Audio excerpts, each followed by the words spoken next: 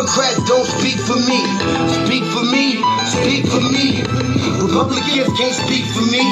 Speak for me, speak for me. A bitch ass nigga can't speak for me. Speak for me, speak for me.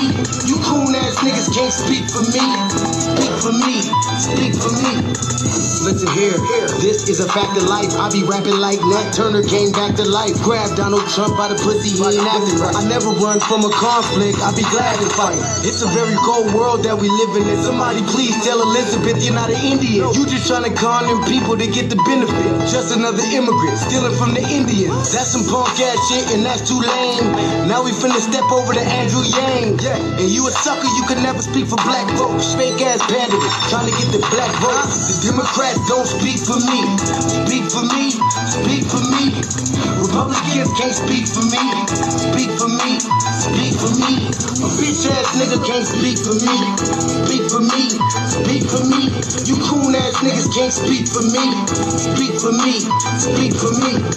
You know your boy be high off sativa. Kamala wasn't popping, so we said bye, Felicia. She ain't had a right policy. We ain't trying to meet her. Y'all can take Biden too. Bye, we don't need her. We don't need Roland Martin or that coon Al Sharpton. Didn't need Cory Booker from the start, man. I don't fuck with police and no snitch. You know I'm coming with the heat when I spit it. The Democrats don't speak for me. Speak for me, speak for me. Republicans can't speak for me. Speak for me, speak for me. A bitch ass nigga can't speak for me. Speak for me, speak for me. You coon ass niggas can't speak for me. Speak for me, speak for me. If you ever go to court and this is your luck, try not to get fucked by Benjamin Crump. I know it's hard. You and all go is hard. But who the fuck is Amy Cloak? Put her picture up on the bullseye and start throwing darts. People cut our organs out our bodies, that's a stolen heart. They can't save us from the flood like Noah's Ark. Black lives always matter, we finna go for ours. So then we savages, we don't need to pot the piss. Mike Bloomberg can suck dick with that stop and frisk, bitch. You ain't speaking for us, we don't know you. Bernie Sanders, they get your funky ass on too. The Democrats don't speak for me. Speak for me, speak for me. Republicans can't speak for me. Speak for me, speak for me. A bitch ass nigga can't speak for me. Speak for me, speak for me. You coon ass niggas can't speak for me. Speak for me, speak for me.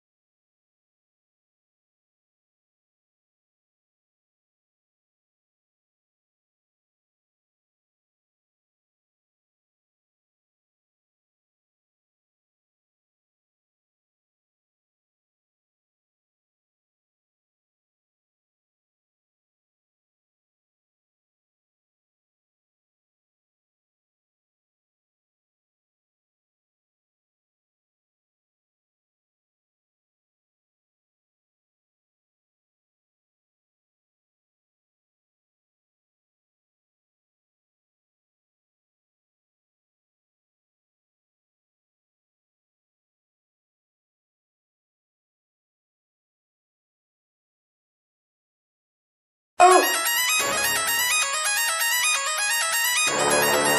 talking about shout going crazy. People going crazy in them motherfuckers.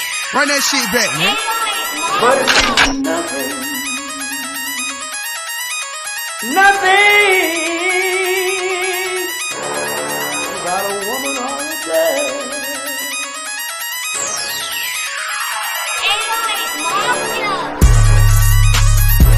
Man made the car.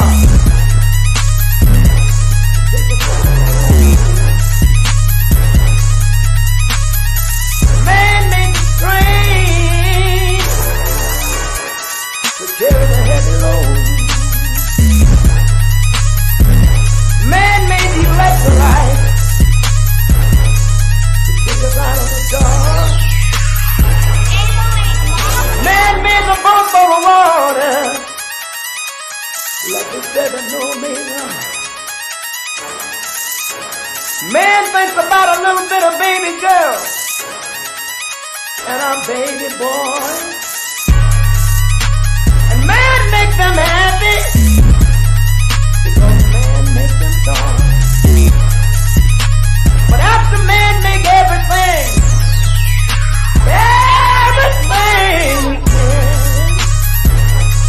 do you know that man makes money?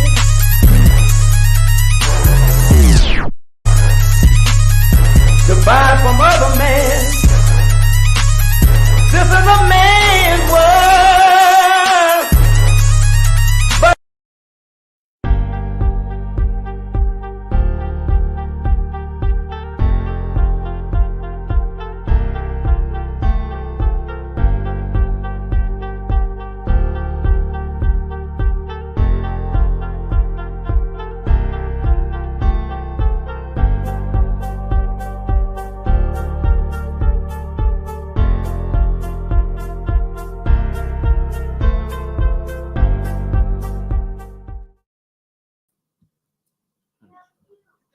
Brandy, yes, it's in YouTube.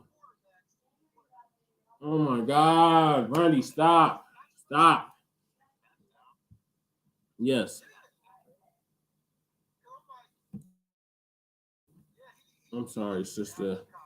Lady Che is like one of her whole conversation with me while I'm trying to get the stove started. Thank you for joining us, Sister Jedi.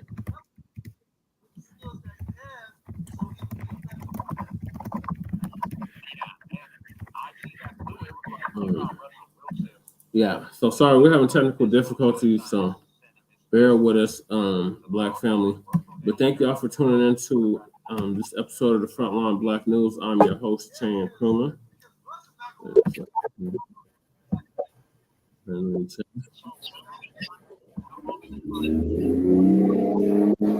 Get ready to come in here. Get ready to come in here.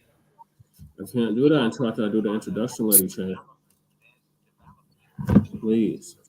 Just get ready to come in here, because I'm not playing with you. Okay, I heard you, Lady Chan. We have a guest, so please stop. Thank y'all for tuning in to another episode of Frontline Blacc News. I'm your host, Chan Kruma. I'm joined with the other host, Lady Che. And we'll be joined here shortly with our West Coast correspondent, Shabaka Sankori, who is currently in the lanes. And we have a guest, Sister Jedi. Which one, Jesse? The Paris or the Jesse Paris? For what? For the Q in the YouTube. Ask me that in the private chat, Lady Che. Why are you asking me that live on the air? Because I don't care, and I'm trying to get it done. What is it? This is very dysfunctional. Which one is it? Type it in the private chat. No, which one is it? Oh, God. Type it in the private chat.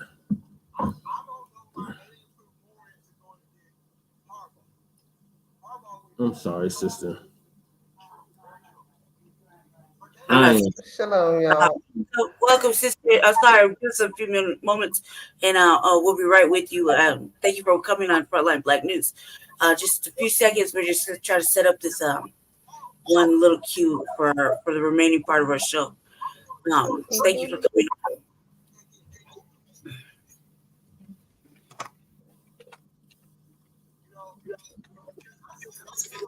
All right, so Thank y'all for tuning into season 3, episode 50, part 2 of the Front Line Blacc News. We'll be discussing several things. The first thing we're going to be discussing is bringing awareness to Brother Zakkiy Lucus criminal case in Boulder, Colorado from his mother, Sista Jedi. He was the only black person involved in the shooting over a year ago. And then we got Tangibles 2024 to Tangibles 2100. Then we got Biden administration permits 30,000 migrants from 4 countries monthly into the United States. Then we got Biden-Harris administration appoints director of Black media to enhance outreach to Black voters. Then we got Black Chicagoans say no to the Democratic National Convention because of the migrant crisis. Then we got spring surge of migrants begins at the southern border. More illegal migrants are heading toward Chicago and Denver. Ron DeSantis, otherwise known as Ron the Panties, deploys soldiers to South Florida to prep for Haitian migrants. Don Lemon reveals CNN partnership with Elon Musk, canceled following interview. Then we got Jalon Hall, accuses Google of racial and disability bias, despite diversity portrayal. And if we have time, Jacksonville radio hosts fired after creating and sharing AI-generated photo of Trump with Black voters. So those are the topics for tonight. I think I got it. Never mind. Okay. And we start with tangibles first. Saturday. No, starting with the sister first. Nice. Lady K, stop. I'm sorry, for 3 years we've been starting out every Saturday. Roll the beautiful people back for tangibles, and then we offer a guest and our however long. But for all of us, now it's a situation. For the record, I'm here for the long haul. He's breaking up the routine. I apologize.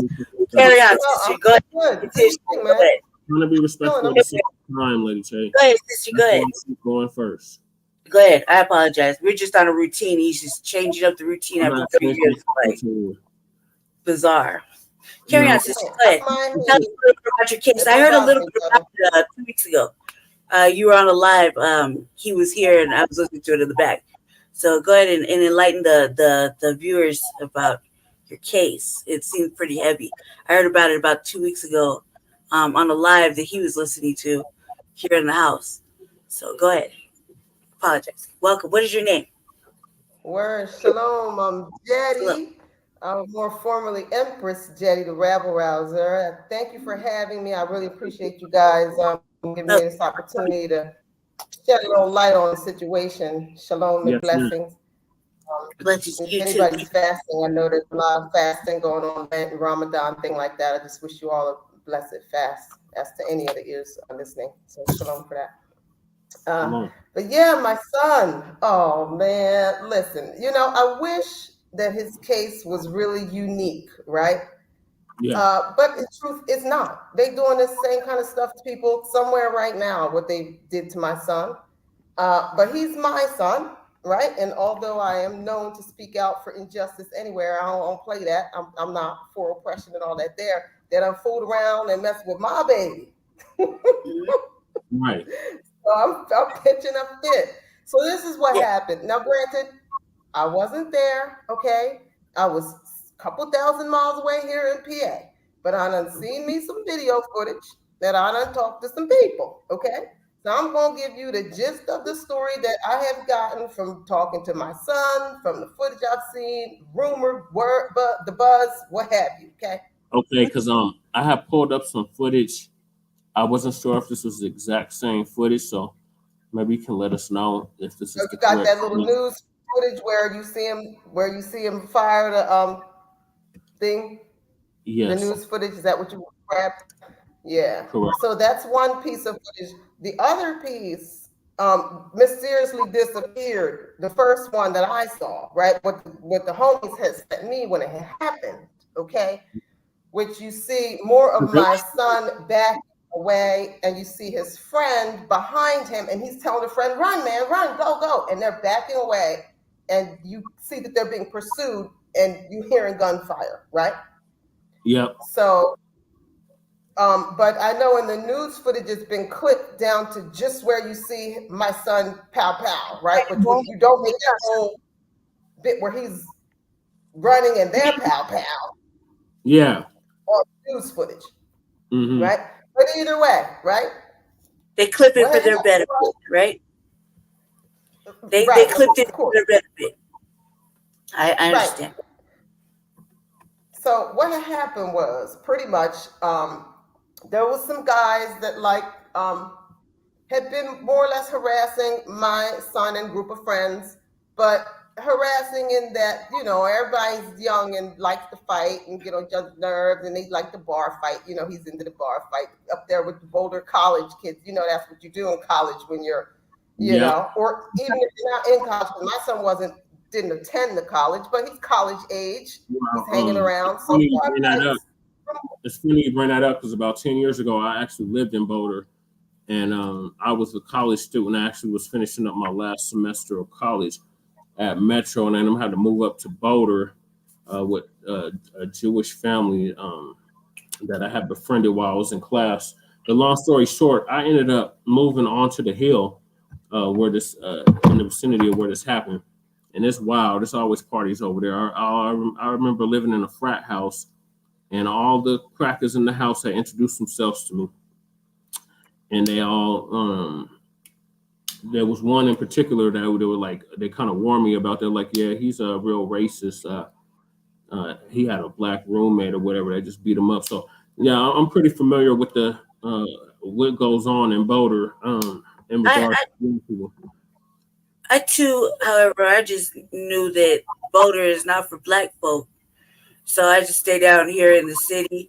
It was made very clear to me that there was hardly any black folk up in Boulder. There was none but yuppie whites and Asians up there, and wealthy Hispanics, and that they was not hip to black folk, and they didn't want black folk up there. They made it difficult. It's kind of like a sundown area. From what I was told, I myself only passed through there during hours of operation. You know what I mean? But I just feel familiar that not to go up there because I couldn't. Hey, there was not gonna be no money up there for black folk unless they tokenizing it. So that's my understanding. I never had the privilege of spending any real time up there because I couldn't afford it. And then I didn't have the bread to go up there. So, but carry on, sister. More. Yeah, so we lived up there. We lived in Louisville. We stayed in Boulder for about a month, and then we actually lived in Louisville for a couple years, right? Which is why my son has associations, right? So he was in high school. We were living in Did he go to Centaurus? Did he go to Centaurus? Monarch. Oh, Lama. Monarch. Monarch High School. Okay. Yeah, and then he ended up going to this alternative school, Justice, for a little while. But that's how he built associations, friends, and of course it was high school age, so he's coming of age. So those are like his young grown-up friends, right? So although we moved away and had gone to Belize for several years, when we come back to PA and dealing with the drama that we're dealing with in PA, my son had hurt himself and had to leave work, and then just in being out of work, he's like, well, let me just go and check out Boulder for a little bit, check out the homies, right?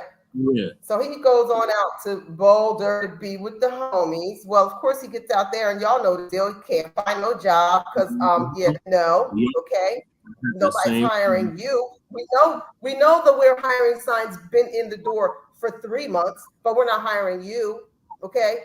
We're hiring, but not you. Now you're kind, right? So he's doing that, what have you.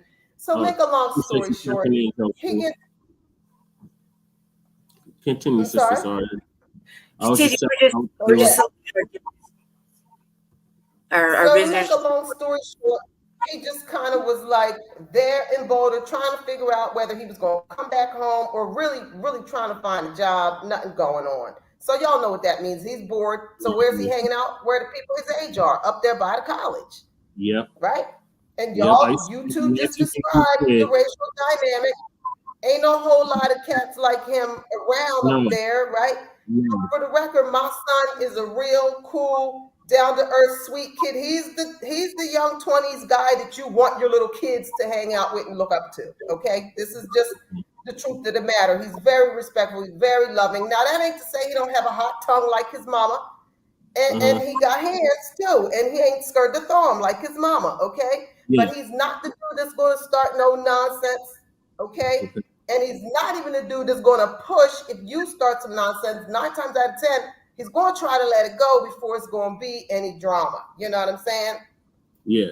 Well, lo and behold, him and his group of friends got some beef with some other groups of some other friends, what have you. So every now and then, different, versions of whichever groups might get into a scuffle here, scuffle there, right? This is going on. Well, these dudes start escalating the things to where at one point they had encountered one of my son's friends alone, and they like beat the guy down. Like my son just happened to come down the street, sees them like stomping the friends type of thing, right? Like just taking this whole thing to a next level. And so one of the group of friends had a licensed gun that they were given as a gift from their grandfather, literally a grandfather gun, right? And so I guess they took to carrying it just in case, because these guys are known to like you're dealing with some dangerous dudes. Y'all think this is a game, but these dudes ain't playing. You know what I'm saying? These are white. So my son and friend are chilling somewhere up there on hill somewheres, and these dudes roll up, jump out the car, and start firing. Okay. So my son grabs the firearm. The friend and him are fleeing the scene, right? And as they're fleeing, these cats are still chasing them. Okay, and there is gunfire. So my son is taking active gunfire as he's backing away and telling the friend, "Run, run." So my son has a gun. He fires 2 warning shots. Now, mind you, this is an AK. Now, an AK is capable of firing 10 rounds per second, okay? 10 rounds per second. Mind you, it's licensed.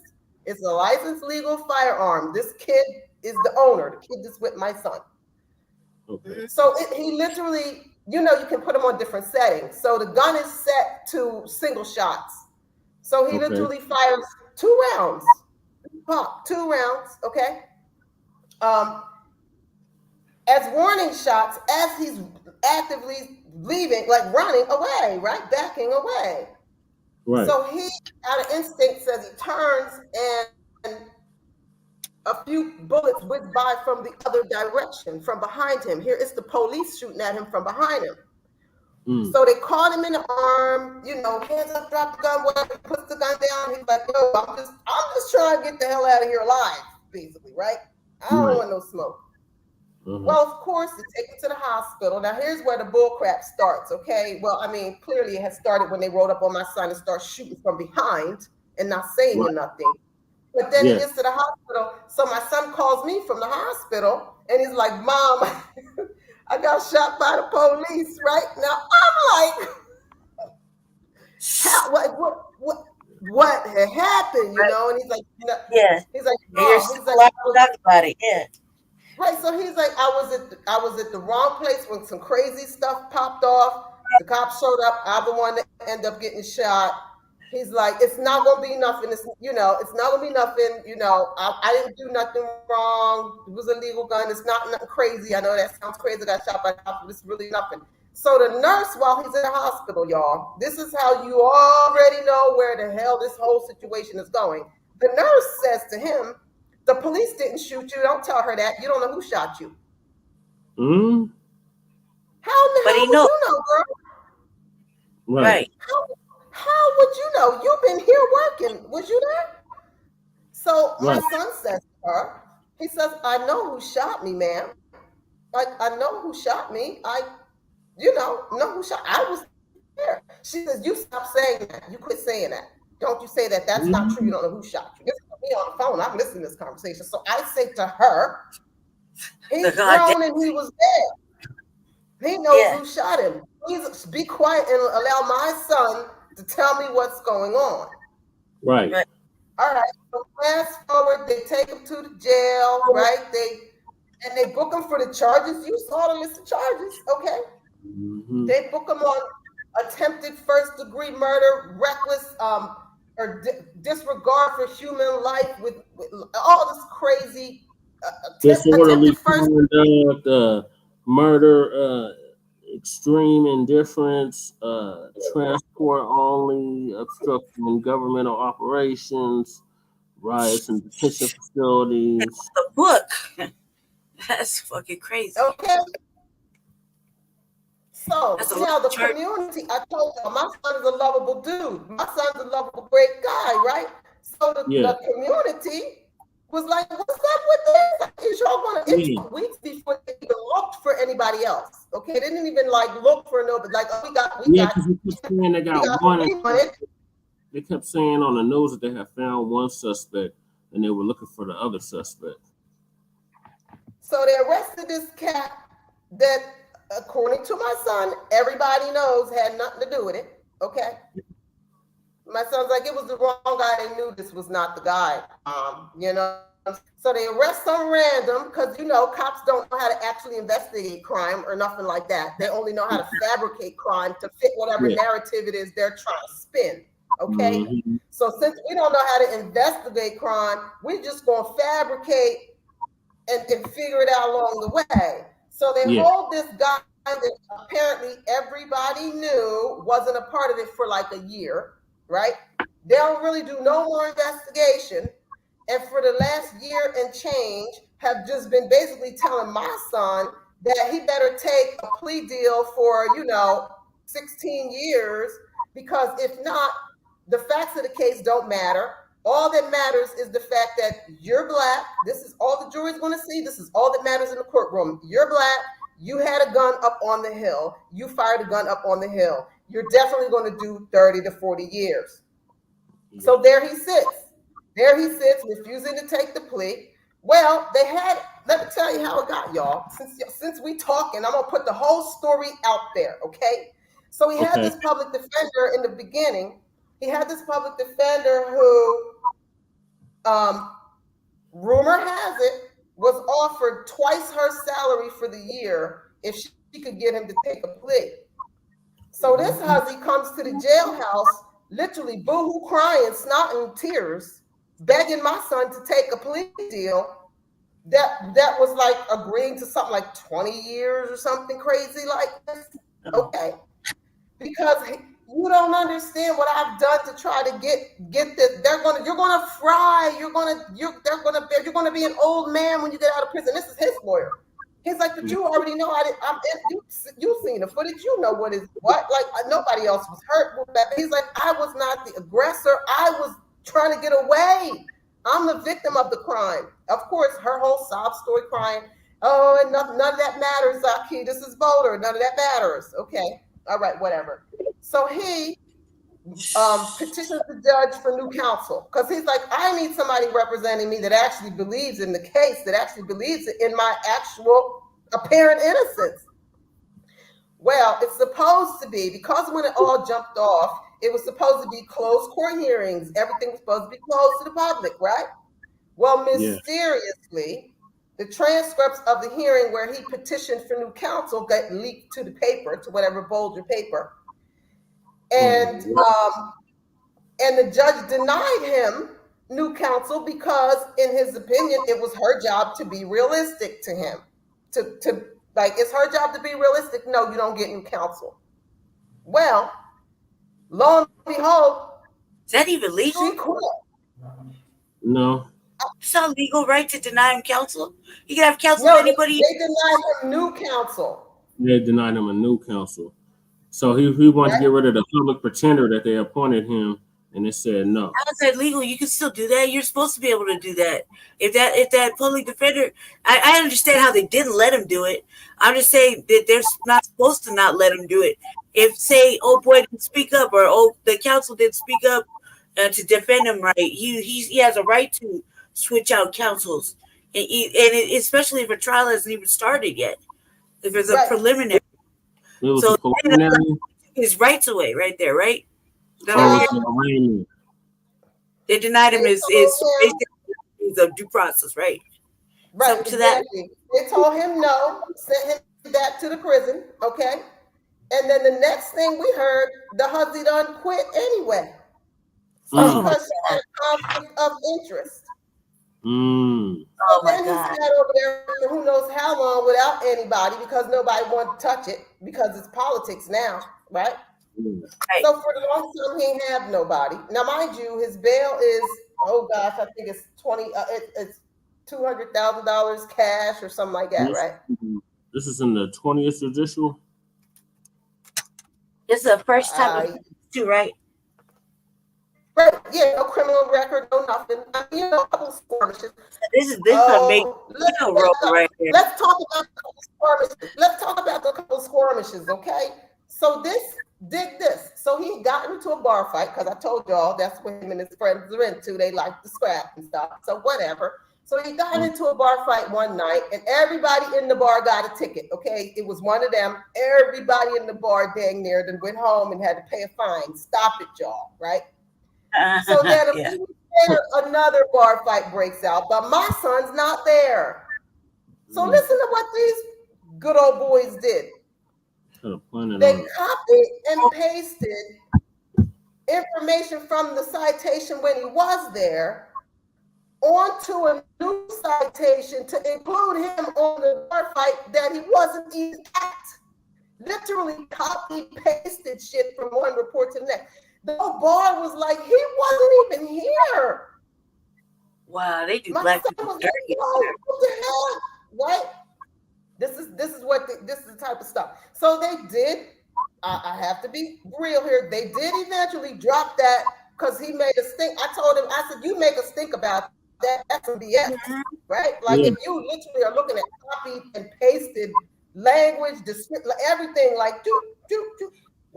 So they did just before this whole drama happened with the shooting. They had just thrown away that ticket, right? That citation. Like, oh, our bad. Sorry, sorry you caught us, right? That sounds like voting. It's mind blowing. So now we fast forward to he's sitting in jail. He ain't got no lawyer. Nobody wants to touch it. None of the public defenders want to touch it. So then the state has to go look at private lawyers. Somebody, can we please pay somebody 5 cents to take this case?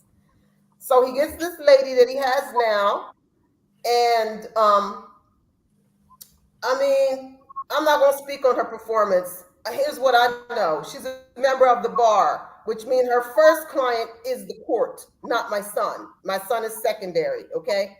I don't know a lot of law, but I know enough law to know that there are some things that she could have put in motion to lessen his charges that have just simply not happened. You know what I'm saying? Like, I'm not saying she's not trying to work on the case, but from where I'm sitting, it looks to me like the longer she can have him sit there, the easier it is for her eventually to, well, he's been here for 2.5 years. Yeah, let's call it quits, right? So she ain't in no hurry, right? Now, I don't get the feeling the lady wants to see him go up the river, right? And I do feel like she would be competent in trial because she does believe that the case, like she has said to me out of her own mouth, like, no, this is a case, it's a winnable case, She's like, it's not a sure win because, he is black and it is Boulder. But if he wasn't black and in Boulder, it would darn near be a sure win. Yeah. You know what I'm saying? Yeah. And so I'm not trying to hate on her, nothing like that, right? But at the end of the day, he's still sitting there, and that happened in October, not of last year, but the year before. He's still sitting there. In 2020. The guy that they arrested, the fake guy that they arrested, that everybody knew wasn't part of the thing, went home a few weeks ago, y'all, with all charges dropped. What? Now, That's what I heard live. That's what I heard the live. Yeah.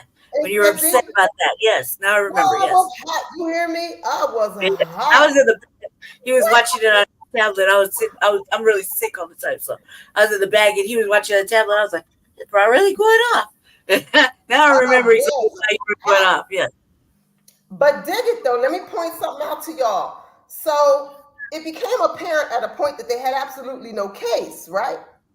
So what they then mysteriously, about more like 5 months ago, mysteriously, all of a sudden, because this whole idea that he had, wrote no regard for human life, that he was, these are all things to say you're aggressive or going after someone, right? And since the video footage, you clearly see him backing away. He's shooting, but he's trying to leave, right? Everybody's testimonies basically was like, them kids was scared of shit, was trying to get up out of there, and the other guys was chasing them. And it was guns. We don't know who was firing. Everybody had guns, okay? Yeah.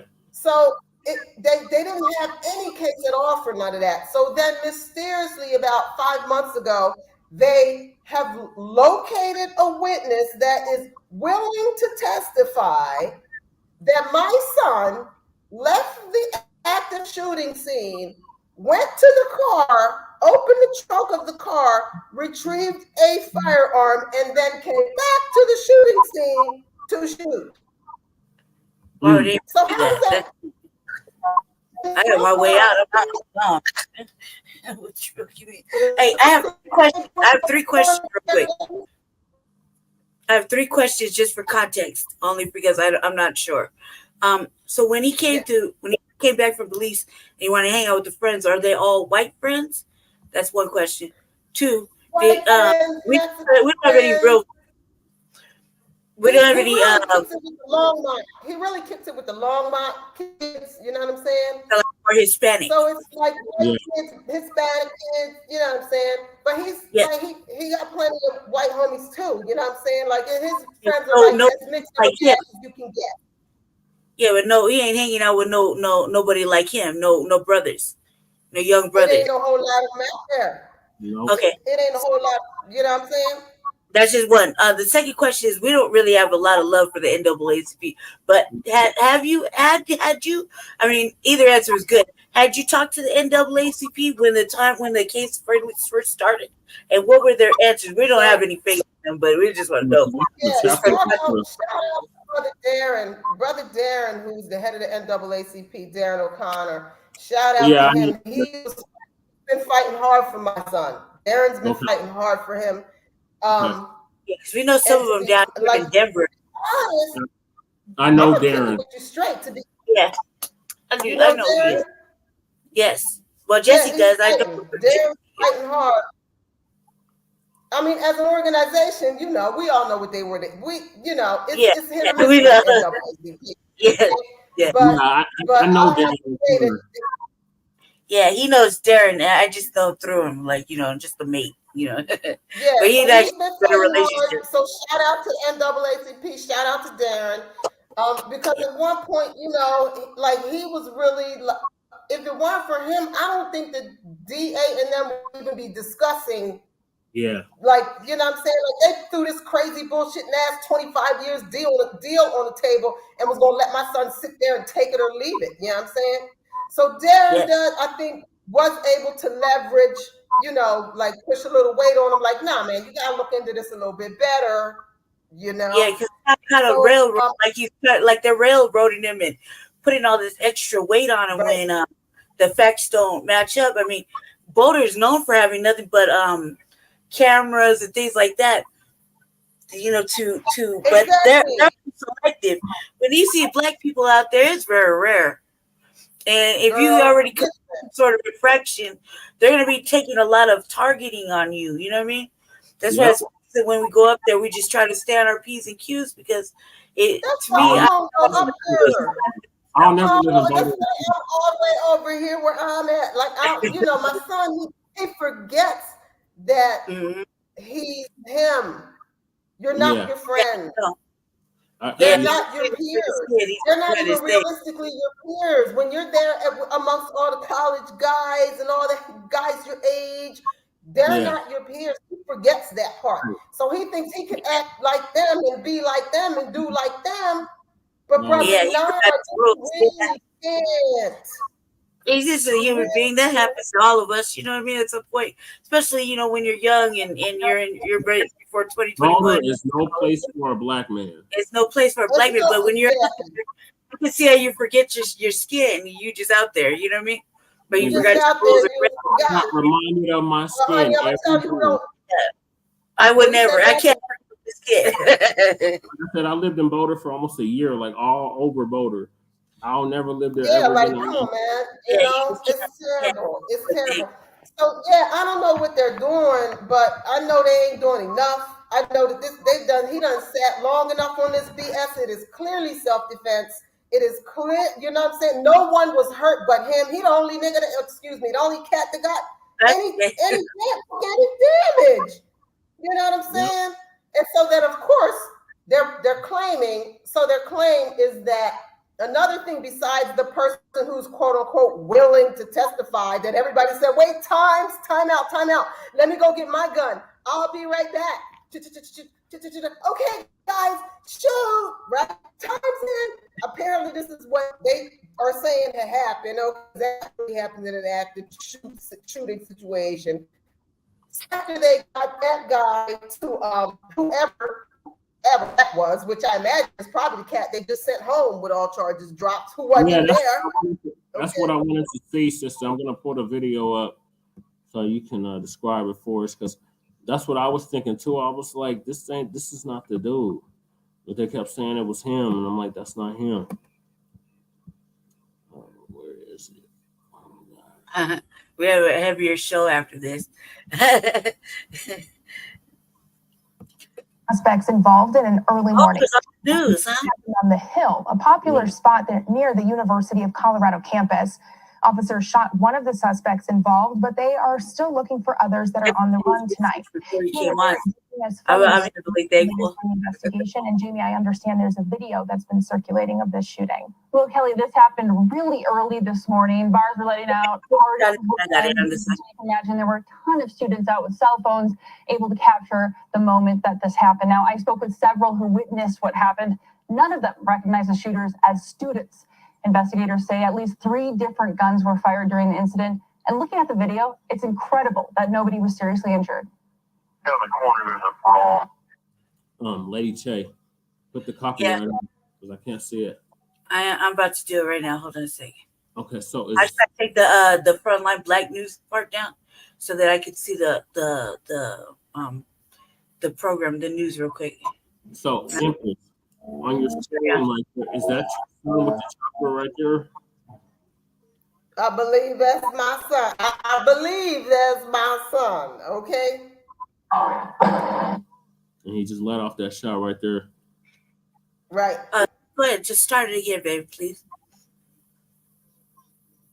Right where it starts, where thank you for doing the research.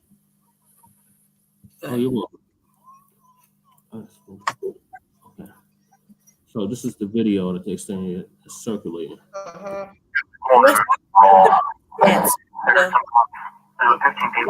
I see, and I see 2 other people running with him. Yeah. They look like they're Hispanic or something. Yeah. Right. Yeah. Like he was so listen to the other piece of nonsense. So then it's like, okay, clearly it's self-defense because he's being shot at, right? So the cops claim, because remember, the cops didn't shoot you, right? Well, of course they had their buddies, because y'all know in Boulder, like the accountability situation for police shootings is other cops. Other cops get to say whether or not it was okay. Okay, I don't know how that's supposed to work, but whatever other cops oversee that, we're like, well, even if it was the police that shot, it's fine because he posted to the public at the time and had no other choice but to run up and not say freeze, not say stop, not say drop the gun, but just shoot from behind. They already decided that, but they haven't admitted to shooting him. Okay, so listen to this catch-22. They're saying that he did not need to fire because he was not within range of being hit by the oncoming bullets from whoever was pursuing him. Well, if you believe that, then how can you not confirm that the police are the ones who shot him? Because if you're saying that it could have been the police or the shooter, then he had to be within range of the shooter. Right. If he was in range of the shooter, then it's clearly self-defense. So they have it in this, well, we can't confirm, so that neither scenario really applies. But in either case, like, he didn't commit any crime. In either case, he's the victim of a shooting. Mr. Empress, have you been able to get a hold of the discovery? He has a copy of his discovery. Been able to, check it out and stuff. He's very familiar with it. He's like, Mom, everybody says a few drunks, like, well, I didn't sin, a few people they question. He's one person who was completely inebriated, apparently, only saw shootings, anything. Oh shit! Her back in. He'll be back. Jesse, can you put the other video back in the queue while we wait for the sister to pop back in? Yeah, I finished playing it. Yeah, thank you for doing the research on that, because I sure did not know where to look. That is just while we wait for our guest to pop back in. That is a pretty heavy situation right there. Yeah. The video circulating among students and on social media. Shots are fired in Boulder's University's neighborhood. We heard just like pop, pop, pop. Sorry about that. Thank you, sister. We glad to have you back. We're gonna run this video. Sorry about We're just that. waiting for you. Yeah, I'm really curious what the next moves after all this after the next little bit we talk. Really curious to know what the next moves are and how can we be of assistance to you, because we really don't like to see what's happening. I mean, right. Jesse brought this up when I was listening in the back, because I'm bedridden right now, but I was listening to when the man got off, and I was like, damn, this sounds horrendous. What would be the next steps? But we could ponder that, we'll brainstorm with you, see what we could do to help you, or help him. Help you, help him, help him, help you. You know what I mean? It seems, just on the outside looking in, he's on the right track with Darren. Yeah, I agree. I know that there is I know that Darren and his legal team don't necessarily see eye to eye in terms of the way to. Darren's a little more aggressive than they'd like to be. You know what I'm saying? Yeah. Like my son's saying things like, "Well, the legal team feels like." Darren's a little hard on the DA, or this kind of language, right? Like, we don't want to be antagonistic, But I'm sorry, I need a bulldog. If it was me, I want the aggression. I want somebody to be aggressive. I mean, this to what the I'm white and I say so shit is never gonna be a rip. When you go in somewhere and you just in there, you telling them. You're not asking them. You're telling them. They have no understanding, because they're used to black people's submission, to just saying okay and everyone with me, you know what I mean. And in this case, this is a young man's whole middle life and future in his hands, like 25, 30 years, and however young he is. What is he? 21, 22? He's a young man right now. Yeah, he's 24. 24. You're taking away the possibility of him getting a good future with a job, providing for a family of his own, having having more than one seed to leave behind, growing a legacy, doing any positive works in the community. I mean, you're taking away a whole life. Yeah. And then by the time you want to give it back to him, you won't know how to allocate into our new ever-changing world. You know what I mean? So it would be really to get this down the right path.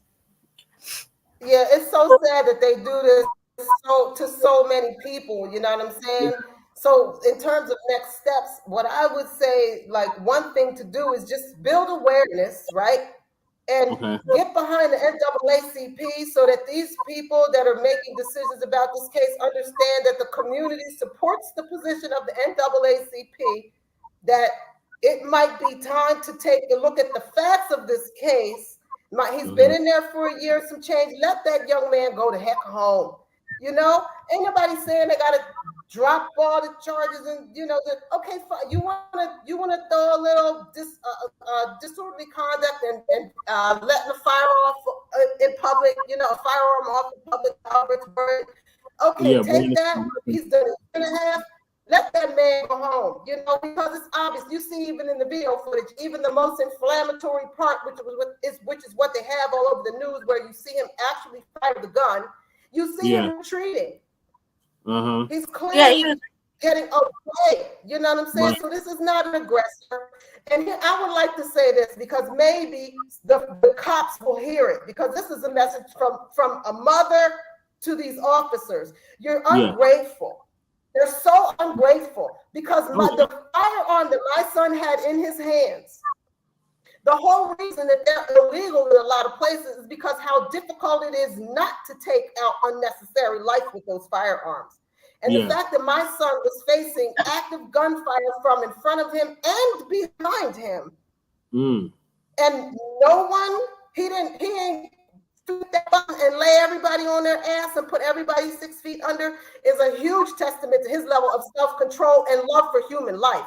So it's insult added to injury that they would say that he had a complete disregard for human life, when he is clearly the only person who was armed there that did have regard for human life. Yeah, that looked like a lot of wild shooting going on right there, except for what, you know, to protect himself. I mean, that was like, what, 1 or 2 shots off, if that, right? That I just see.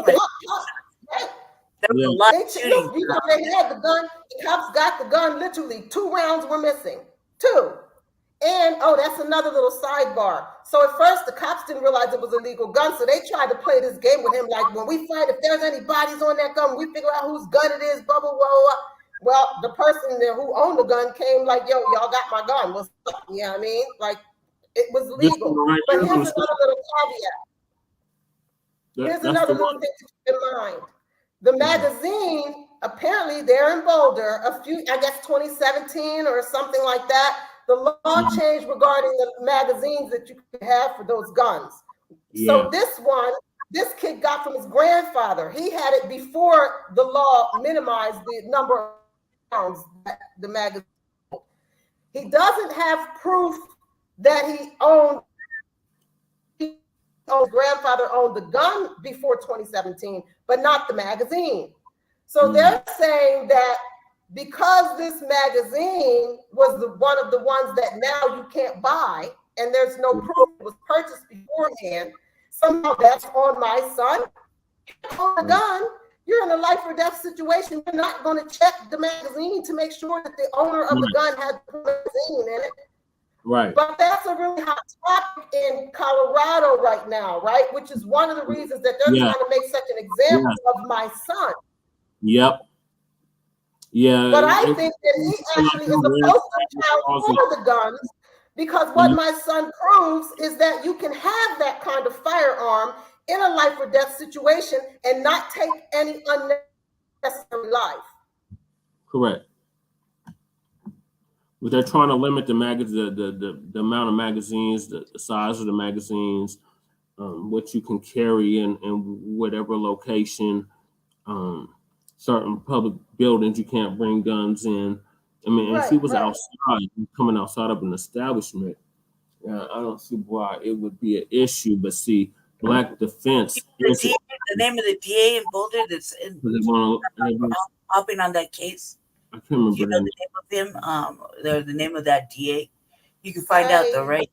Yeah, we can find out. I don't have. Another reason I say that is because we sit on one of the civilian boards, advisory boards for our DA here in the city of Denver, and perhaps some sort of communication that will draw attention to that through the Denver courts, through the Denver DA. You know, that's why I was asking if you happen to know that Because I don't recall the DA's name. I have it somewhere we just written they're too down late. where I have notes from when this all just started and stuff. But like off the top of my head, I don't even have the time to remember the name of his lawyer because to me, I'm not trying to be mean or anything like this, but I don't. Like I said, they work for the court. Yeah. Right? Yeah. They work for the court. That's the whole reason I bring it up. Them people, they're not in my corner. They're not my ally. They're not going to ask me what you know what I'm saying? And I know that they're not different. If something is addressed to help them, guide them in the right direction, they could probably work out something a lot different because they're in control and they're the ones that throwing out them ugly ass deals. So one day to another, they could probably talk to them and see what's happening. Because I stress this DA out a lot about saying there's never any justice for Black people. There's never any cases getting done. There's never any problems being solved. I stress this lady out a lot, me personally, about how they want to go with all these things. And I'm like, well, you don't ever do the work and give the people, like the people, that live in the community, a win. Meaning we don't ever see justice for Black people. We see justice for everybody else and not even the police. So we need, the community needs like a boost of morale to know that there's justice when there's active terrorism against Black folk. You know what I mean? It's ladies helping. So I was kind of wondering about, maybe I could shoot this broad an email and see what. Yeah, exactly. Like if so they want the DA's name is Michael Doherty, and he's been in there since 2018. That's it. Yep. Okay, go ahead. Carry on, baby. So at the end of the day, right? This is happening. Like I said, it sounds terrible. Oh my God, I can't believe it. But this stuff is happening every day, all over the place, right? Mm-hmm. But what has to happen is like the communities, we got to stop. We simply have to stop voting for these cats that are, behaving this way. We got to stop accepting it. And any way that anybody can put like you said, any kind of weight and pressure on so that we actually start to see real justice, it only benefits everybody, because this might seem like a Black issue, but they're only using him. And this is something for the NRA. I hope you're listening, right? They're using my son, this injustice that they are committing upon my son, to really play with the rights of other people so they can start writing laws and more restriction. But it looks like it's only happening to a small group of people. But trust and believe that when they use that small group of people as the example and nobody else stands up, more and more people will become victim to this same kind of injustice. Yeah. Because you're giving people permission to utilize your son in the wrong way if it was the NRA. Because if I was in the NRA, I would utilize your son in a whole different aspect than what is being done right now. Because you definitely don't want a criminal to represent your gun manufacturer. Well, no, I'm just saying in terms of control, right? In terms of control, because there's this whole narrative that these guns should be outlawed because they're so dangerous. All you could do is kill lots of people. How could you not? Well, here's how you could not, right? You could be in a nice situation. Here's how you could not. You could have self-control. You could leave the scene. You can have the gun set so that it's not just plowing out 100 people in 30 seconds. Like clearly, a person with self-control and regard to human life can use this gun responsibly.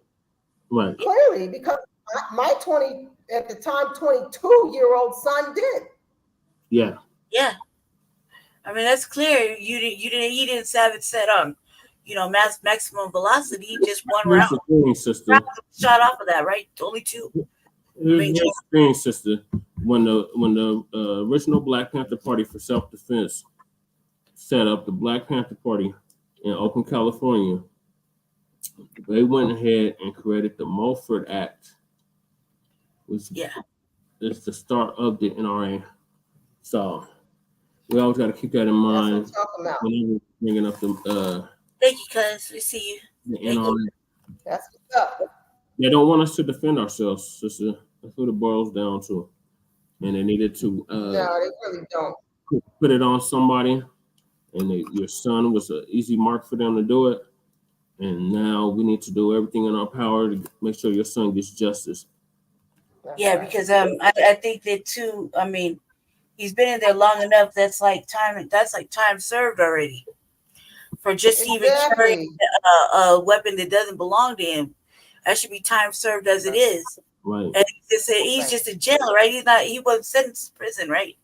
He's still in a trial period. Still in jail. Yeah, that's like time in it. That's like time served, and he could just get a minor probation thing or something like that. It's a weapon that doesn't belong to him, right? Currently, he fired off a weapon that didn't belong to him. Right. The longest, right? In self-defense. So this is the way they're dragging it out. We've seen this happen to several other people we know. Yep.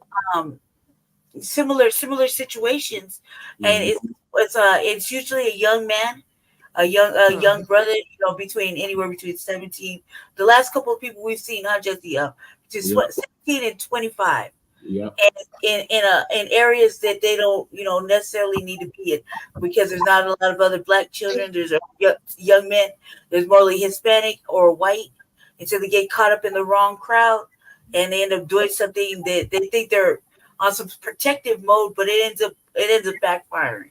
And we've seen this happen at least 4 or 5 times. On our broadcast, the Jesse's had a chance to get him in for interview. Yeah. Yeah. So we don't agree with it. The NAACP, like we know some of the folk here in Denver, and they one connection leads to another. Yeah. Well, we know the president.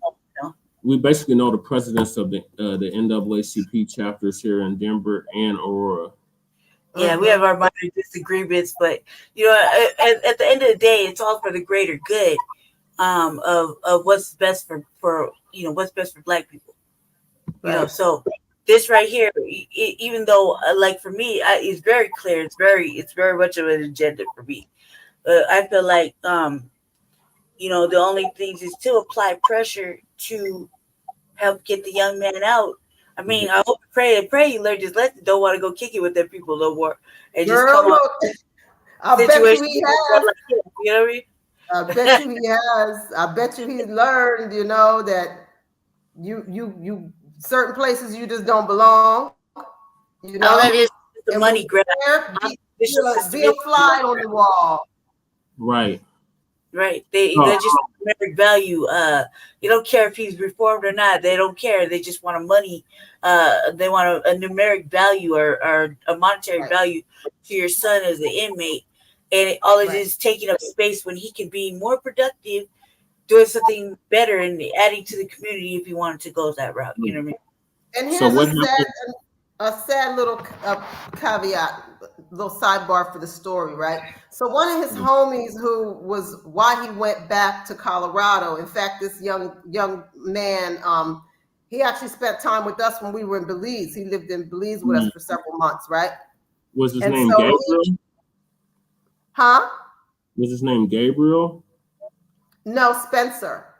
Oh, okay. Young man. I got the back door. Go ahead. Carry on, Jesse. So Spencer. Okay, Spencer. I'm sorry. So young Spencer, one of the homies of my son, like my son was his own. Now this is a white kid, right? A little white kid. And so but my son's like best Colorado friend, right? Like to where I call him my son. Spencer's my son. Okay, that's my baby. So what's really sad, guys, is Zakkiy. Oh my God,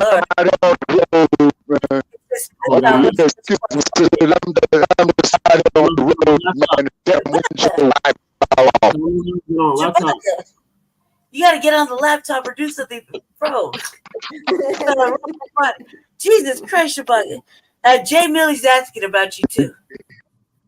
Yeah, so where's Chicago? Yeah, you gotta do your audio, please, because we gotta. I told you that driving was not gonna pull over. Chicago, redo your audio and call back in. I'm in the back. I'll let you right up into it. We got a guest on our panel, and Jay's asking about you. All right. We're sorry. That was our West Coast correspondent. He's leaving the Colorado area and he's going back to Vegas right now. So he's kind of choppy on the audio right now. We're trying to get him back on the sit down somewhere, but he's trying to get back from being in Colorado for a minute. Yeah, he got stuck in the blizzard. Oh wow! Yeah, he got stuck in the blizzard. Yeah. So I do want to finish my little story about little Spencer, and then I'll stop running my mouth because I want to honor this young man, right? So this is a real sweet kid, and my son was his only friend who wasn't into hard drugs, right? Mm-hmm. His only friend that, you know, they just want to smoke some weed. Yeah, I mean, maybe have a little beer or something here and there. Yeah. And when my son, about 5 months ago, the kid overdosed, y'all. Oh no! Oh, he died. Yeah, he's a little young ancestor. So, you know, it's just so sad because that was half the reason my son went back to Colorado was because he's an anchor for a lot of, you know what I mean? A lot of the homies. He's the anchor, you know what I'm saying? And so we lost my son, I call him Little Whitefoot. That's his Native American name I gave him, Little Whitefoot, right? So we lost Little Whitefoot because he didn't have an anchor, you know what I'm saying? My son was the only cat that didn't do hard drugs that he used to hang out with, you know what I'm saying? And then on top of it, my son didn't even get to go to his funeral, didn't even get to hug his, you know, his auntie and them and thing like this. And so when you talk about the impact on the broader community of injustice, this is what I mean when I say it's not just about Black people. Like, it is important to be humane and to be compassionate and to really look at what is justice, because you don't want to be extracting people from any community that really have a positive impact on the people around them, because then all you have left out there is liars, thieves, and crooks like you. You know what I mean? Not only you guys, but I'm talking about the people who are in power, who are continuing this kind of injustice. You know what I'm saying? So I just want to put a shout out for young Spencer, because a lot of people are like, what was your son even out there for? Why would he be out there? You know what I mean? But this kid was such a beautiful soul. You know what I mean? This little guy was such a beautiful soul. And that was like one of my son's, like, he was his brother. He was his, you know, he was his brother. They were brothers. You know what I'm saying? Brothers of another mother. So I just want to this, or was he using Spencer's grandfather's gun or father's gun? No. Spencer was another cat, another young man. Okay. Yeah, the guy whose gun it was is a different friend. But yeah, like, you know, our kids, our young people are hurting, man. The world is hard, but our young people are hurting, and the system does not need to make it any harder on them. You know, when you got some young cats and they a little ornery or whatever, but they really ain't doing no harm, we've got to protect them. We have to make it clear to these people that are in positions of power that they got to keep their freaking hands off our good kids. You know, I mean, it's a bunch of criminals out there. Grab them, get them out the way. But like, they can't just be random. I don't care what color I don't care if the kid's purple with pink stripes and blue polka dots. You know what I'm saying? Like, they deserve a fair chance, and things like being able to defend yourself it fits within the realm of a fair chance, you know? Yeah, that doesn't apply to us. In a perfect world, it's time for it to start. I know they think it don't, but I call down righteous judgment. It needs to start applying to us. I agree. It needs to start. I mean, we especially me, you, Jesse, we seen like there are a couple of organizations that they guarantee, like for example, that one security team that I always like, and I was like, is this the ones with the brothers? Because I like that, right? Remember, there's like that where You got young brothers that like to fight. They like to, they don't necessarily need to be in the military, but they like to do certain things, and they're probably better for the community if you turn their thought process around. You could utilize it for good, versus just kicking it and picking up a weapon like in this situation. He could have been out patrolling the neighborhood and keeping the neighborhood safe versus doing that. You see what I'm saying? If there was a better redirection, and right now is the best time to do it because we're 2024 and the world's changing. Nobody's really with a lot of this bullshit that's going on now, where you're looking at more self-defense and things like that. You get a young man in his early 20s to learn how to not only protect himself, protect his community. You could brighten up a whole bunch of different things. Yeah, exactly. If you just give him a proper direction, a better direction. And that was the whole purpose of the campaign, Sister. I don't know if you know, but I ran for mayor of Denver, Colorado. And one of the slogans was redirecting the aim. Right. I try to write a roar, it's no good. They say no. Very good. They don't want my like everybody's telling them shit. Yeah, we're gonna have to flood these. We're gonna have to I used to be like, F that, we ain't voting, we ain't getting involved in their circus, we ain't signing our names, we not signing up to be there involved. But it might be time for political takeover. And this is what the original Panthers was on. Right. The original Panthers was on political education and activism through political leverage, right? That's so it's actually time to bring that funky track back.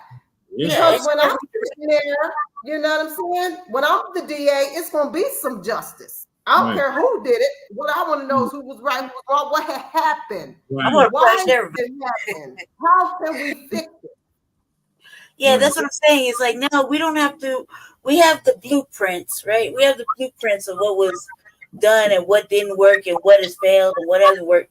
Now we're at a stage where you're dealing with the last remaining part of Generation X and the millennials and now this new wave. So we have an opportunity to take what our old ancestors and stuff had already laid out the blueprint and just redirect it and recultivate it in a way that's going to be more functional, less dysfunction, more strategic, and in a way that behooves remember, this is all for the Black youth, because right now your son, if something happens, let's think about it like this. There's the next generation after your son's sons and sons. You see what I'm saying? So if we don't stop the madness now, right here where your son is at, how can we benefit his future seed and their seed? You see what I'm saying? Right. So it's all about recultivating with the information we have now, just redirecting it, polishing it up better, more dialogue, more dialogue with actual, we have the basics. Now we just have to implement a different maneuver with look, we don't have to be in trouble. We control everything around us. Exactly. They can be in trouble. We don't gotta be Exactly. We have families. We ain't gotta be in the court system no more. Let them fuck up. We have the blueprint now. Now we just need to know how to work that blueprint for the future, for like your son's for our children's children. You see what I'm saying? Exactly. Yeah, you're right. Amen. Sister, would you mind giving your closing statements on this case? I was just able to pull up the Daily Camera article. Also, when is your son's next court date? Or that was my next question. How did the court date go on October 6th of last year, or October 9th of last year? They haven't done anything. They move it back. They just moved it back. It's supposed to be October, nothing happened. Then it's supposed to be January, nothing happened. They just pushed it back to July. Okay. So July, this July? Yeah. Okay. I want to say the 19th. But okay. I would love to see him come home before then, okay? Yes. But if he don't come home that day, I'm gonna be on 38 hot. I'm gonna be real hot, because like at a point, $1.5 million bail. I'm It's a lot sorry. of fun. Is he still on a $500,000 bail? To my understanding, his bail hasn't been That's reduced. a lot of money. The severity of the crime and all, right? Like, because he's such a hazard, you know, like, get What out about of him in here. the red It's so jumpsuit? sickening. It's so disgusting, guys, you know. I don't know. So, but I really appreciate y'all having me on, you know what I'm saying? And I just I hope we can build some awareness. I'd like to have you on again if you don't mind. Maybe Come towards on anytime. the court date or whatever, even if we start doing some work to try to assist you. We'd like to have you on again because the more the people know, the more the awareness we could bring to your son's plight. Mm-hmm. Yeah, man. And not just his, right? Not just his. I mean, I'm using him to highlight a huge problem. You know what I'm saying? It's not just him. We got another situation here in Denver with Stephen Long. Yeah. Similar circumstances that were. And I wrote on that too for that kid. The thing is that you know, I think personally when like for me, for example, when I get behind something, is because we're right here in Denver. It seems like we're so small, me and Jesse, in comparison to everybody who thinks how we do. We see a lot of clout chasing, photo op type people, and we try to separate ourselves from those types of individuals because it seems like they're only there. I got you, Bucket. It seems like they're only there for the recognition versus the work. And right here is something we're taking on as work. You know what I mean? The work getting it done for the benefit of what you're saying. Unlike what we've been watching over the last couple of weeks, where people have just been making a name for themselves by showing up to black. They take advantage of black people by capitalizing on their pain, shames, and trials and tribulations. Whereas this isn't really for us; this is more for you. But and Jesse found this was like a something to take into consideration, something we could do to help better your circumstance, better his circumstance, and actually draw awareness to it because it is happening everywhere. Yeah. So, we're thankful. Then we want you to come back again if you can. Why would Jesse set that up here in a month or two? So we can get with you and him. Mm-hmm. Yeah, man. I appreciate that. I really do appreciate what y'all are doing. Yes, thank you, sister. So please keep us posted. What would you like to say in closing? Right here, Shabaka. What would you like to say in closing? I just want to remind everybody that wisdom is the new world order. At the end of the day, this world is going to be what we accept. And it might not seem like we're winning because the bad guys get all the press. Mm-hmm. But one thing I'm noticing is that there is a true awakening and enlightening of the group consciousness at a very rapid pace right now. Yes. And so just, wherever you are, whatever it is that you do in life, be aware of that. Know that the tide has truly already turned. You know what I'm saying? It's just the ripples haven't gone out, but the stone's been thrown. You know what I'm saying? Have you set up a legal defense fund for your son? Is it like a GoFundMe or something that we can donate or something? We don't have a GoFundMe or anything like that. I don't, to try to raise $500,000, $50,000 to get him home. They just raised $300,000 for that white girl that attacked that sister, and her little friends attacked this sister, jumped this sister, stumped her to the ground. The sister beat the white girl up, and now they raise $100, but I could dig it. At the end of the day, if anybody would have it in their heart that they would like to donate a little bread to my son, anything like that, like here's what I'll say. Here's what I'm gonna say about that in this moment, right? In this moment, what we're facing is not a financial problem, right? Because frankly, he can sit there for 5 more minutes, another month, few, because it's, it's sobering to him and it helps him to understand the seriousness of every split-second decision, right? So I'm not so pressed that I would look for public funds to get him home on bail or something like that. But here's what I will say. Yeah, we put money on his books. Yeah, you could always do that. You could always put money on his books, right? Right. That ain't gonna hurt. But even that, right? Even that's tricky because listen, he's already getting 3 free meals a day. Somewhere in your neighborhood is somebody that ain't got one. So we're talking about that's exactly what I'll be saying. You know what I'm saying? Yeah, I've been So worried about my thinking, Twitter jail. Yeah, I'm like like, if you're I thinking know, about blessing him, you know, bless somebody around you that needs it. Give $5 to the next person, $10 to the buy $100 worth of groceries for the next person, because that might be the difference between them going out and doing something stupid and ending up in the same position he's in. Which he didn't do anything stupid to get there, but he does plenty stupid things. We all do.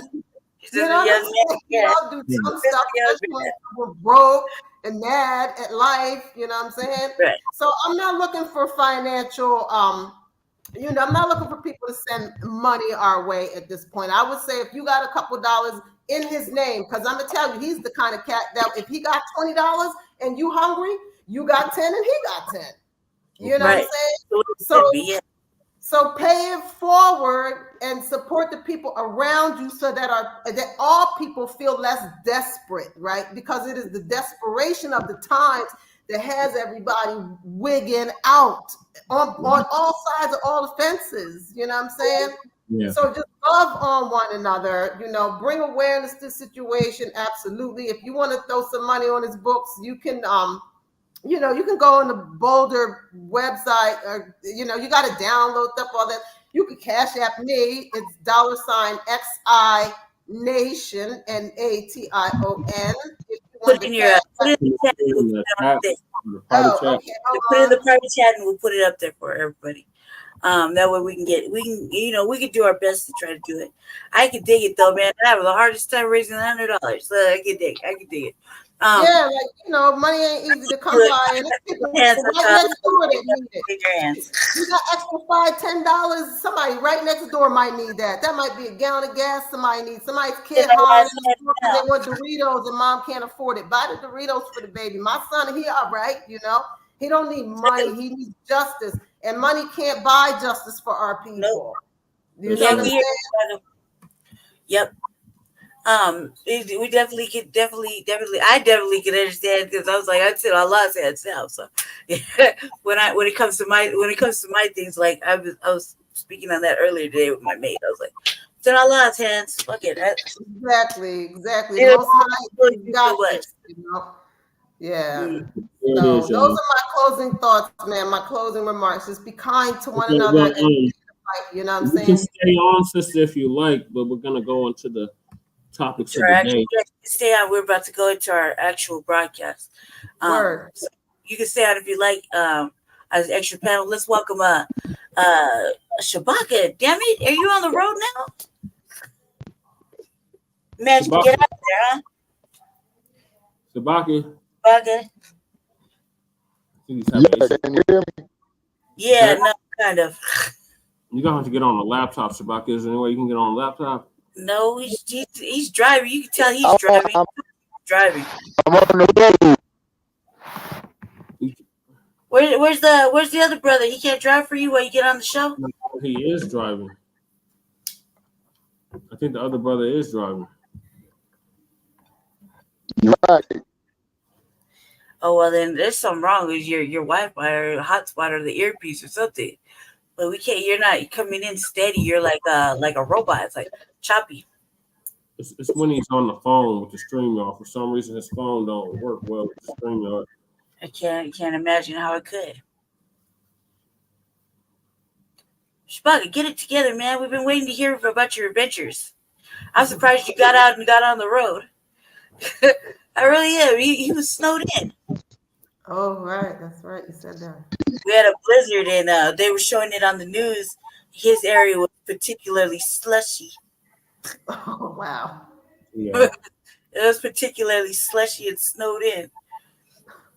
Shabaka. Uh-oh. Is the other brother? All right, well, let's move forward. So is the other brother driving and you can't drive? And we lost Shabaka again. Let me let him in. Okay. That's Shabaka. Well, go ahead, Jesse. Let's open up with tangibles while we wait for Shabaka. All right, Black family. So this is the year and the decade of tangibles. We're going to continue to demand something tangible for our vote. So any politician that's seeking your vote demands something tangible for your vote. So back in 2019, our good brother Tariq Nasheed came up with the hashtag Tangibles 2020. And in it, he was detailing everything that we, meaning the foundation of Black Americans, descendants of American chattel slavery, freedmen, we're going to demand from this political structure. So I'm going to pull that up, like I usually do, and read what Tangibles 2020 is all about. So we're going to take it in 2024 now. Yeah, so since it's 2024, it's Tangibles 2024 all the way up to 2100. Black family, demand something tangible for your vote. So instead of 2020, it's 2024. Everything else remains the same. So the 2024 presidential elections are coming up, and foundational Black Americans are going to reject the 50-year-old malign neglect, more like malevolent or belligerent or purposeful neglect policy that has been implemented by the political system. This malign neglect policy mandates that Black Americans should be ignored and only mentioned in vague and non-specific terms, lumping foundational Black Americans into groups with minorities, immigrants, people of color, BIPOC, etc., has only hindered the progress of Black Americans as a group while providing tangible benefits for other groups. In this election cycle, foundational Black Americans are going to insist that our needs are specifically met by politicians who are seeking our vote. Foundational Black Americans want tangible benefits, specifically for us. We do not want trickle-down secondary benefits that are provided for every group. Every group has not been systematically marginalized and disenfranchised in every area of society as foundational Black Americans. So we refuse to be lumped in with groups who often assist in the exploitation and disenfranchisement of Black Americans. So politicians must offer tangibles, specifically to foundational Black Americans, or we simply will not vote for them. Be sure to spread this message far and wide on social media using the hashtag Tangibles2020. And since it's 2024, it's Tangibles 2024. And next time there's an election, which would be either 2026 or 2028, it's still tangibles. All the way up to 2100, Black family. Continue to demand something tangible for your vote. We've told you time and time again, going into our 4th season of Front Line Blacc News, this is going to be a marathon, not a sprint. All right, thoughts, Lady Che, what are your thoughts on the tangibles? Yeah, I can't say it enough, Black family, but I'm disappointed. I was to see y'all participate in the primaries, where the state is still Democratic, considering all the nonsense we're going through with the illegals and whatnot, the consistent benign neglect, the rapid gentrification. You got a Shabaka. Yeah. Okay. I was so disappointed. I vote. You know what I mean? There is no right now. Currently, it is assessed for one person to win. It's not no fairness whatsoever. We have no options. There's nothing tangible. You could bootleg and say you love this dude all you want and he's the greatest, but we've seen both sides of him and Jim Crow Biden, right? So you're not getting anywhere with it. Now we have the options are limited. There's nothing tangible really. On the third party side. I'm sorry, Justin. What'd you say? Even on the third party side. Even on the third party. This just like Justin said, I had to back off my Cornel West fucking movement. As you can see, family, I haven't mentioned him in almost 2 months, because I was disappointed in his interviewing process with Tim Black and Black Alpha Network. Those are the two that I subscribe to. He was just doing some beat around the bush. Hey man, I love his old hippie style. I love the fucking music. I love what he's talking about. However, I'm not an all-inclusive individual. You know, we were talking about specifically for foundational Black Americans. What are you going to do? Right. What kind of executive move are you going to make? What is this cutting the check going to look like? Are you going to do it on your watch? He was not willing to answer these questions. Like we see, like, for a prime example, like Black Alpha Network has consistently had said over the last 3-4 weeks, you know, and then we go to Tim Black. Not even Tim Black's really mentioning him. Everybody's kind of taking the pass, but RFK Jr. is a definite no-go. Shout out to Vicky Based Dillard. on- shout out- Exactly. Thank you. I was getting to that. Shout out to how Vicky Dillard gave him that fucking hard work. He is a no-go. The fact that he stepped foot in the Coon Center and she had to, and she talked to him, and he acted like the Black Holocaust didn't exist, and he tried to give this walk around, beat around the bush motherfucking conversation, and was disrespectful to our sister. Which the way he was looking, like he was like he was so exasperated and tired. Fuck him. He gets no Black vote in the city of fucking Denver, like or even here. I'm just saying it for the people that are in code. Yeah. Should not vote for RFK Jr. Period. If you found something insightful on that motherfucking Coon Train, fucking Jeff Barr, fucking network shit, then you're fucking stupid and you shouldn't know. No. He did not even address Black people. He tried to give his Catholic fucking upbringing as I can relate to the Black plight. And this is what we want for Black children. When you watch that shit, then you know that it was a slap in the face, and he should have been walked the fuck out instead of fucking having a whole dialogue with after the fact. And our sister Vicky Dillard was forced to shut down and pipe down because the host couldn't handle her real truth. And he should know better. He's had her in the free cool zone before, and we didn't like it. The ones that are on code did not like that treatment of our sister Vicky Dillard. Right. She has more followers. Bigger follower than you, Jeff Fart.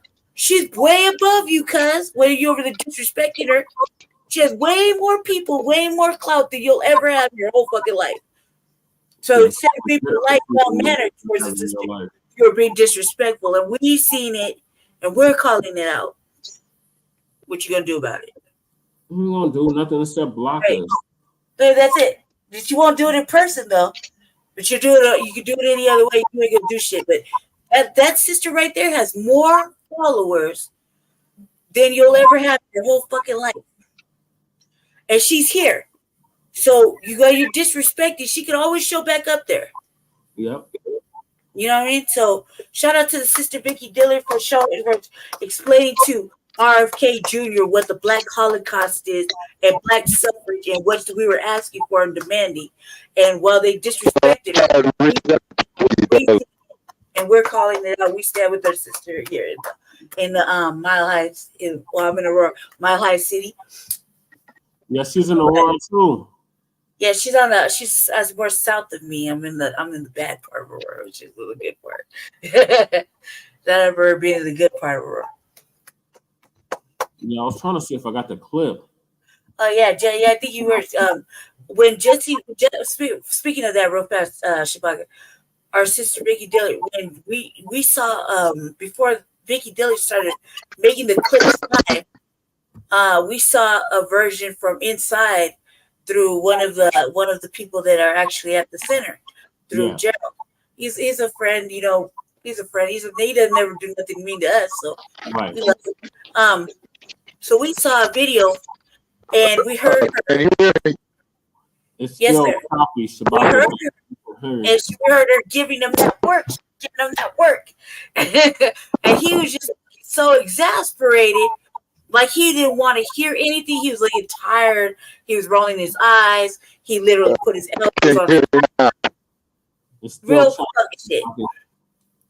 Real fuck shit. So RFK Jr. is on the on code Black vote. Yeah, you don't very few men handle women like Vicky Dillard. Right, you can't do that to the sister Vicky Dillard. Vicky Dillard is a strong Black voice, and that is a strong sister.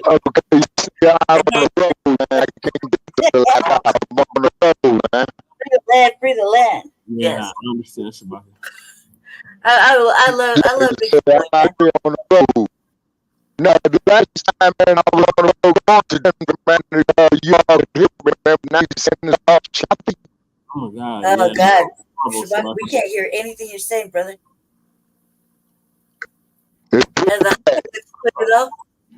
She said a few years ago, as an Israeli government official, that the problem with Israel. Oh, I wanted you to see this now. So we know the dude that's being pictured, the bald head brother. Let me share the screen so y'all see what I'm talking about. Yeah, we know everybody here. We don't like the free coon zone. That's how he acts. Like look how he acts. Like this had to be, this couldn't have been rehearsed. Sarah, it's not sharing on this end. I'm about to share it now, Lady J. Okay, cool. I was rather excited about this shit. So here's Vicky Dillard in the Free Coon Zone in the Cultural Center. Behind her is her brother Theo. Now Theo, he on the History Channel. That's the Wilson one, right? Yeah, he does.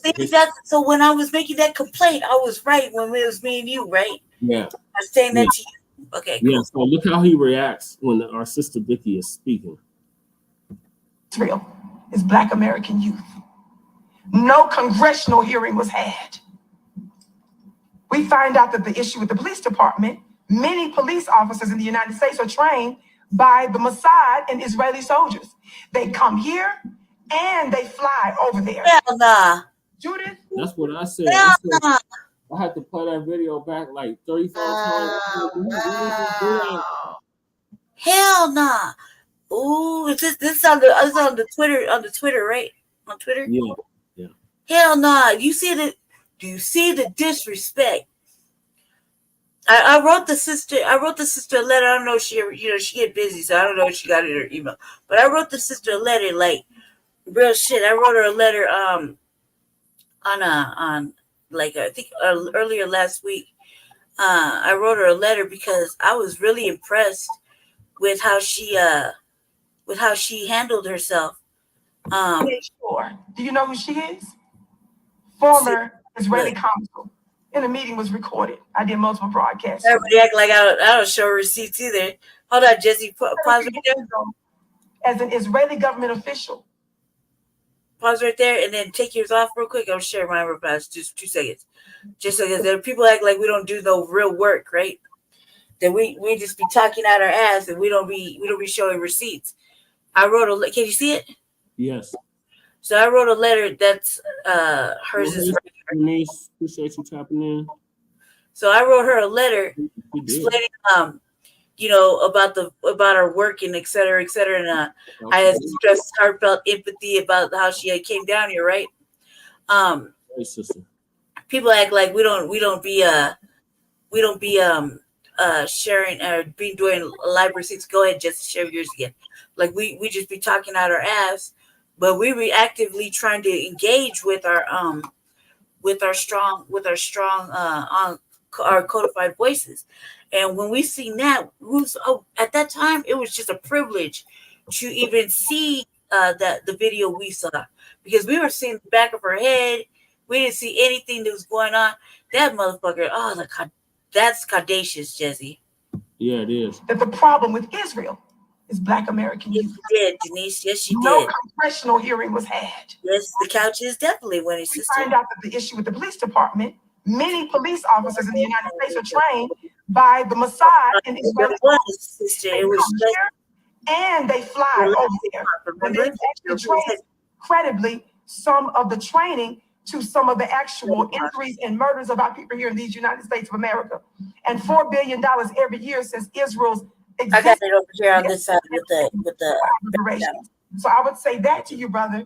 And I would say to consider that America has no choice. And perhaps you were called for such a time as this, because you have a level of energy that has to do with justice and this unusual grouping of the danger that you pose to both sides could go further when you do right by us. So this resistance, last point that you have with reparations. Yes, you pointed her up. She pointed right at Jeff. Right at Jeff. You're going to run into problems in more ways than one. Thanks. I said, because of the fucking enemy to our people, fucking. He is an enemy to our people. He took the goddamn money, like Pop said. Once he took the money, that was a wrap for him. Yep, that's exactly what happened.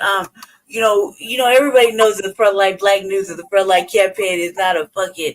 Ever since they disrespected, what's fair is fair, right is right. What's good for the goose is good for the gander. So, when you disrespect, we come harder than that. No fear. This is all cap over there. What they're doing. How he disrespected that sister, and how Theo and all them on the back, and that's proof. Yeah. They were there making giving the timestamp. That sister came a long way. Right. For fucking a couple of paragraphs. He was scared about what she was saying. Yeah, he didn't want to hear it. Anything that goes against the fucking narrative that keeps fucking young black children in the coon zone. The white girl I was telling you about, they raised $300,000 for her ass, and she was the perpetrator. She getting mocked. She looked like she getting mocked. Yeah, that's just a fucked her up. Rightfully so. Rightfully so. What did she do? What did she do? Learn to sit down somewhere. They go learn. She had a little no more the other girls at the school, and they picked the right one. I don't understand what white folks' deal is. Black folk don't have to take it anymore, and they're not going to. You've seen a lot of motherfucking white people getting slapped up and stomped out because they have no regard. They think they're just so cool. They could just say the hard N word, or they could be pushing on a sister or something like that. Y'all know what happened 33 years ago today? You know what happened 33 years ago today? Or now yesterday, I guess. No, go ahead, baby. Latasha Harlins was killed by the Korean store owner. Right, the same year that the Rodney King beatings occurred. Yep, that's right. It's terrible. So see, I don't think white people are understanding that the less justice we get, the less we care about police and are going to resort to police.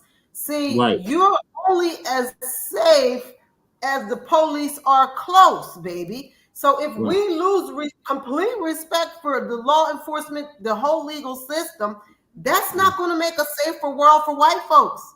No. They can't lock us all up. And the more of us they lock up for no reason, the more pissed off those of us that's left out here are finna be. Right. Exactly. That's what I said to the DA. I was like, you're not providing any wins for the people. All you're seeing is more anger and more strife. And a lot of us don't give a damn, especially like people like me who grew up I'm like on the other side. I don't really give a damn about the police. Fuck up the trash. Right? I see it, I'm like, I don't care if I'm gonna handle my business, I'm gonna handle my fucking business because no one else is going to protect me. Yeah. At the end of the day, we can't call the law. Who do we call when we're in trouble? We call family, we call friends. Right. We call people we know they can go and help handle some work. We need help because we can't call the police because the police don't solve crimes. They enable them. They help keep them going. They help inciting it. Yep. They're running around the streets right now and not really solving crimes. And they get more money. We're starving. They get everything. And they wonder why we're upset. And then white folk think it's okay to continue with their racist tirades. Even school. We got schools right now where they're white kids making racist videos attacking young black children, right? And there's only one black student or two black students, but they're so far in between they don't even protect each other. Right. And then the NAACP, which was where we had our disagreement with, just here and there, we have little plights here and there, where they're like, we just want an apology. Fuck the apology. I want results. And they might be my children, but I wouldn't have my children in a situation like that where they're in a white school getting fussed with, or they're targeted at school. I wouldn't even put my children in that situation. My children would know what skin they're in and how to fucking protect themselves. I'm not going to be mad at my child if my child whooped on some other little devil right there for fucking with him. I would not. I would be very upset about that. This is an age where we No, those cops is over. Right. We Our tired. children are targeted. You know what I mean? And then there's like, well, they want, what did they say? They wanted an apology from the supremacist children, supremacist parents. And I was like, what? What? Like, no. What the fuck is we want expulsions. We want expulsions. We want charges. We want things like this. I want your kid to sit up in the hill where there's nothing but little black kids. You know what I mean? I went to jail so many times when I was a youngster. I want little white kids to go sit up in the Gilliam where there's nothing but little black children in there nowadays. You know, they're sitting there waiting on a juvie. I want them to experience what it's like so they can stop with that fucking racist nonsense. Because if one little racist grows up to a big racist. You know what I mean? Yeah. And that's not going to be good for anybody at the end of the day. Yeah, we ain't heard nothing else about it. No, I think because we got so upset about it, they got to keep us out of the loop. I'm telling y'all what's going on. I mean, it's not likely. We make it. Majority of the coons here in Colorado have blocked us. Yeah, I mean, we just went to city council, and neither one of us could control ourselves in public, I guess. We gave them a proclamation. They don't speak for us. Yeah, I mean, we're just calling it out. We're supposed to check our coons, man. We're supposed to check the people that are fucking up. And when it comes to city council, they don't know people. I'm sorry, what you said, sis? I said because of city council, they were letting everybody else talk but us. They don't let the black people talk no more. What they do, all they hear is bad things come out of black folks' mouths. Like last weekend, I said, if enough people say it, even Vincent said that Jeff tried to have him killed. Yeah, he did. And I was sitting there because I was at home. You were at your house. I was like, ooh. But if enough people say it, Jesse, enough people say something bad about one person, there's got to be some truth to it, right? And I kept telling you a long time ago, I was like, no motherfucker don't want me to go over here and tell you all your fucking business because I was outside. I heard all the fucking dirt. So, yeah, if I was there, I'd mind your piece of Q stop fucking hating on us. You know what I mean? Dude, to get on his show the first time, when I first filed to run for mayor of Denver, he waited like a whole month before he even acknowledged I had even filed to run. Mm-hmm. And then went ahead and supported the nemesis, who just so happened to file like a month after me and was bigging him up. And then I popped up on him on the show while he was there. Oh, man, that was something else. That whole campaign, he put like 16 people. Well, you know what's really bad about it is that when you think about it, in the long sense, you supported a motherfucker that destroyed a whole community. And you got behind him, not us, but you got behind a motherfucker that literally almost killed somebody, destroyed a whole community, lied, had a white man write about our community, our members in our community, write a whole book. You went on a book tour supporting this shit, right? And then had the audacity. The motherfucker couldn't think of his own thought. We watched him. We literally watched him. We sat on several boards. We literally watched me spit out an idea and him jot it down. You see what I'm saying? So we watched this shit happen, whereas you have an actual community member. He had nothing to do with it. Right? I was talking about Jesse. Actual draft something that you didn't even have nothing to do with. You was nowhere in the picture. You're going to pop up right in time for the campaign talking about, oh, what are y'all up to? Oh, I'm part of this panel too. No, the hell you're not. Who the hell is you? We watched The Cure, and not to mention, the more shit that we learned after the fact, it would look like the outside looking in that we were poor sports because it was just him. It was him and I, right? I'm all about vetting because we watched a lot of people say they were on our on Jesse's side. Let's say basically we're in one movie unit, right? He's the one running for office. I'm just the backbone trying to make the shit happen, right? So as one moving unit, we saw people say they were hit for him and then turn around and say, don't be talking that black shit, right? And you can't be talking that black, okay? And then go around, and then after all is said and done, who do they come look for to speak that black shit? Jesse Paris. Exactly. You know it. Good That's enough how when they he was do. Traitors, turncoats, everybody was pro-black. Yeah, they black on February. Every other month, they anything but. Right, they're nowhere to be found in Black August. Okay, they're only black in February, nowhere to be found on pull-up season summer. You know what I mean? These motherfuckers are just beyond hypocritical. Whereas us, we've been like this consistently, and it seemed like it. You know, they want to play it as if we're petty during that loss, but in reality, is until you were on this side of the spectrum, watching all the fuckery happen. Watching all the money be put up, watching all these people, like the moment old boy says, I think we should need more white women. And then a white woman appears out of nowhere, or where's the white savior? And a white man come out of nowhere. And the same white man that wins is also guilty of fucking killing off a main portion of our black city. Park Hill. He was just in line, in step with the nemesis. And I kept saying, nemesis was the sheriff's office. Just look at Park Hill, right? Because we were there. We lived it. We watched it. We seen it, right? And not to mention, everybody from the soil would have known exactly what we're talking about. Regardless of taking sides, you got to look at it from the outside looking in. You got, when I tell Jesse, I'm like, someone paved the way, not paved, but paid the way for your demise.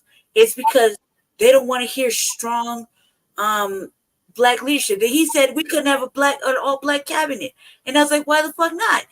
There's 300 fucking black intelligent people I know right here in Denver. They're just taking the wrong side of things. You know what I mean? But they're smart and they're black and they can fucking do something. Right? But you can't tell us that, or they'll say you're bigoted or you're non-inclusive.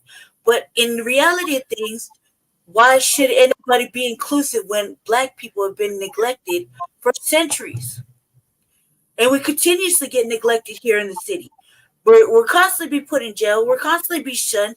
Now we're being overran and leapfrogged over due to illegal immigrants, and they still want our help. So how is that fucking fair? But they don't want to hear what they want. How about we'll be inclusive when they are inclusive when it comes to the benefits of society? You can't expect us to push your agenda, but then when it comes time for us to sit at the table and eat, we can't sit at the table and eat. Like, what does that even mean? Like, we don't have no allies. If you want to know who our allies are, we ain't got none. We ain't got none. So you have to be inclusive and drag you along. You want a friend, you looking at that in the mirror. Exactly. And people seem to think that we're supposed to be, it's like everyone else is allowed to represent their own interests, right? It's considered honorable. Oh, how beautiful when the Chinese stand up for the Chinese, LGBT stand up for the LGBT, and the whatever, strawberry lovers stand up for strawberries. Yay, go team strawberries. That's cool for any and everybody in the planet, except for us. When we decide, you know what? It's going to be go team us. Oh my God, that's terrible. But what about these ones? What about those ones? Well, how about this? If any of those ones gave a rat's tail about us, we wouldn't be over here like this. Right. We wouldn't be over here like this. We'd be somewhere chilling. But y'all want to make it hard on us. Then when we come together and want to swing back, now you want to be on our team for 5 minutes. Yeah, so like you said, it's always wrong when they stick together. Glory for standing next to us because you see us on our rise. So you want to be in the picture. But you ain't here for no real work. You don't really care. You don't care when our kids are hungry. You don't we're locked up more than anybody out there for absolutely no reason. You don't care when they're literally killing us on the streets. Like, no. You don't vote like you care. Oh yeah, I know you want your picture going down for the big march downtown. That looks great on the news, but you don't vote like you care because you vote for the same effort that signed all our lives away for nothing. It's tiring. It's exhausting. Yeah, they're complicit in it. And that's why we cannot support them groups. And the cape has been off for at least 4 years. Team Paris Front Line Black News Front Line campaign. That we can't get off. We're selective because we've seen just recently with I call it if you get in front of the cameras, you're taking advantage of black shame, black plight, you know what I mean, and you're capitalizing off of it. Just being there, taking pictures and acting like you're doing some activism when knowing goddamn well you haven't done shit in 4 years, right? And now all of a sudden you're an activist, right? I can't speak to it. I'm from the street, so whatever my old man has been doing his whole life, I'm just following his train, okay? But I'm not an activist. I'm just in this standing up with whatever he's saying, right? And I believe in it full-heartedly, right? But to see other people do this on camera and they're tokenizing a plight, I can't get behind, because when you see me not behind the cameras. Like something happens, a friend of ours passes away or something like that, I'll reach out behind the scenes, because that's just how I maneuver regardless. But when we see these people outside on camera, and we know that they are not doing it because it's in their heart or it's in their nature to be out there standing like Jess is an activist. He's out there. I'm an actionist. Every day. Right. Until I got sick, he was out there every day, stomping the grounds, fucking in every situation. Until I got sick, And then when I got sick, he took a back burner for that, right? And so I would say that's my fault. However, he's an activist. That's a real activist. That's a real person to take up an actual situation and be stomping the ground for you. Work, right?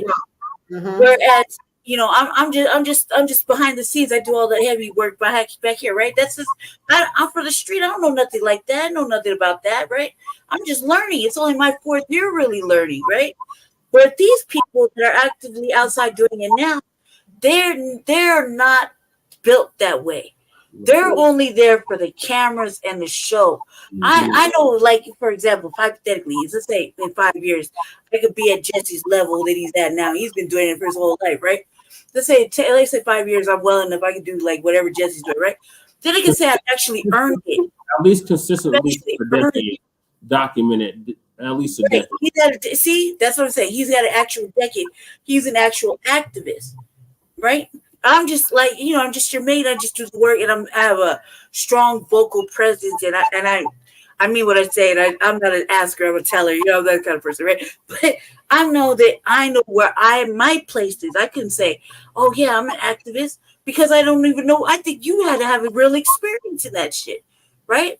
Yeah. So I just support the main team. Well, the main team has 10 fucking plus years of stomping the ground and standing up for black people, period.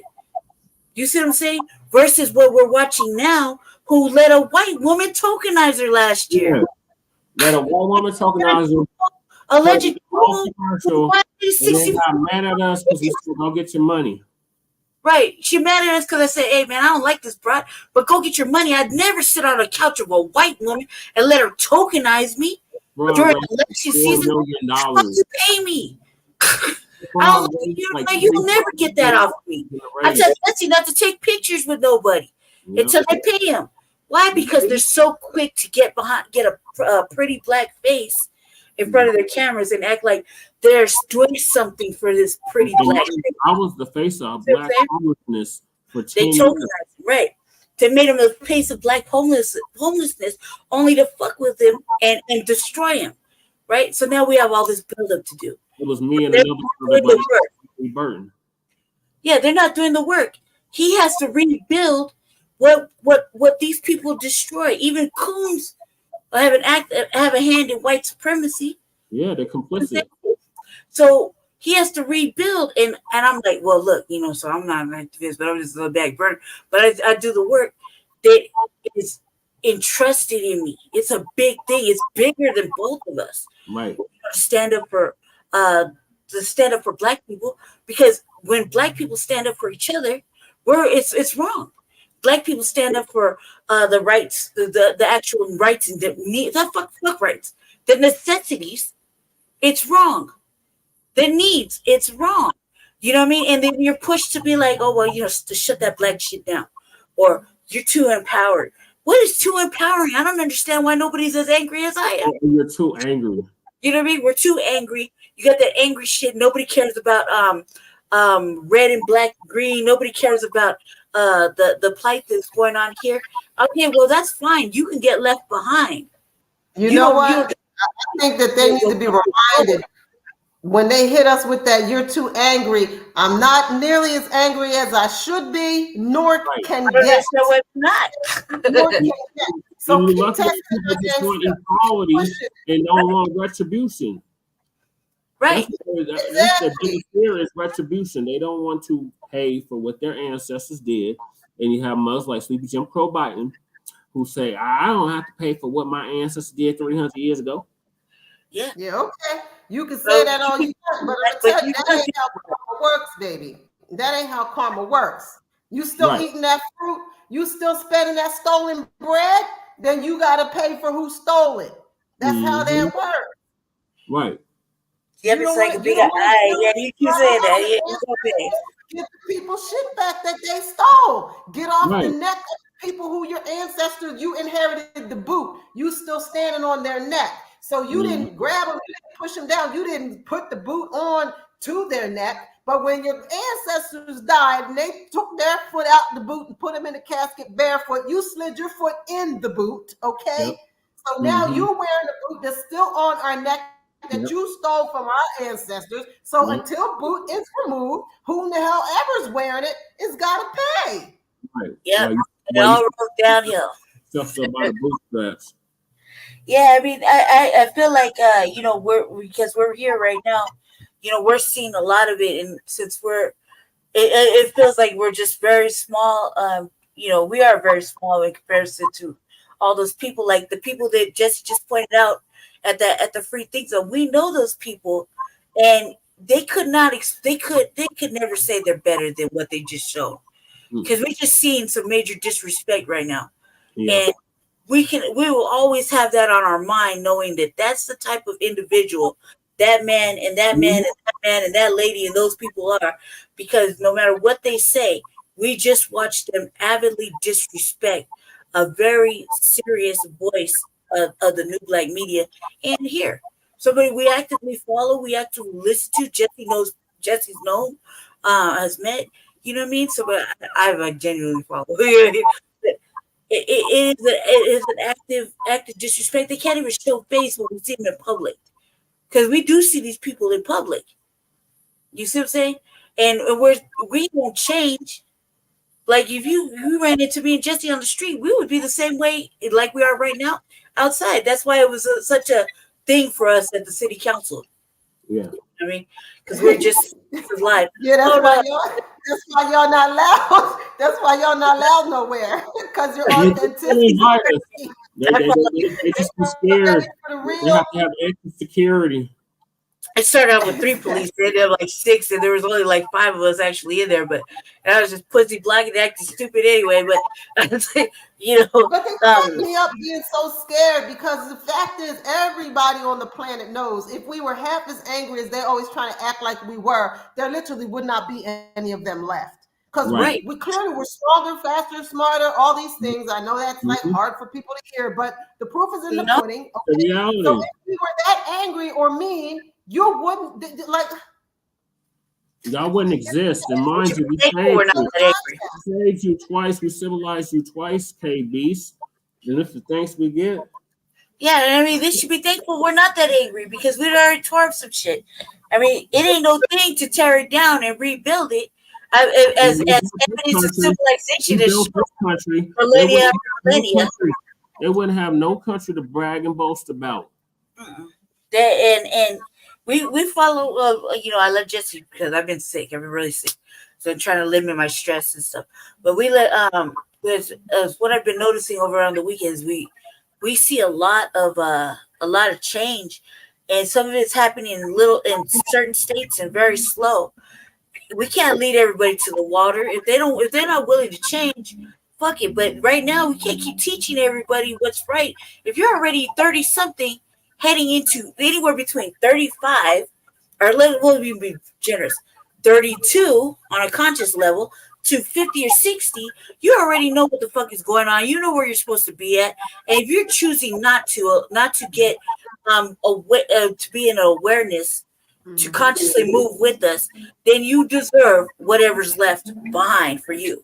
They know. They just don't want to be held responsible. People know. Everybody knows. Because here's how you know people know. Because you don't want nobody doing it to you. You know, you wouldn't want to trade. You wouldn't want to trade places with these people. No. So therefore, you know that the shit ain't right and fair. Because if everything was so right and fair, and you were so good, and everything was so just, then you would trade places with anybody at any given moment. But we all know that there are certain populations of us, and the more melanin you have, the more you fit into the category of people that nobody wants to be, because everybody shit on us. Everybody want to be a nigga. So we'll build ourselves up, you know.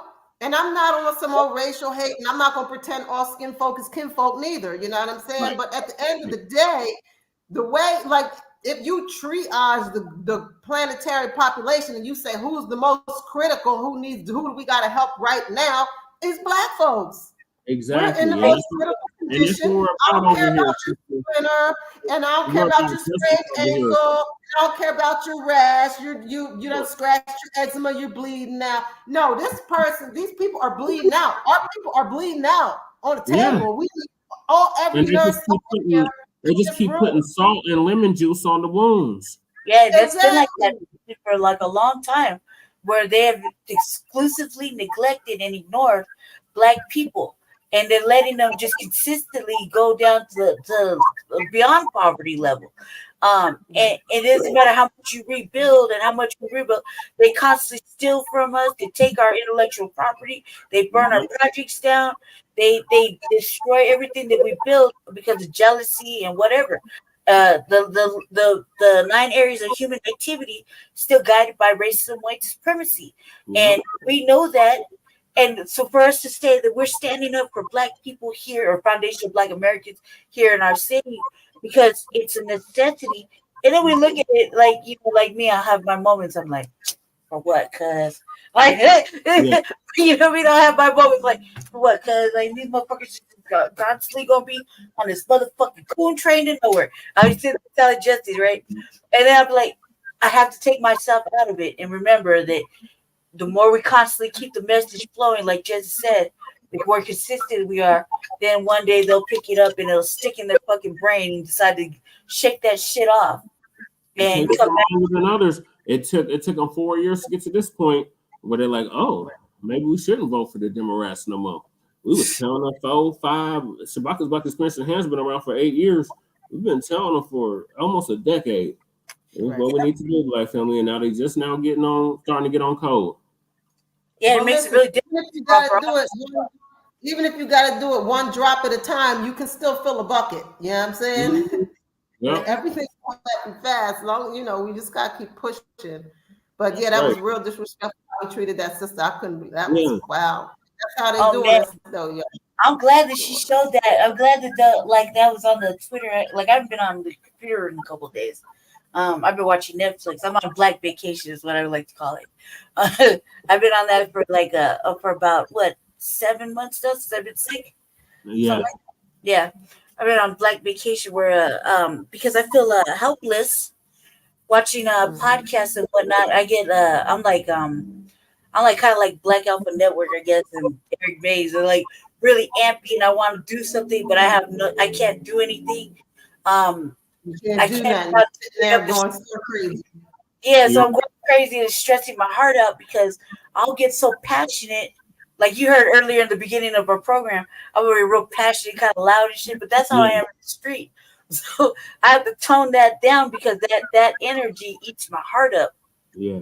And so I sit back and I watch like a lot of, I'm over there watching Netflix.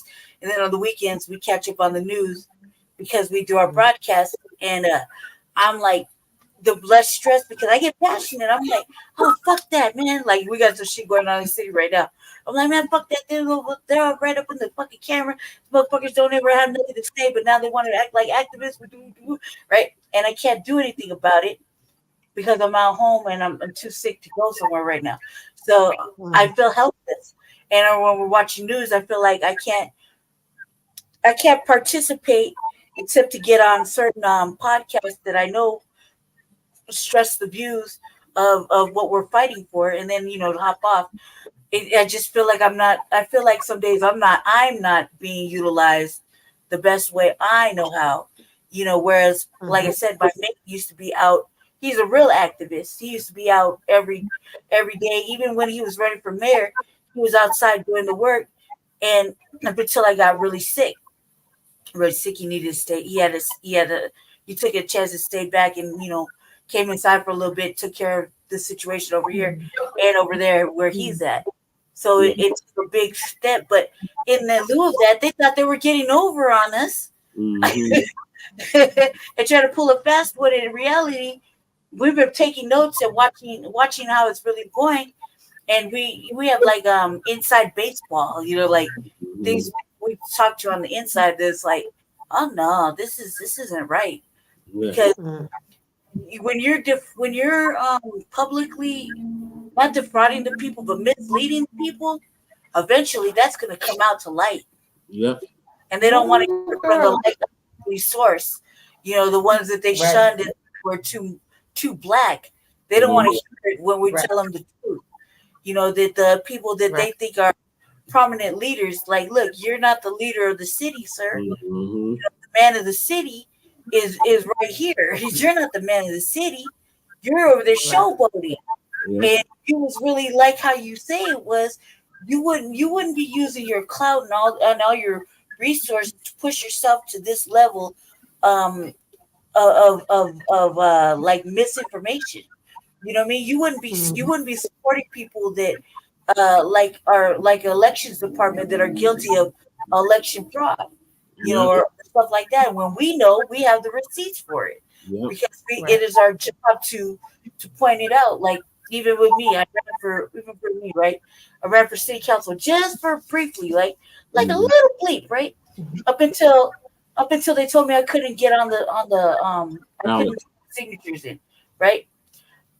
They wouldn't even let me be a write-in, even though I have all the way to the date of election to be a write-in, right? In a hometown. But the way they played it was all verbal until like last week when I was showing Jesse, I watched a webinar, right? And they detailed everything by law, like how I expressed to them. And I'm like, what do I do with this information? Because they wronged me. You know what I mean? They wronged me of an opportunity, even though in hindsight, let's be thankful for that non-opportunity, because now it only opened my eyes to see what happened with Jesse's and what happened with another friend of ours that was running in the same campaign, right? Where they denied him legal process, and where these people paid their money, $15 million against one black grassroots individual. Yeah, sounds like a real big threatening problem to discredit and to bring a man who was a high caliber, well-known individual, to shame him and disrespect him, to bring him down to this, to where now we got to build up his reputation again out in the world because somebody paid to have it discredited. And we had to, there's all this research that I've been doing on my end so that I can be like, oh, look. And they do it every day. Yeah. They do it every day. They do it so much they do it in their sleep, child. Yeah, nobody calls it out. And I'm like, the worst part about it is they look like you, though. You think you expect a caucasoid, a pale face, a clear person to do this, not somebody that's supposed to be technically your uncle to do something like this too. Oh, honey, that's who they love. They love when they can get one of us to do it to the rest of us. They love that. And they love it, and then them traitors love it too, because they get to get favoritism and they get to be told that they're not like other black people. You're special, you're different, you're not like a regular black person. They think that's a compliment. I've heard people say that to me so many times in my life, and it's been an insult every single time. First of all, the fact that you think all black people are fit any kind of monolith is just absurd, because there's more diversity amongst black people than anybody else in the whole entire planet. In fact, to be honest, everybody is some form of our diversity, okay? But it's like this, they want to be the special one. They want to be that, like you were saying, since they want to be that token, right? And it's like honey, they'll sell you out so quick for that to be had the white folks say that's right. That's right. Mm-hmm. Tell them. Yeah, when you know you bring they come after us, you make them feel a certain type of way, man. And I'm not, like I said again and again, I'm not pushing some like racial narrative that all white people are bad, all black people are solid. Like the fact is, snakes come in every size, shape, and color nowadays, and good people do too, you know. But I like what Muhammad Ali said about the snakes. You know what I'm saying? About the snakes. You feel me? Like.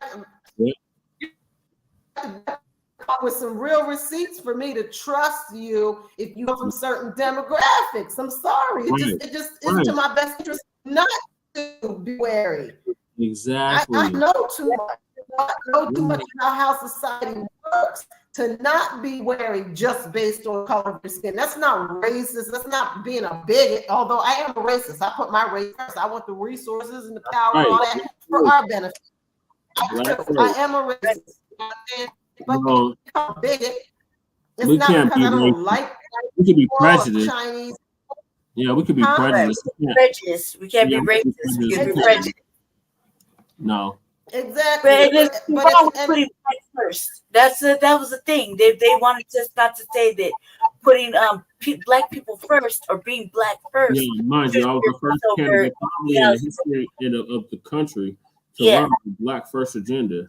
Right. It's saying that, you know, being black first is more important than your sexual ideations, your religious beliefs, whatever your gender shit, whatever it is, you know, to say that your skin, your race is comes first before anything else, because that's what the police see when they're killing us.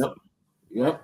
They see your skin first. You know what I mean? That's what the banks see when they look at them social security numbers. That's what the school boards see when they look at the demographics. That's what the grocery stores see when they set their prices. Why everybody else can see it, and they conduct themselves accordingly with the black first agenda, right? Whatever you do, make sure the money stays out of the black people's hands. Make sure the power stays out of the black people's hands. Make sure life, liberty, pursuit of happiness stays out of black people's hands. As long as there's a race first agenda moving against us, we have a right to have a race first defense. Exactly. That's right. Exactly. That's why we're in the Black Holocaust still. That's why we're still playing the Black tax. That is exactly why that's happening. Absolutely correct. Absolutely correct. But I'm gonna move us along, sisters, because we got a gang of topics. We got a tangent all day about black things. Yes. But continue to demand something tangible for your vote. So speaking of your vote, Biden-Harris administration appoints director of black media to enhance the outreach to black voters. Oh, you know we get somewhere new black media when the president and the vice president have to appoint a director of black media to enhance the outreach to black voters. I wonder why. Jesse, I'll be right back, okay? Because now the new black media is controlling the narrative. Hold it down real quick. I'll be right back. My thing, and then you know what's really sad is, first of all, that it is actually going to help, because there are masses of our people who really just vote with whoever they see on TV first and all that there. But the idea that an intelligent voter is going to forget who this dude, like, we know who you are. You're not here for us. You're not helping us. I don't care how many black folks you get, how many shows you get on and say whatever you're going to get on. You done proved you ain't helped us yet. Right. But you're going to help us next week? No, we're not on your agenda. You just want somebody to parade. It's more what we was just talking about, right? More that posturing and parading. But baby, where is what you talking about? Oh, you know what? One of these days I'm a cook for you. One of these days I'm a cook for you. Vote me in to be the head of the kitchen. I'm gonna cook for you one of these days. We done starved. You ain't cook for us yet. I don't care who you get to paint your picture. I don't care whose show you go on and how good the food looks that you cook for other motherfuckers. Excuse me. You ain't starved. You still hungry. If you gotta decide to vote for me or Trump, you ain't black. And think you still gonna get? Don't that take some? I was hot when I heard that. Oh, see, you gotta be kidding me. Charlamagne the Coon that on the Breakfast Club. A hot mess. See, that's why me and you, that's I why wish I cats never like us supported them. ain't on them kind of shows, because I would have cussed that. Like, is you kidding me? To say something like that?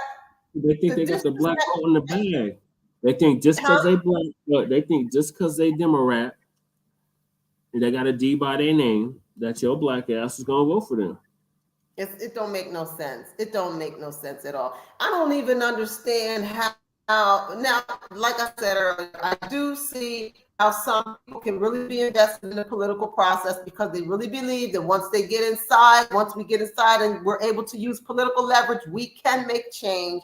And excuse me, I understand that, right? I'm not trying to be hard on the black voters, but I don't understand these people that actually have it in their mind that anyone that is currently or ever in the past has been part of that machine is going to do us any good. Like, they have already sworn to allegiances. They already got people paying their bills. They already have agreements. They already have contracts and covenants and things in place. They're not going to represent us. They're not going to represent us. You got to get the grassroots people. The older, it's a generational thing. The boomers, they're gonna vote blue no matter who. They have pledged allegiance to the Democratic Party because of the Civil Rights Act, which benefits everybody but us. Okay. So they don't vote no matter who. Who they're worried about is the 50 and under. So the Gen Xers, millennials such as myself, the Zs such as your son, and the ones that's coming after him, which are the alphas. Mm-hmm. Alphas ain't let me tell you what, they're gonna have them some problems with Generation Z, because Generation Z is not here for the BS. They're not here for the BS, okay, at all. They're not playing the game. They do not care. They have already figured out that it is completely corrupt and that they have completely left the world in a shambles for them. And they, like, talking to my daughters, I've got daughters that are 20 and 17, and we kick it a lot. We talk about all kind of stuff, right? You can imagine, right? With me as a mother, right? Right. But like the way that that generation is understanding the world, they are completely divested from this political game, from capitalism. Like, they're not falling for the banana in the tailpipe. They got a problem with that generation coming up. That's why they're drugging them.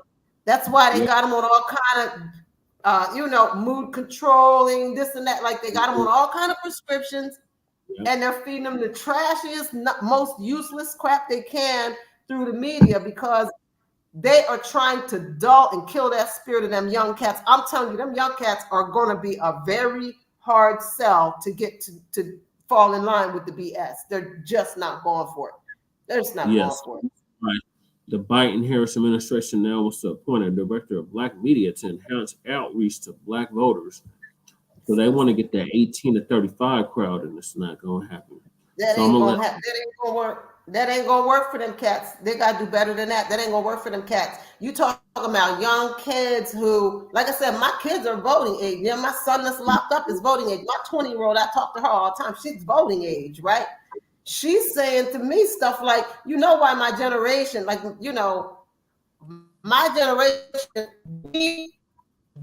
we just don't even see why we would go and work for a lot of these companies that we know are making millions and billions of dollars, and they can't even pay you enough to be able to shop in their store.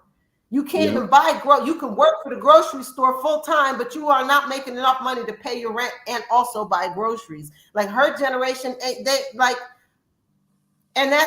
realize that is because of the way that the legal system and the legislature, they realize that that's a governmental thing. They understand. They're not stupid. They understand that the people in power have made that possible. Yep. And they have screwed the future generations. Ruined. Look, listen, I'm telling you, it's a different game. It's a whole new generation. So he can go ahead and get his do whatever he wants and shuck and jive, and Hillary had her hot sauce in her bag and all that, right? Yeah. Okay. And you It's had not stupid going Polly Martin doing the jig with her. But the Roly-Poly Martins, the Jeff Farts, the Joyless Reeds, the Tiffany Cross-Eyes, the Angela Rise, the Bussy Gillums, they don't speak for us. No, they don't. The new black media speaks for us, and as the signal boosters of the new black media, we're gonna continue to speak for us. So, one of the prominent voices of the new black media, sister by the name of Lisa Cabrera, she gonna give us the update on this desperation mode from the Democrats to increase outreach to black voters. Now all of a sudden it's election time. Now you want to come around black people.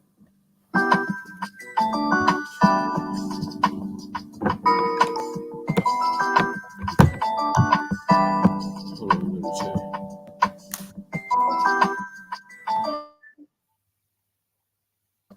I'll be right back, sister. Ladies and gentlemen.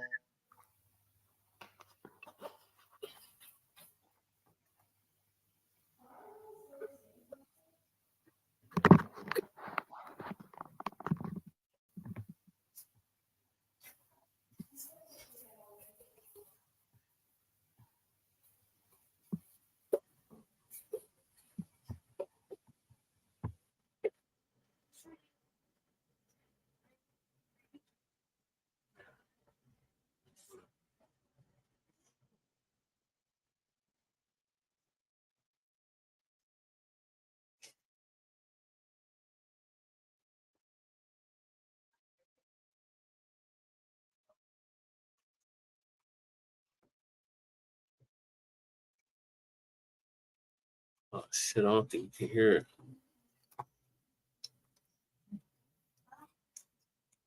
I don't think you can hear it on. I can't hear it over here. Video.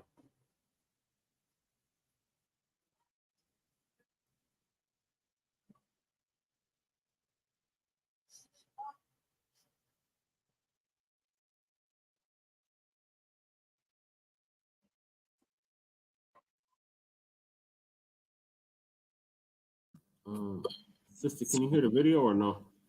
I can't hear it. I figured that's what you was working on. Yeah, no, there's no sound from the side. You can't hear it? No, sir. Okay, let me see if you can hear it now. Biden Harris. Can you hear it they now? know they're in trouble with the black vote, no matter how much they try to put on airs and act like everything is so great in the neighborhood. We know it's not. We know it's nowhere close to being great. And look at what's happening. They hired a director of black media. Have you ever seen the Democratic Party hire such a position before? I have never seen this before. I'm sorry, sister. It We're just a little transfer from the back room to they won't come out and not just they're showing it in their actions. You don't have to say it. We see what you're doing. So her name is Jasmine. We've been running on the same lines. That's what her name is. I can't stop his. And she has been selected, but director of black media. And initially, I wanted him to come back. The 2024 re-election of Joe Biden. Set up for him to come back. You know, they're trying to, and this is my opinion, take over. They're trying to, and I want to participate. So I can't pay anything for you. Another room if I have. You're willing to pay top dollar to do so. So the goal is to focus heavily on the black community. I got the YouTube. I don't know where the queue is. Giving something exclusively to the black community. That's what they're attempting to do.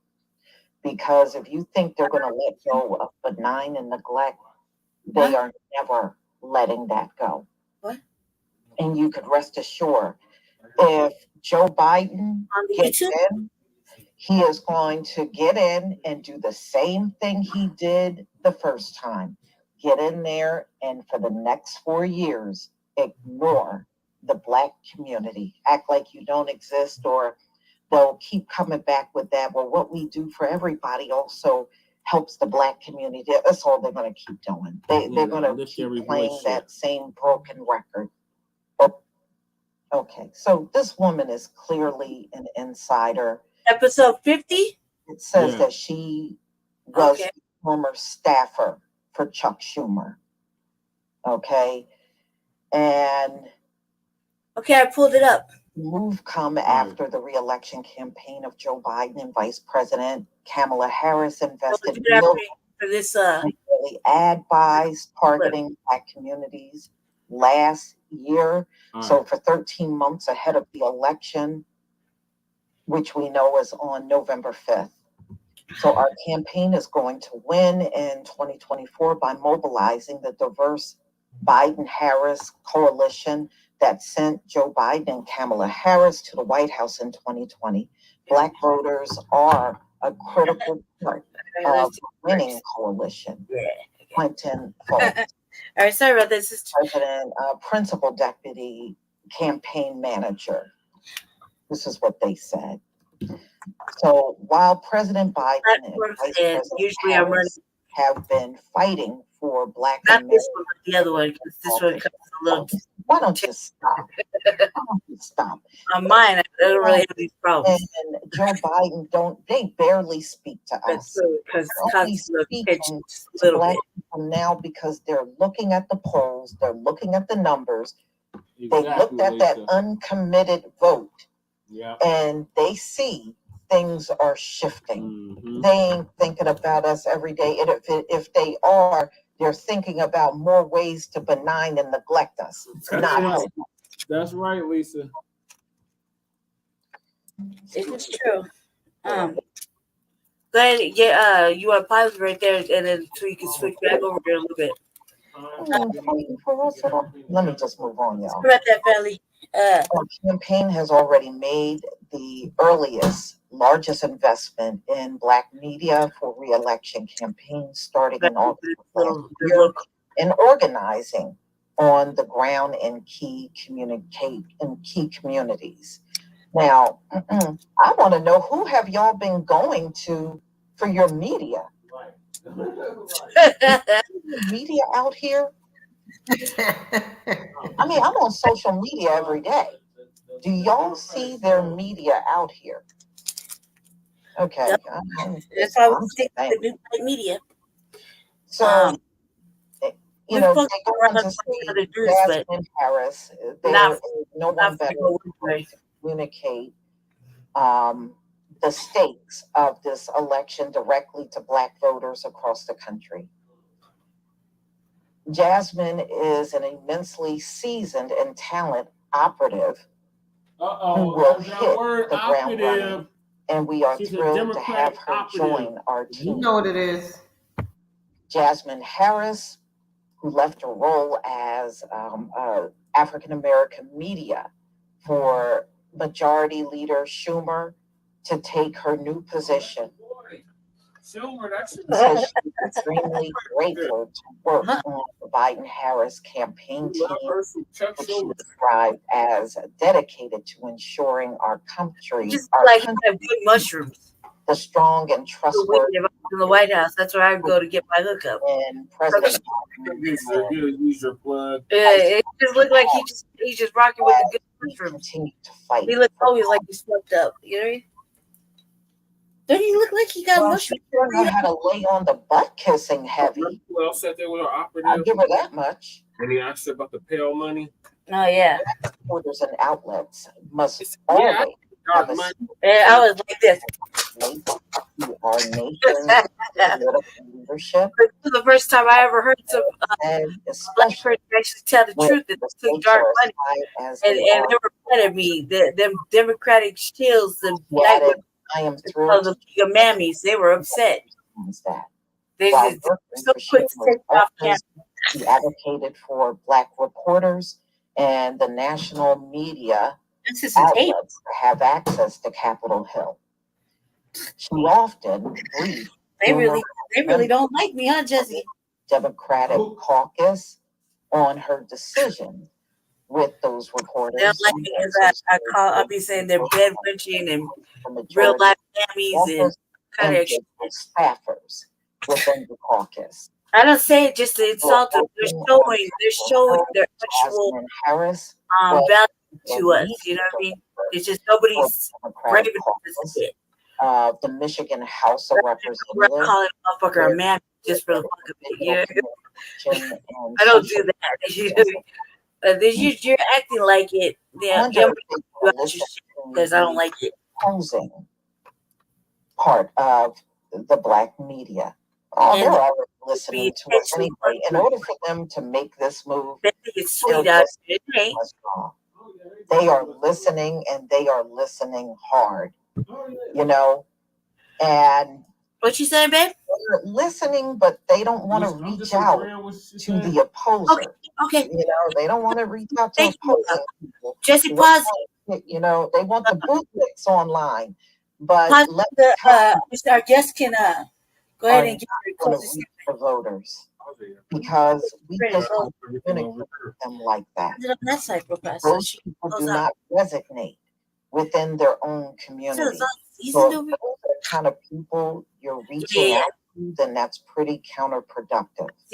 That's all I'm telling you. We are not feeling those folks. Okay, yeah. Well, that was too late now. I'll go ahead and give you a closing statement, sister. I'm sorry about that. Too late now. That's all right. Yes. That's what was hitting it. She was right on. She knows what it is. It's just absurd. It's just posturing. It's what they always do. They try to present a face to get us to sign on. They don't, whatever. So shout out to the sister for landing a fly job. You know what I'm saying? All right, you're the appointed director of Black media outreach, what have you. That's a fly job, Whatever, girl, do your thing. But we know it doesn't. I don't think mature voters, woke voters, anybody that's paying any attention is impressed by these kinds of antics. You know what I'm saying? Like Joe. And I don't know who would vote for Joe Biden. I wouldn't care if he was the best president ever. The fact is, the man he's done. He needs to stay on the dock of the bay, do some fishing or something. I don't think that this is going to help. I mean, I don't know what they plan to say to the Black media that they think is going to sway in anybody with any sense. Come on, it's just too much damage has been done. Yeah, too much damage has been done to really, really help their cause. I mean, too much damage has been done. You don't let us get invaded, and not to mention, where the fuck have you been for three years at the border? It's been all empty and free for all. Just off top of that, but the fact that you let other issues take precedence over Black people, again, knowing that you said you was gonna have Black people's back, right? Like they had yours, right? You're not. You haven't. You lived it. Remember that? Yeah. And people, that was like a play. It's like, you're not Black if you don't vote for him. And you went and rushed your Black ass out there and voted for him to show him what? Exactly. To show what your mama raised. All you did was prove that your mama raised a fool running out there because he said you ain't Black if you don't vote for him. Like, and you couldn't let your skin just speak for itself. You just had to go and show how Black. That was anybody but Trump people. Oh my God! Black folks are stupid for even the way that they perceive Trump, because that man ain't as much the enemy as they would like to think. And I'm not here to say out vote for him or nothing like that. But if I had to vote, which I think the most high that I do not, but if I had to vote between them two, I would vote for Trump. Yeah. Yeah, if you had to,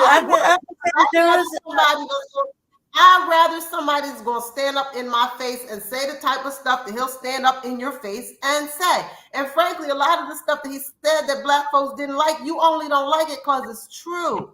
Like when he say things like, "You ain't got nothing to lose. You may as well vote for me. You ain't got nothing to lose. Ain't nobody else ever done you no good because they act like you don't exist after." He's like, "Listen, I ain't trying to say I'm trying to be friends or nothing here, nothing like that. But y'all been getting screwed."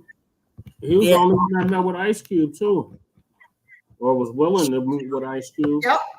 Sleepy Jim Crow said, "We meet with you after your election." Well, it's been almost 4 years. That meeting still ain't took place. It's all bad all the way around, and the fact that the way that they promoted it to us, we really don't even have any kind of options or choices except not to. You don't have to vote. You know, it's a choice. You don't have to. I didn't vote in this primary because I was like, man, this is that whack ass nonsense. I'm not going to. I'll vote. Check. I'm not signing my name to them cats. We need to understand something. That's one thing. That's why they push for people to vote. Because when you vote, you're actually signing on. You're giving your energetic okay to whatever they do once they get in that position. So now you can't really complain about the state that you're in when the state that you're in is the result of the actions of this person that you specifically said you were giving your stamp of approval on. And I don't support that. You have to vote better of two evils. I don't play that game. I don't have to Jack Diddley. Michael Jackson proved we ain't even got to stay black and die. Okay. Right. Right.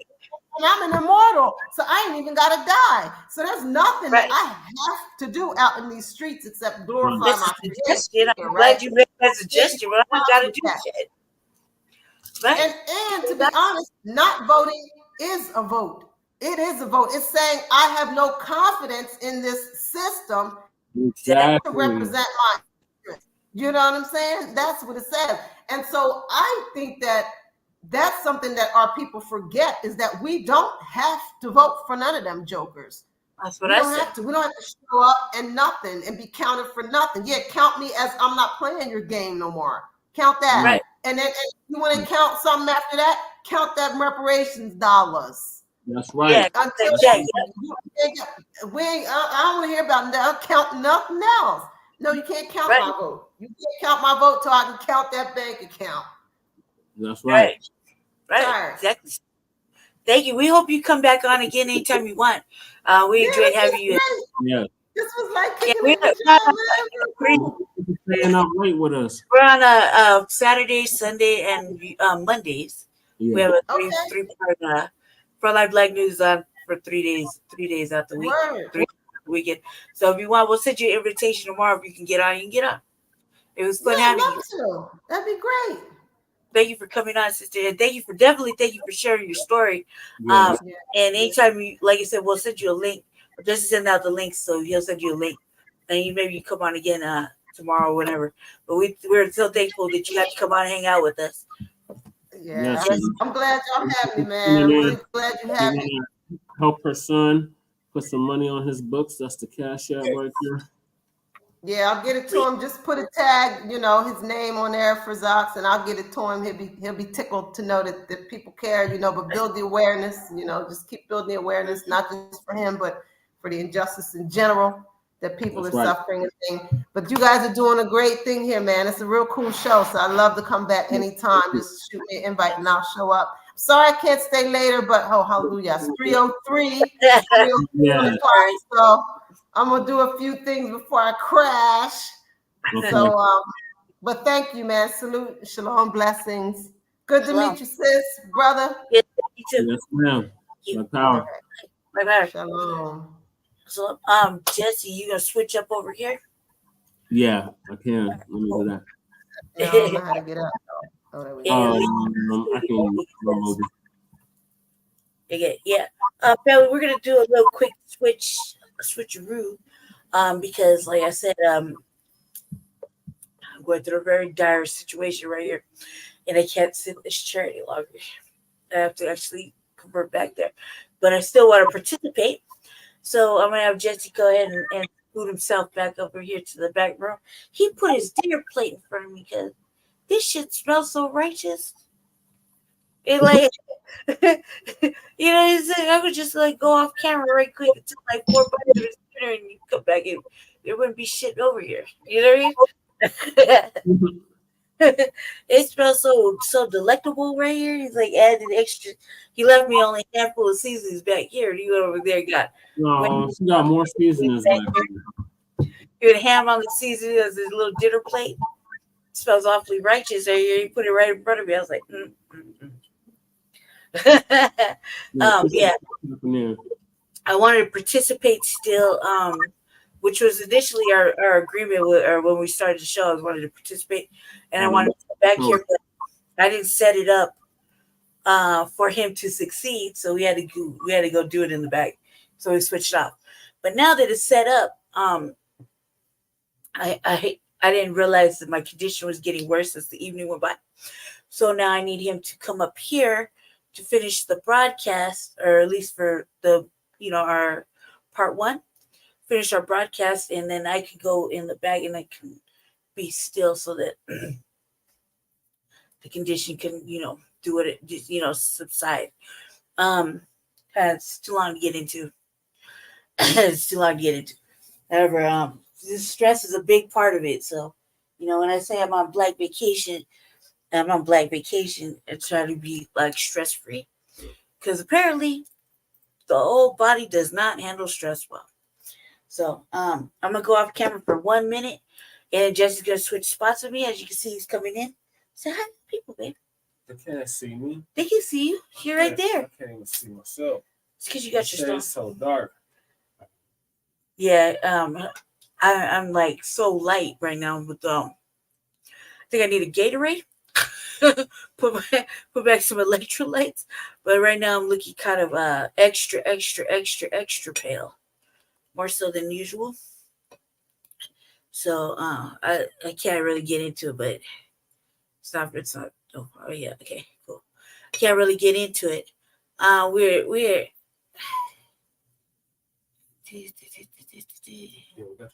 oh yeah, we already got there. All right, I'm gonna go off camera for 1 second just so I can switch spots with Jesse, and then we're gonna carry on with our broadcast. I put it right here, Jesse, too. This is your That's cool. Yeah, right here, right? Yeah. I did not put it on the Facebook thing or the Twitter, so I don't really know how to maneuver you like that. That was what we were accused. We loved each other. Okay. I'm Facebook restricted for 6 days, yo. You are? Yeah. Look to Self Family. You'll see the Cash App running on the bottom once in a while for me. We have to raise $100 by Monday, or else there's not going to be any shows going on this end. So we're doing our best. It's been quite the struggle. Yes, it has. Good, baby. I'm in the back. All right, so you might not see me, family, but I'm back here still actively participating. I'm going to finish this video. Elisa Cabrera. I took another paper over the top. Okay. And I dropped one on the floor and I can't find it. You can't take no more. Yeah. It's going to take 6 and 24 hours. Yes, you see how long that they barely took the edge off. It's not really helping. Those are 500 milligrams.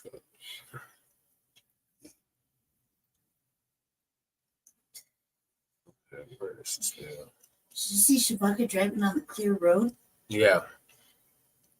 Because it's in Albuquerque. Yeah.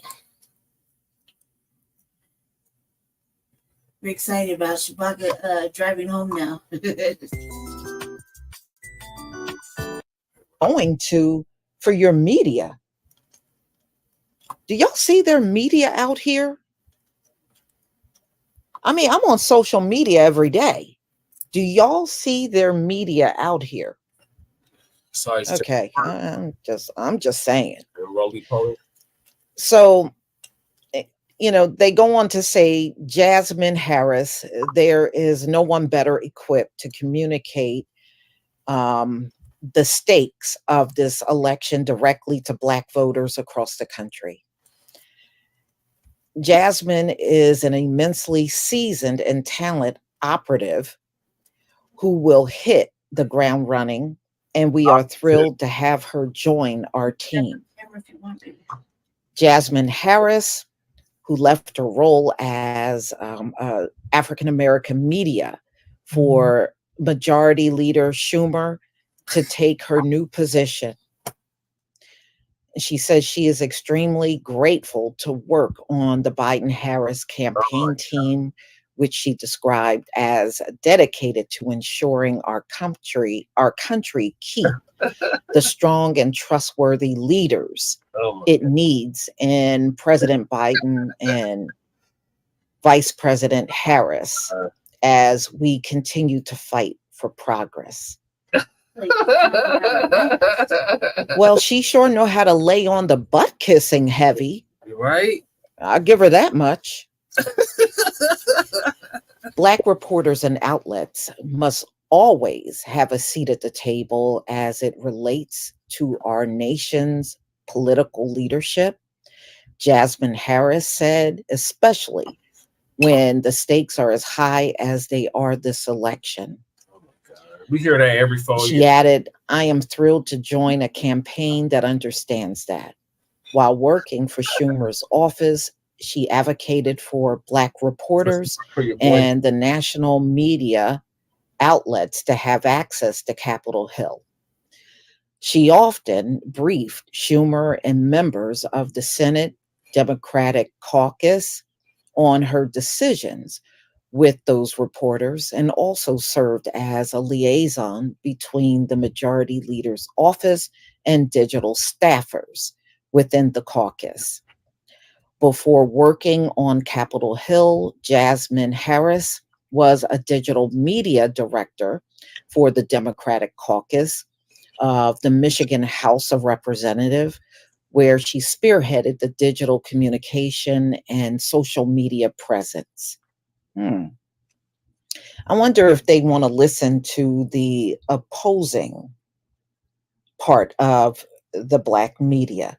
Oh, they're already listening to us anyway. In order for them to make this move, they're listening to us, y'all. Oh, yeah, big time. They are listening, and they are listening hard. Oh, yeah. You know, and they're listening, but they don't want to reach out to the opposer. You know, they don't want to reach out to opposing people. They want to kick, you know, they want the bootlicks online. But let me tell you, the bootlicks are not going to reach the voters. Exactly. Because we just don't communicate with them like that. Those people do not resonate within their own community. Exactly. So if those are the kind of people you're reaching out to, then that's pretty counterproductive. Exactly. That's all I'm telling you. We are not feeling those folks. Right. So anyway,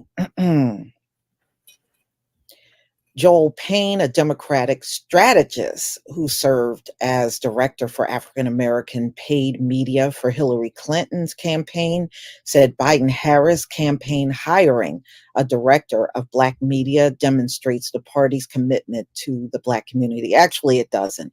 As long as they don't have an agenda for us, then they're not showing any commitment at all. That's my opinion.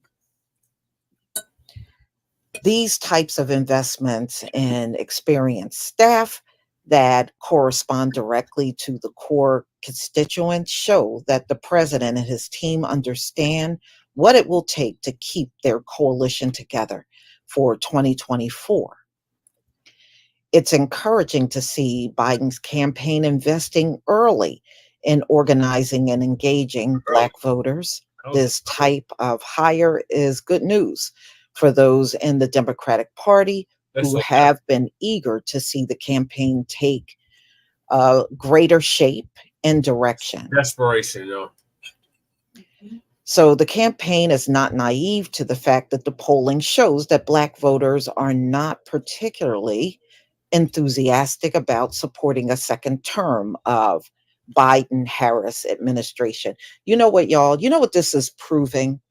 It's proving that those of us that are getting on the platform and we're demanding reparations, we're demanding they do something about qualified immunity, and we are demanding a crime bill, they're paying attention to us the most. Mm-hmm.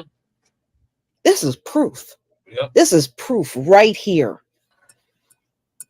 This is proof.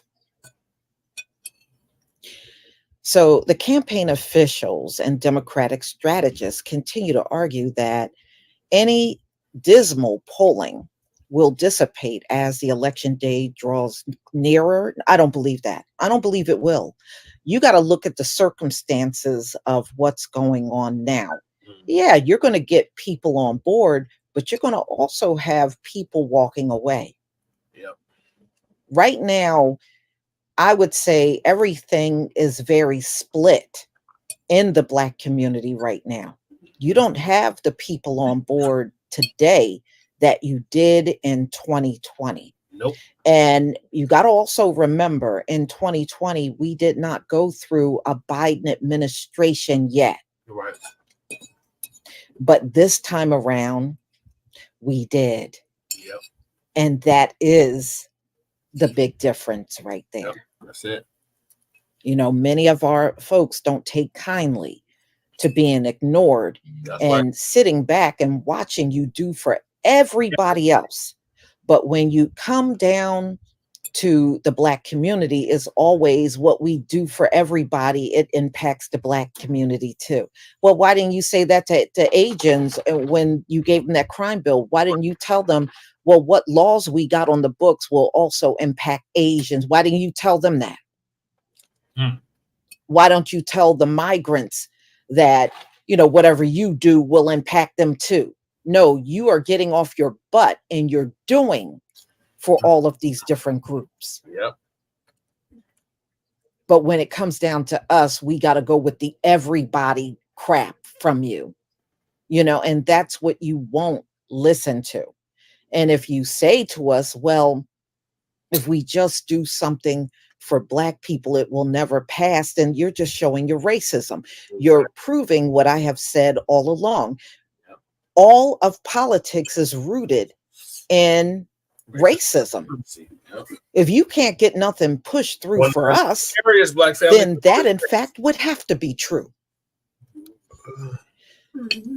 So y'all, you know, they go on and say, you know, it's important for us to make sure that people understand and, you know, he gets credit for work he's done. What work? Well, give us our reparations. That would be some great work he can do. Exactly. You know, you got to stop ignoring the people that are speaking out. See, that's one thing about the Democrats. Y'all are great at ignoring, especially us. Mm-hmm. You're experts at ignoring. We hear you. Instead of saying, you know what, there is something we need to do. We need to go that extra mile. You won't do it, you know? And Joe Biden seems to have executive orders for every single cause except for ours. So here's what I have to say for this article.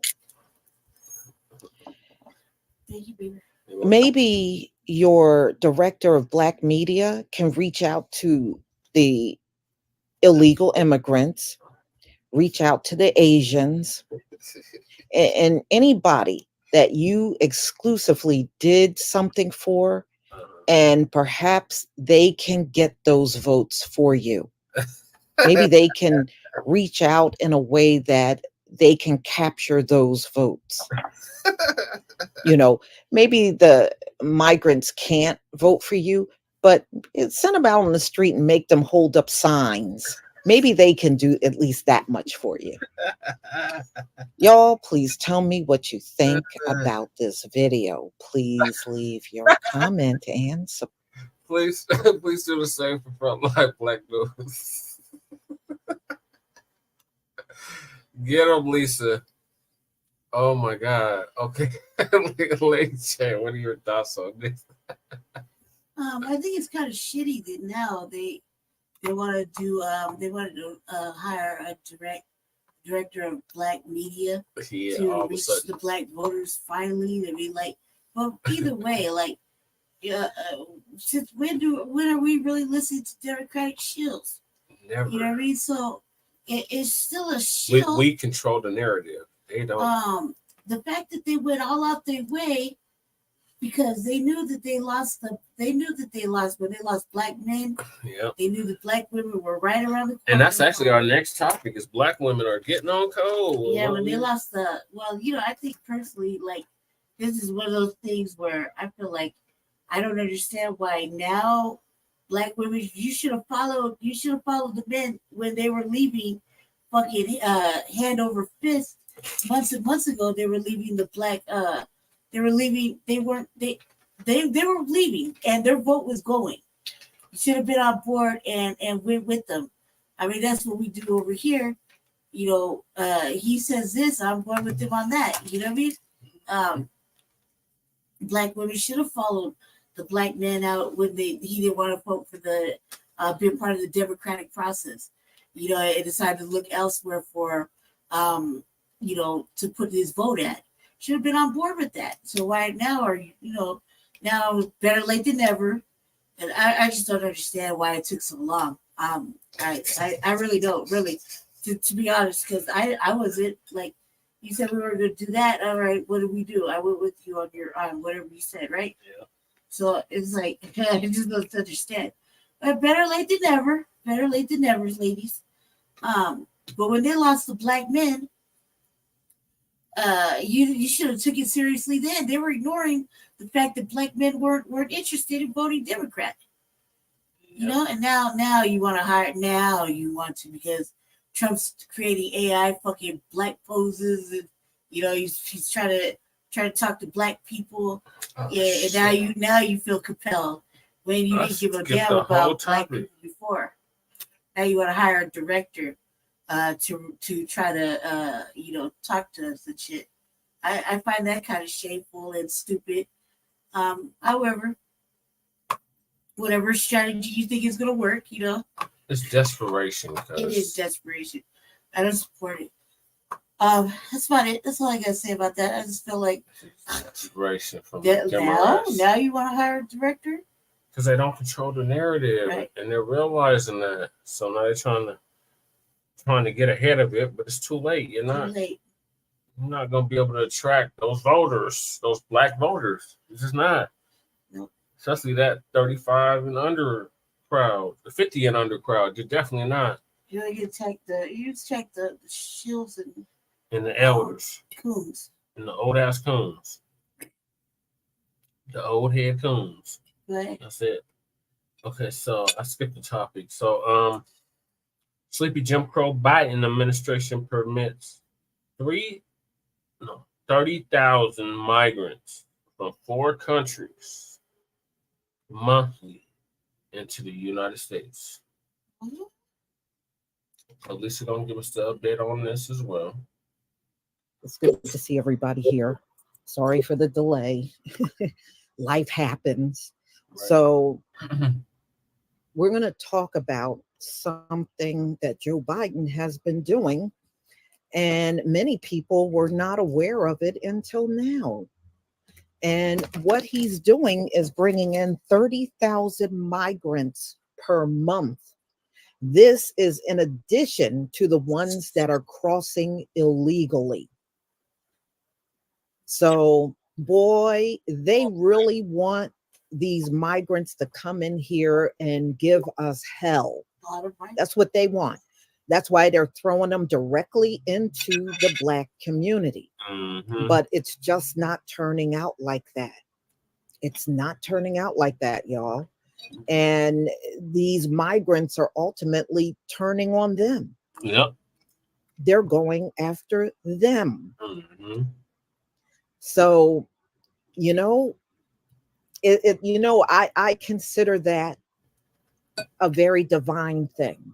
Mm-hmm. You had evil intentions to get a whole new group of people that we know nothing about, they don't know us, and get them to turn on us. but they're turning on them. I really believe that really, truly is a divine thing right there. It really is. Yeah, they got disdain towards us, and they say all of the same stereotypes that these folks say that they made up against us. And, that rings true. But in the same token, many of them are saying, why should we go after Black people? They don't have nothing. We want to go after the people that got money, and they know who got the money up in here. So let's go ahead and get started. I think what Joe Biden is doing is absolutely rotten. But as long as it's against us, he could care less. And that's their overall attitude. Okay, y'all. If you can see my screen, give me a 1. And trust me, he's been doing this for quite some time. And I really believe the media knew this was going on. They're just bringing it out now. If we're hearing about it now, it done gone on for quite some time. Thank you, everybody. Thank you. Thank you. Thank you. All right, let's get into it. So the Biden administration started this program that allows 30,000 migrants to come in here from 4 different countries. And they tried to strike it down in court, and the court upheld it. So this will continue. You'll have 30,000 coming in every single month. Court says there's nothing wrong with them doing this. So, all right, so let's get into this. All right, I don't know why this thing did that. All right, that's okay. All right. So the Biden administration can keep operating a program that allows a limited amount of migrants from 4 countries to enter the U.S. on humanitarian grounds, after a federal judge on Friday dismissed a challenge from the Republican-led states. U.S. District Court Drew B. Tipton, they said, Texas and 20 other states had not shown they had suffered financial harm because of the humanitarian parole program that allows up to 30,000 asylum seekers into the U.S. each month. And here's the countries. They're coming in from Cuba, Haiti, Nicaragua, and Venezuela. Yeah, we sure got a lot of them from Venezuela. You can best believe that. So they said that was something the state needed to prove to the legal standing to bring the lawsuit. So I guess they made an attempt and they failed. In researching this conclusion, the courts did not address the lawfulness of the program. Eliminating the program would undercut a broader policy that seeks to encourage migrants to use the Biden administration preferred pathway into the U.S. or face stiff consequences. The states led by Texas had argued the program is forcing them to spend millions on healthcare, education, and public safety for migrants. An attorney working for the Texas Attorney General's office in the legal challenge said the program created a shadow immigration system. It did, because they're flying these people in at night into the United States. So they don't want it out in the open. They're doing it when most people are not paying attention. It's nighttime and flights are coming in. More than likely, it's probably like 2 a.m. when they get here. Yeah. Advocates for the federal government countered the migrants admitted through the policy helped with the U.S. farm labor shortage. Shoot. Okay, so what do you do with the ones that are coming in here and saying they're not going to work? They're just going to collect the money. Okay. The White House welcomed the ruling, the district court decision based on the success of the program, which has expanded lawful pathways for nationals from Cuba, Haiti, Nicaragua, and Venezuela who have a sponsor in this country or pass our rigorous vetting process. Oh my goodness, y'all don't have no vetting process. Man, get out of here. If you're on code with white supremacy, that's the while dramatically decreasing the number of nationals from those countries crossing the southwest border. The White House spokesperson, Angelo Hernandez, that's their name, Angelo Hernandez. Man. Okay. So the Texas Attorney General's office did not immediately reply to messages seeking comment. An appeal by Texas and other states seems likely. Since the program was launched in the fall of 2022, more than 357,000 people from Cuba, Haiti, Nicaragua, and Venezuela have been granted parole and allowed to enter the country through January. Haitians have been they've been the biggest group. They're saying the Haitians have actually been the biggest group to use the program. And there have been 138,000 people from Haiti arriving, followed by Venezuela. They had 86,000 people from that country, 74,000 Cubans, and 58,000 people from Nicaragua. Well, I can imagine Haiti being it's gotten far worse there. And I did see the stories. The president is resigning. So it is really a mess. The gangs in Haiti got full control of the country now. Okay, so the migrants must apply online, arrive at an airport, and have a financial sponsor in the U.S. If approved, they can stay for 2 years and get a work permit. Joe Biden has made unprecedented use of parole authority, which has been in effect since 1952 and allows presidents to let people in for urgent humanitarian reasons or significant public benefit. Esther Sung, an attorney for Justice Action Center, which represents 7 people who were sponsoring migrants as part of the program, said she was looking forward to calling her clients to let them know of the court's decision, which means it's going to be a lot more coming. Wow. It's a popular program. People want to welcome other people to this country, she said. Wow.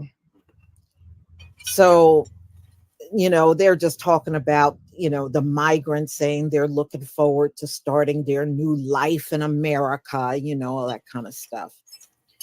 So during the August trial in Victoria, Texas, Tipton declined to issue a temporary order that would halt the parole program nationwide. So that attorney, Tipton, is an appointee of Donald Trump, who ruled against the Biden administration in 2022 on an order that determined who to prioritize for deportation. Some states said that the initiative has been a benefit to them. One Nicaraguan migrant admitted into the country through the process filled a position at a farm in Washington state that was struggling to find work. So this attorney, Tipton, questioned how Texas could be claiming financial losses if data show that the parole program actually reduced the number of migrants coming into the U.S. the courts has and before a case in which plaintiffs claim they have been injured by the program and that has actually lowered their out-of-pocket costs. So when the policy took effect, the Biden administration had been preparing to end the pandemic policy, and the border, known Title 42, that barred migrants from seeking asylum at ports of entry and immediately expelled many who entered illegally. Proponents of the policy also faced scrutiny from Tipton, who questioned whether living in poverty was enough for migrants to qualify.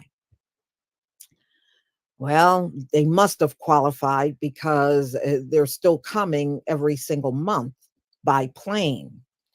Federal government attorneys and immigrant rights group said that in many cases, Cubans, Haitians, Nicaraguans, and Venezuelans are also fleeing oppressive regimes, escalating violence and worsening political conditions that have endangered their lives.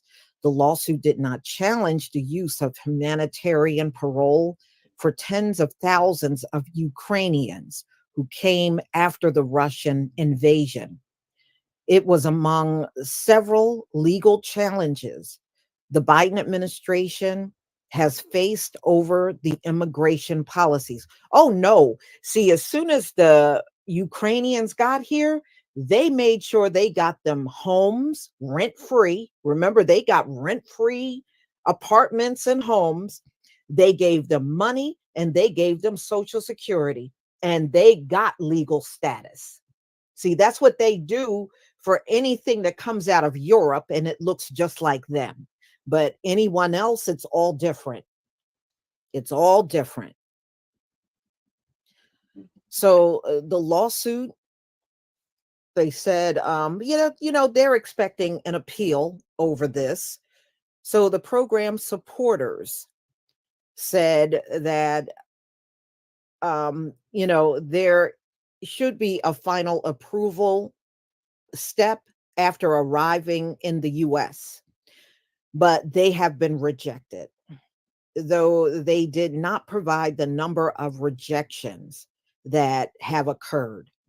So Friday's decision is a clear win for the Biden administration. And so now y'all know, on top of what's coming across the border is coming by plane every single month, a total of 30,000 from 4 different countries.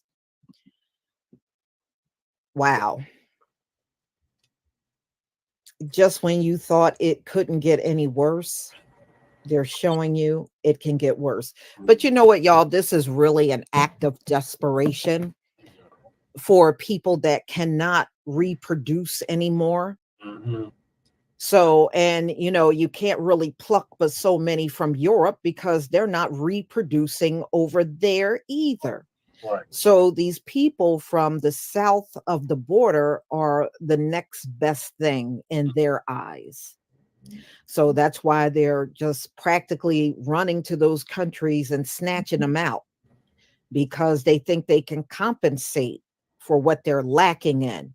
And they're going to soon learn there is no migrants that are going to replace them at all. You see what's happening. You already got the criminal class and the inmates that were in prison over there. They're now here. That's why you see the crime going through the roof. So, and how many on these planes that are coming in here are also part of a criminal element. You can't tell me none of them are.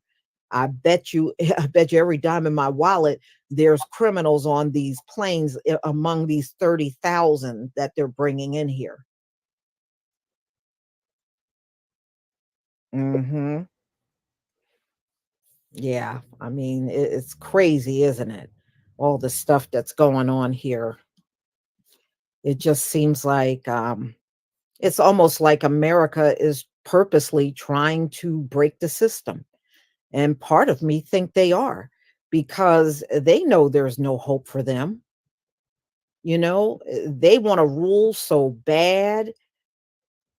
When we get the kingdom and get back on top, they want to rule badly, but there is no more rulership for them. This is really over for them. But that's what they really want more than anything. They want to stay in power, despite the fact that they've done a horrible job in leading. They have been horrible leaders. But they seem to think they're good leaders. They have never been good leaders. They have always been horrible leaders. That's why the world, through and through is violent. You couldn't find a spot on this earth that's not violent to save your mama's life at this point. And that's all they have literally given us. They have given us a violent world to live in.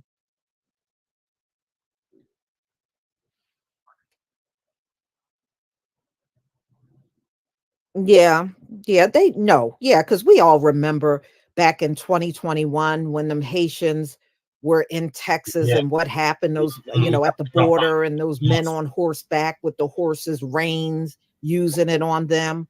And yeah, they got them out of here. They deported them folks. But now, the Haitians announced, because I did the video on it probably about 2-3 weeks ago, that they were suing the US government for discrimination. They were taking in certain people from different nations, but they were rejecting the Black immigrants coming in. So, technically, they don't care about nobody from Haiti. And if they didn't have to take them in, they wouldn't. But I can imagine it's going to be even more coming in from Haiti, just looking at the situation of what's going on there. Yeah. It just seems unbearable just looking at it. But my heart goes out to them. That's got to be a terrible thing to have violent gangs ruling in your country. Yeah, that can't be a good thing for anyone.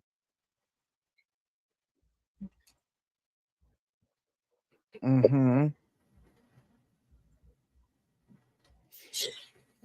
Yeah, well, you can expect Biden to, do these little sneaky things and getting these folks in here is to be expected.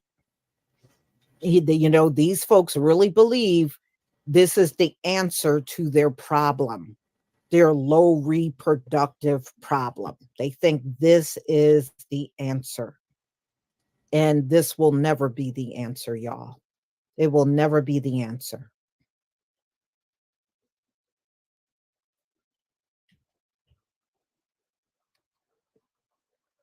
Mm-hmm. Yeah. Yeah.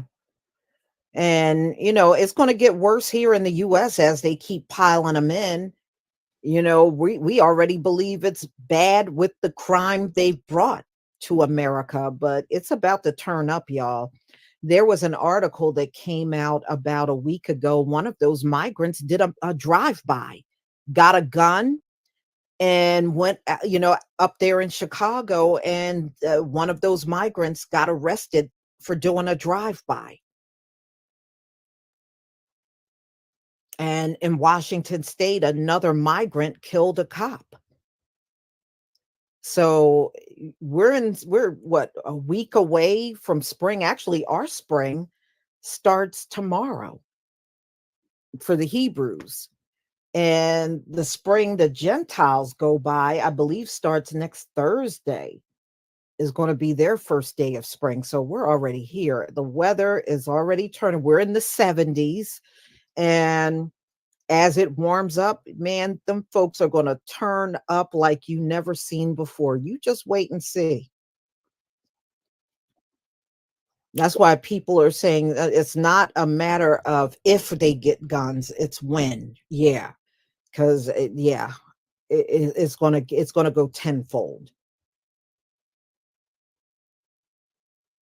Mm-hmm. So everybody, please enjoy the rest of your day. Thank you so much for being here. Yeah, it's just unbelievable, the stuff that we're watching. It is unbelievable. Right. And this is what your politicians are doing, and they got the nerve to believe they should have everyone's vote. It's just unbelievable. It is. It really is. So everybody, make sure you come back tomorrow for my next. Make sure y'all like and subscribe to Frontline Black News.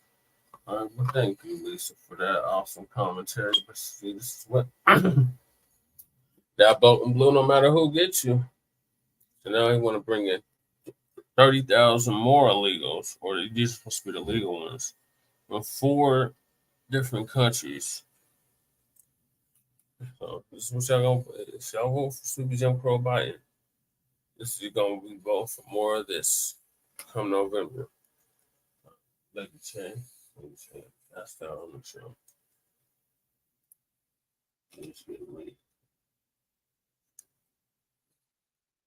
Maybe change out for the count, y'all.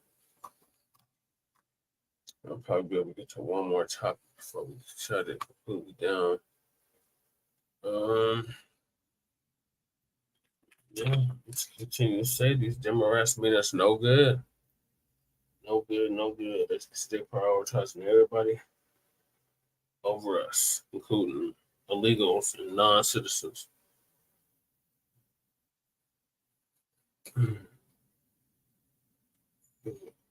Okay.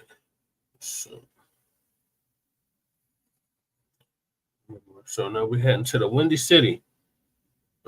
Lisa was just talking about the illegals in Chicago pulling drive-bys. Well, the Democratic administration over there is also doing any and everything for the illegals. So we're going to go to that next. Damn, Johnson, y'all need to recall him. If y'all in Chicago, y'all need to definitely recall him. Y'all got rid of Lightfoot and hopped out the fire, hopped out the pan into a even bigger fire. So, what is it? Bathroom, so.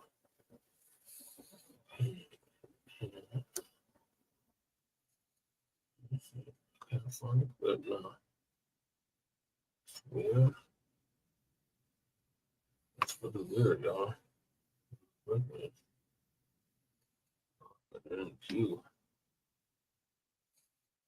Oh my god. Oh shit. Legals had this in Chicago and Denver. Oh, that was TD hip hop.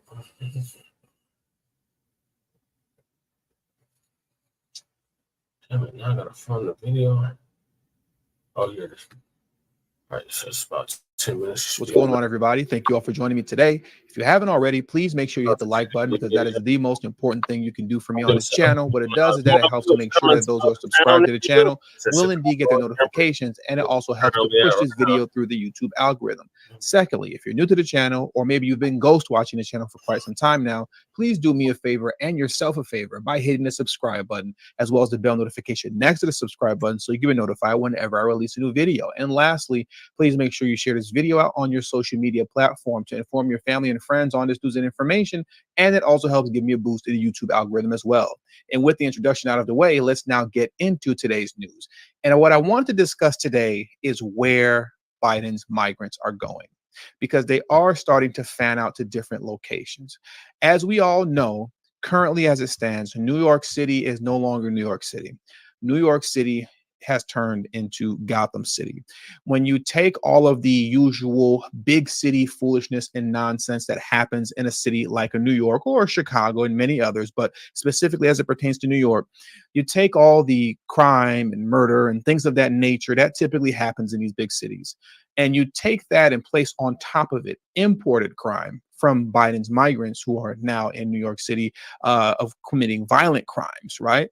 And then you take the fact that on top of that, you have now the mayor, Eric Adams, openly calling for NYPD to be able to collaborate with ICE by making an amendment to the sanctuary city laws. And we also have to take into consideration the fact that migrant shelters in New York City are increasingly becoming more and more violent, so much so that the mayor of New York is now installing metal detectors inside of multiple migrant shelters throughout the city of New York. So when I say New York City has turned into Gotham City and that their only hope is Batman, that's just the fact of the matter.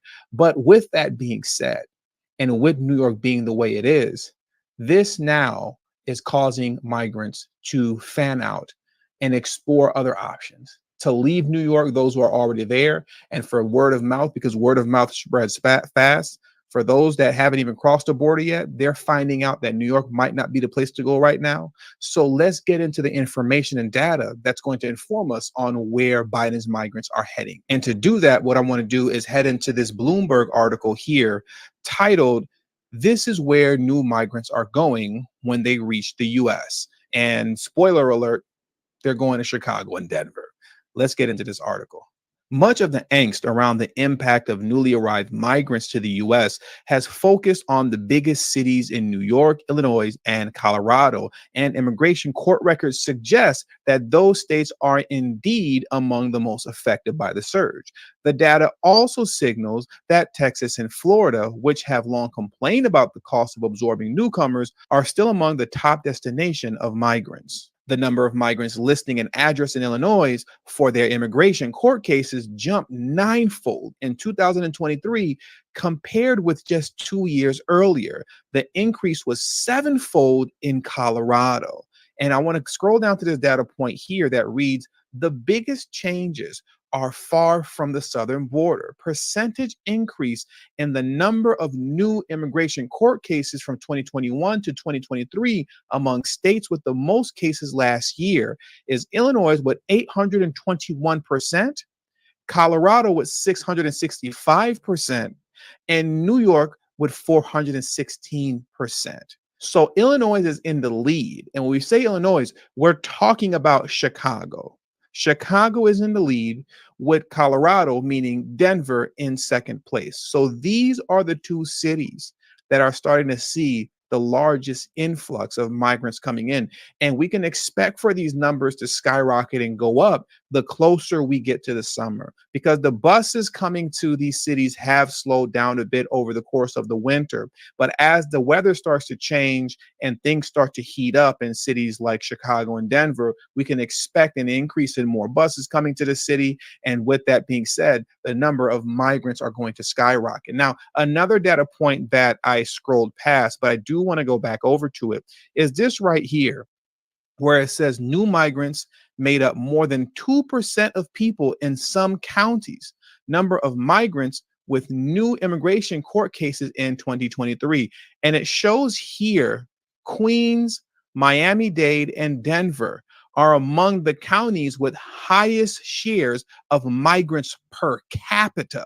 So they have a population count of 2% as it pertains to Biden's migrants, 2% in these areas. To me, that's just astonishing. That level of growth within a specific population in such a short period of time. And as you can see here in the center, Cook County, which is the county that Chicago was in Illinois, has a very large percentage as well. They are currently at 1%, but they are on their way to 2% if these numbers hold true that we see here concerning the number of migrants that are reporting themselves as living in the state of Illinois as they send out their information concerning their court cases. To be sure, the data isn't perfect. Relying on the addresses the migrants provide to U.S. officials who are managing their immigration court cases, sometimes the new arrivals end up going elsewhere or don't yet know where they'll end up. An audit completed in September found that the U.S. Border Patrol records addresses for 18% of migrants were missing, invalid, or not legitimate residential locations. Still, analysts say the immigration court cases provide a general idea of how newcomers are distributed around the country. And I find it very interesting that they would use the word newcomers, because that is actually what Joe Biden described the illegal immigrants as well. He described them not as illegal aliens, not as illegal immigrants, but he described them as newcomers. Now, this piece of information that I'm getting ready to read to you all in this article is what I found was the most interesting piece of information in here. And it reads as such: records also show that the immigrants are increasingly arriving at the border in family clusters, a departure from the past when they were typically single adults. Let's talk about that. And I've spoken on that before in the past, but I want to speak on that again. Immigrants are starting to show up as family clusters more and more, as opposed to single adults. I don't believe a good deal of these so-called migrants, Biden's migrants, are actually families when they come through, because you can't prove any of that to be true. You are unable to prove that if the children that they're at the border with are actually their biological children. There is no marriage certificate that you can look at that says that the man and woman are actually married. There is no identification card that you can look at from their foreign country, or from their country, I should say, where you can match the ID to the birth certificate, or you can match the ID, I should say, to the marriage license and say, okay, you are who you say you are, and you guys are actually married, and you have a birth certificate for your children, and the name of the parent on the birth certificate matches the name that's on this ID, which matches the photo that I'm looking at, which is you. None of that is available. You just have people showing up at the border saying, we're a family. And you're supposed to take them on their word, which apparently we do. And the reason that we're seeing an increase in family clusters versus single adults is because families receive special treatment. Families get to be placed in the front of the line once they get here and start applying for programs in places like New York and Chicago, where they're giving out free housing and paying people's rent, right?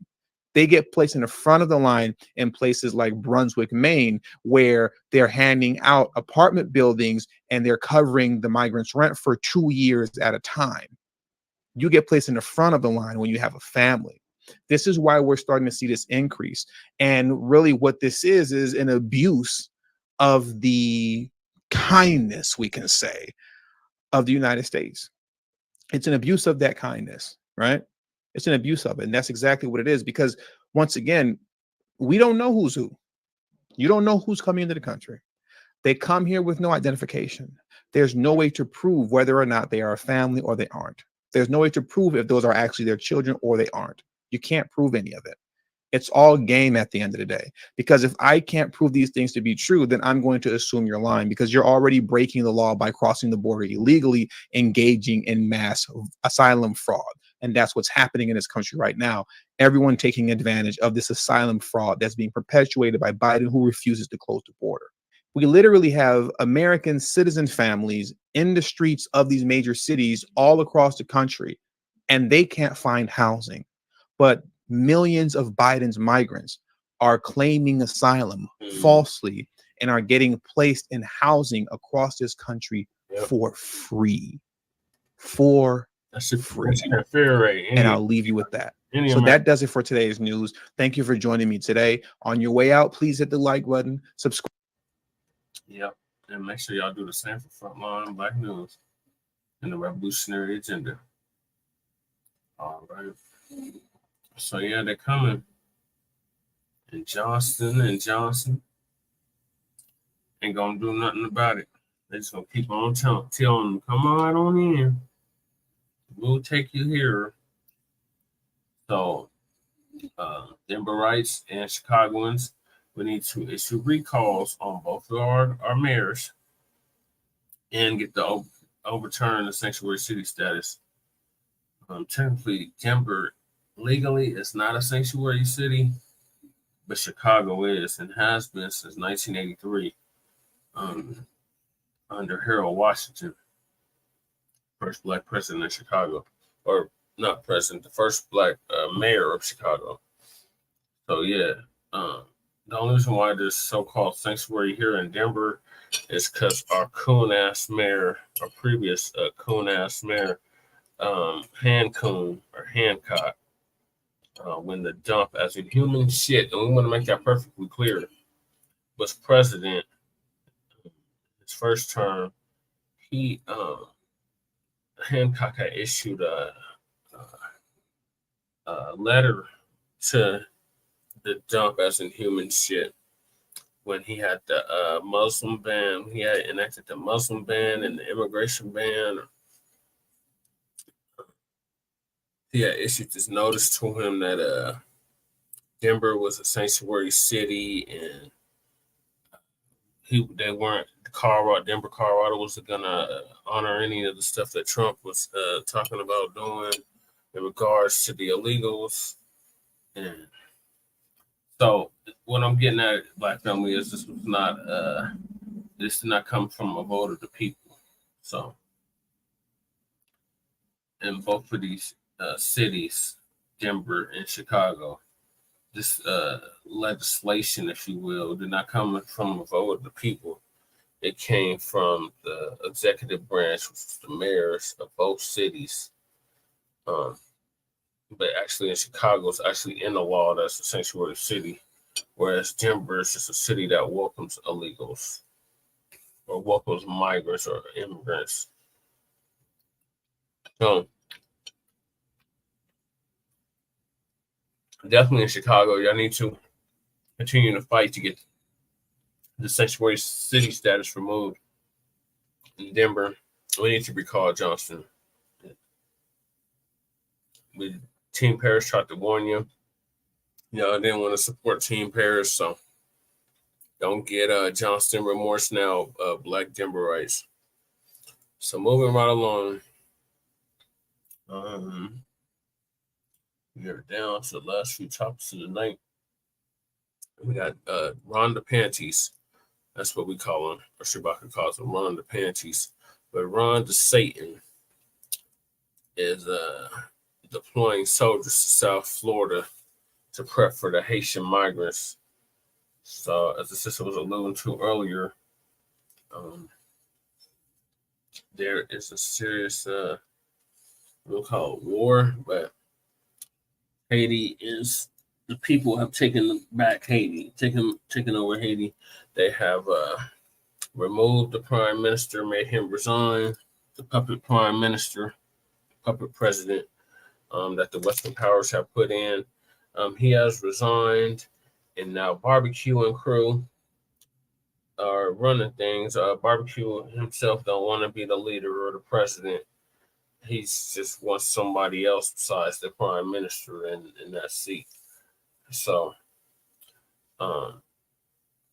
in response to this, Ron DeSatan, This is where woke goes to die, of Florida, wants to deploy soldiers to the South Florida to prep for the Haitian migrants. So I'm gonna let that play. It's also TD Media. Shout out to TD Media, formerly TD. If you are voting for my father, I'm asking you to chip in $5, $10, or even $25 to his campaign. What's going on, everybody? Thank you all for joining me today. If you haven't already, please make sure you hit the like button, because that is the most important thing you can do for me on this channel. What that does is that it helps to make sure that those who are subscribed to the channel will indeed get their notifications, and it also helps to push this video through the YouTube algorithm. Second, if you're new to the channel, or maybe you've been ghost watching for quite some time now, do me a favor and yourself a favor by hitting the subscribe button as well as the bell notification next to the subscribe button, so you can be notified whenever I release a new video. And lastly, please make sure you share this video out on your social media platforms to inform your family and friends of this news and information, and that also helps to give me a little boost in the YouTube algorithm. And with the introduction out of the way, let's get into today's news. And boy, oh boy, we're headed back to Florida. We're headed back to Florida today with Ron DeSantis, and it looks like he is sending out the troops to the coast in order to prepare for a potential mass Haitian exodus, to which a multitude of Haitian migrants may potentially be coming to the shores of Florida. So he's sending out the troops essentially to make sure that that doesn't happen, right? So let's get into this news clip right now. I believe it's from CBS Miami for a little bit more information that's detailed. So let's get into that clip right now. Turning now to the escalating crisis in Haiti, the U.S. is sending a team of Marines to the nation's capital city, Port-au-Prince, in an effort to help protect the U.S. Embassy. Here's where things stand at this hour. Haiti is now preparing for new leadership after Prime Minister Ariel Henry announced his resignation yesterday. Today is the deadline for names to be submitted for the transition team that will select the country's new leader. Meantime, Governor Ron DeSantis announcing today he is increasing security here at home in an effort to stem a potential migrant influx of Haitians attempting to flee their homeland. CBS News Miami's Tanya Francois has been following the story daily for us. She joins us live from Florida City with more on the forces being sent from South Florida to Haiti. Tanya? Elliot, this is the road that leads to the Keys. It's the road law enforcement officers will take under Governor DeSantis' orders. Today, the governor announced he is sending hundreds of officers to stop a potential Haitian migration to Florida. Southcom, based right here in South Florida, issued a statement this morning saying more Marines are on the ground in Haiti to protect the U.S. Embassy and begin preparations for the Kenyan troops expected to restore law and order. Today is the... For those of you who don't know, that gentleman that we just saw, shooting that off his gun off into the air, that is the man who has allegedly taken over Haiti. And his nickname is Barbecue. There's a lot of rumors circulating around that he's the leader of a cannibal gang that apparently eats people in Haiti. But I haven't seen any actual credible news outlets that have substantiated that claim. I'm talking about from mainstream news, mainstream media news here in the U.S. I haven't seen that. Independent news outlets, I haven't seen that. Even on international level from Russia Today and Al Jazeera, I just haven't seen anything that substantiates that claim. That seems to be something that's circulating mainly throughout social media. But outside of that, people are really torn right now with this gentleman by the name of Barbecue, who I can't get over that nickname because once again, if I didn't say it already, you got to be a bad man for your name to be Barbecue.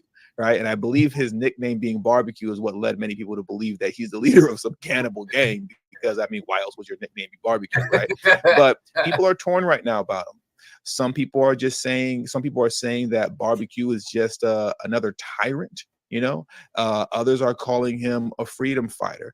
All that is yet to be seen, but as time moves on, I guess we'll find out for sure, right? But I just wanted to give you a little bit of information, on this gentleman right here that you see, once again, letting off a few shots in the air. Revolutionary or tyrant? You all let me know what you think in the comment section below concerning Barbecue, for those of you who are familiar with the situation in Haiti. For the Kenyan troops expected to restore law and order. Today is the deadline for names to be submitted for the transition team after the Prime Minister Ariel Henry promised to resign. Tuesday, the Coast Guard intercepted a boat off the coast of the Bahamas filled with 65 Haitians. They were all sent back. Concerns an influx of migrants from Haiti could reach the state of Florida are growing. Today, Governor DeSantis' office announced almost 400 troops will be moving to protect Florida's border. Here's the breakdown. 39 officers will come from the Florida Department of Law Enforcement, or FDLE. 23 officers and 8 Seacraft will come from the Florida Fish and Wildlife. Florida National Guard sending 48 guardsmen with 4 helicopters, and 30 troopers will come from FHP. This week, Miami-Dade Mayor Daniela Levine Cava wrote a letter to President Biden asking for the federal government to step in. I think we all know Biden isn't going to step in. She's in a line of many mayors that have been sending out letters and trying to set up meetings with Biden to help them with the migrant crisis. Now, this situation is a little bit different, because you're not talking about the migrant crisis as it currently stands. We're talking about an actual situation in Haiti where the country's in complete turmoil, to which there's a possibility of potential mass exodus heading to Florida. So it's slightly separate to a degree. But at the same time, when it comes to anything concerning immigration, Biden is just a lame duck. He's a lame duck. Let's get into what they're going to say right now in here. And we've called upon. Let me rewind this back just a little bit since I interrupted. I want to hear that one more time from the top. Cava wrote a letter to President Biden asking for the federal government to step in. And we've called upon President Biden and his administration to immediately convene an in-person multi-agency community gathering to meet with members of the Haitian American community and with our local authorities to brief us what is going on and what we are doing. Unfortunately for the mayor of Miami, that just isn't going to happen. Right. That's not going to happen. Right. Biden isn't going to assist Florida at all. And that's if the mass influx of Haitian migrants to the border or to the shores even happens. That's yet to be seen. They have captured, you can say, for lack of better words, that one boat that had about 65 Haitians on it and sent the boat back. But it's yet to be seen whether or not there's going to be a mass influx of just boats on top of boats on top of boats headed to Florida. But nonetheless, with the election right around the corner, Biden is definitely not going to help DeSantis with this. And the reason that that's not going to happen, and you can speculate in numerous reasons for why, but for me, this is a good thing if you're Biden. And it's a good thing if you're part of the Democrat Party, because Joe Biden has a very bad reputation with Haitians. And a bad reputation with the Black community concerning his treatment of Haitians and how he has made it a point to swiftly and quickly deport Haitians at mass in a large scale, so much so that even the United Nations had to step in. For those of you who didn't know, the United Nations had to step in and tap Biden on the shoulder and said, hey, like, this is kind of crazy. Why are you deporting Haitians at such a mass scale, you know, in comparison to everybody else? And even Senator Chuck Schumer had to tap Biden on the shoulder and said, hey, man, the way you're deporting Haitians compared to everybody else, it's not a good look for us. You have to knock it off. You have to stop it. So with that being said, you know, the way in which news comes and goes and, you know, we forget things and it's on to the next.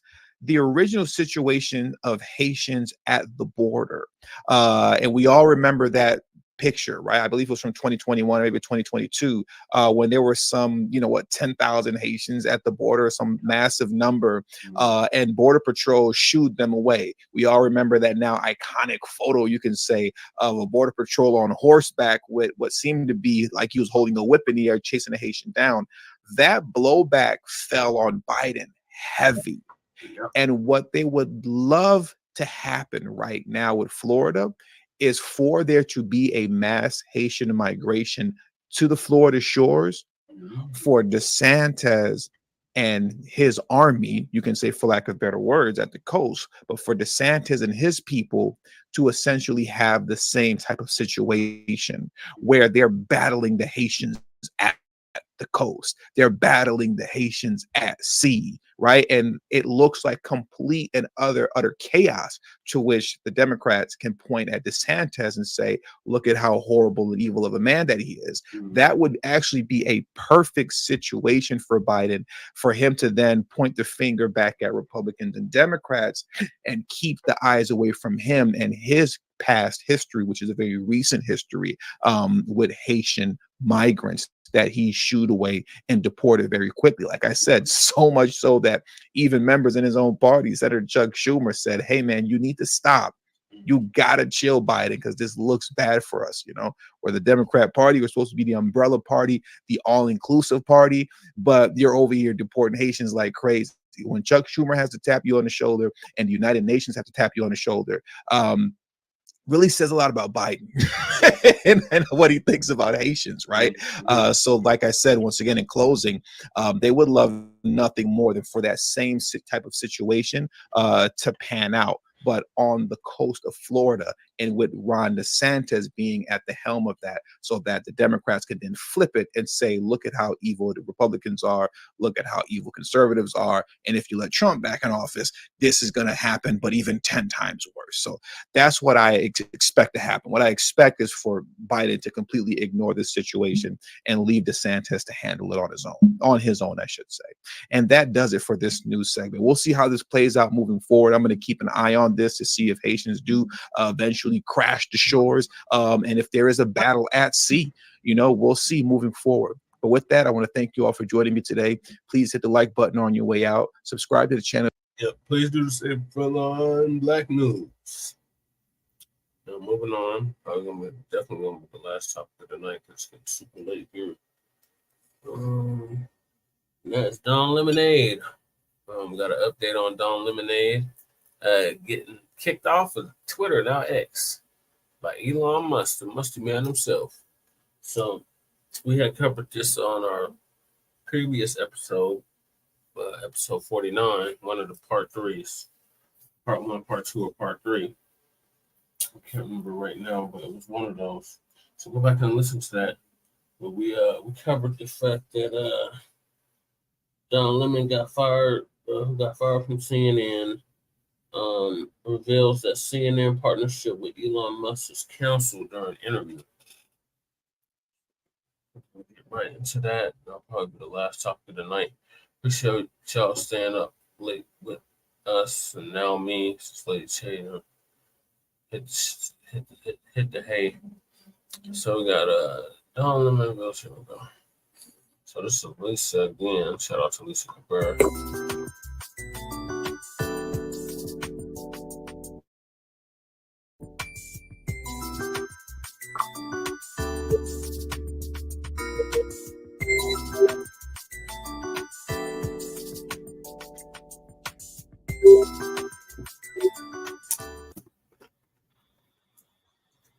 Ladies and gentlemen, back in January, Elon Musk offered Don Lemon a contract to be on X and do a show.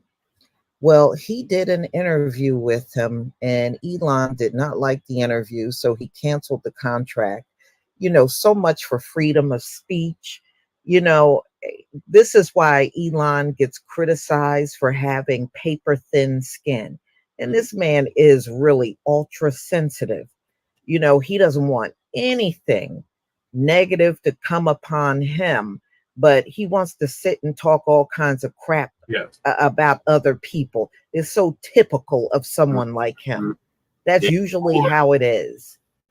And I now understand why so many people criticize him for that.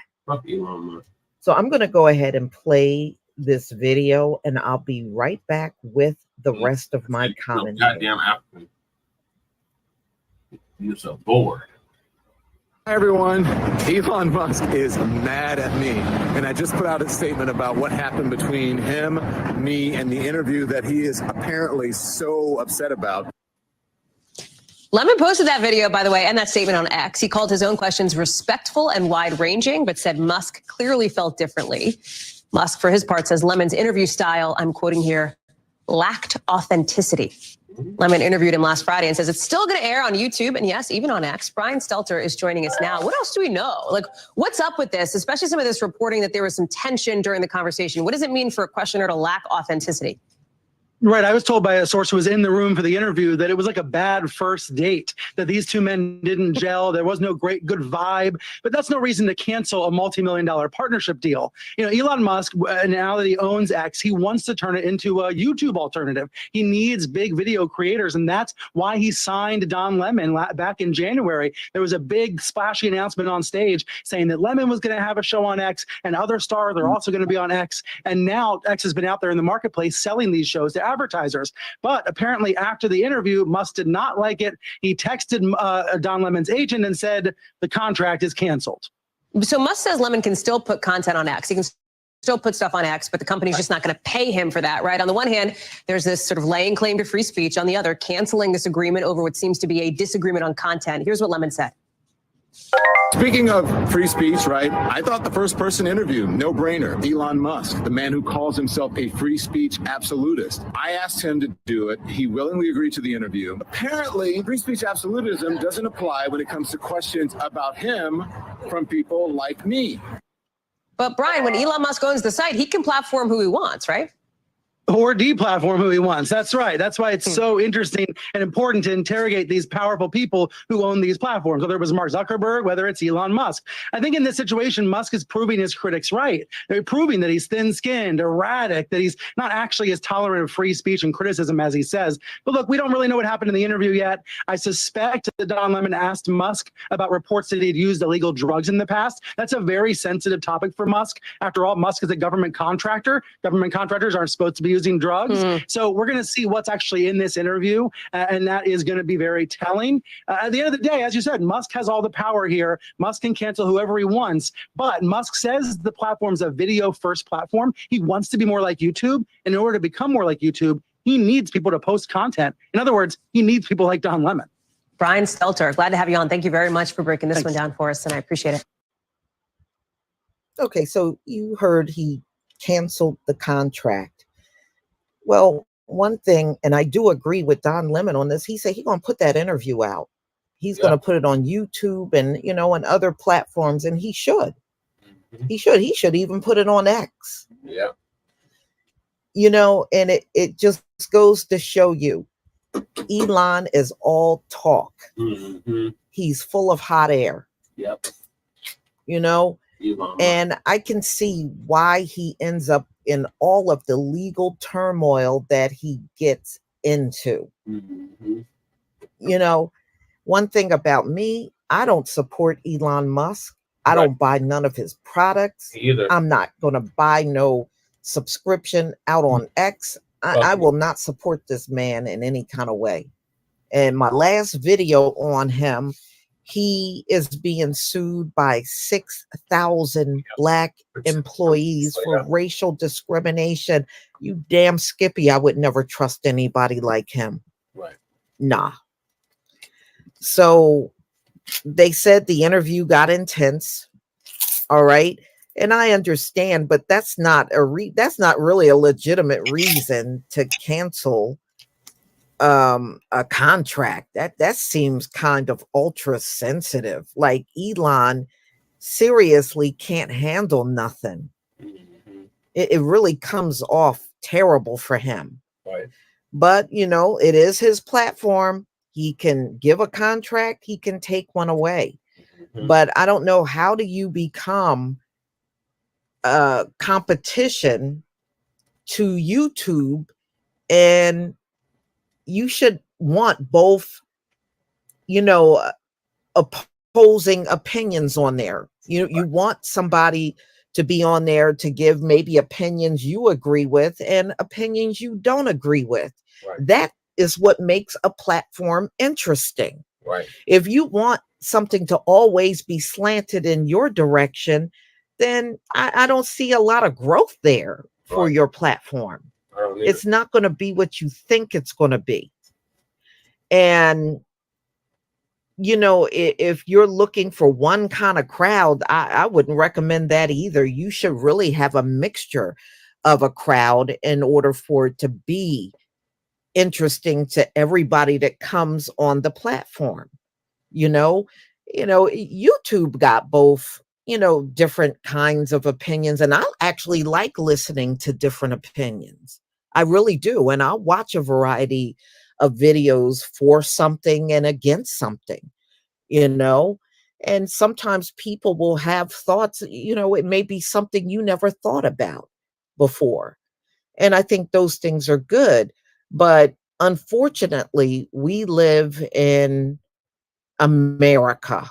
And in America, we got a group of people, if you don't agree with them, then they try to stifle your voice and try to hide you because they don't agree with you, instead of letting everybody have their opposing opinions and we just move on with life.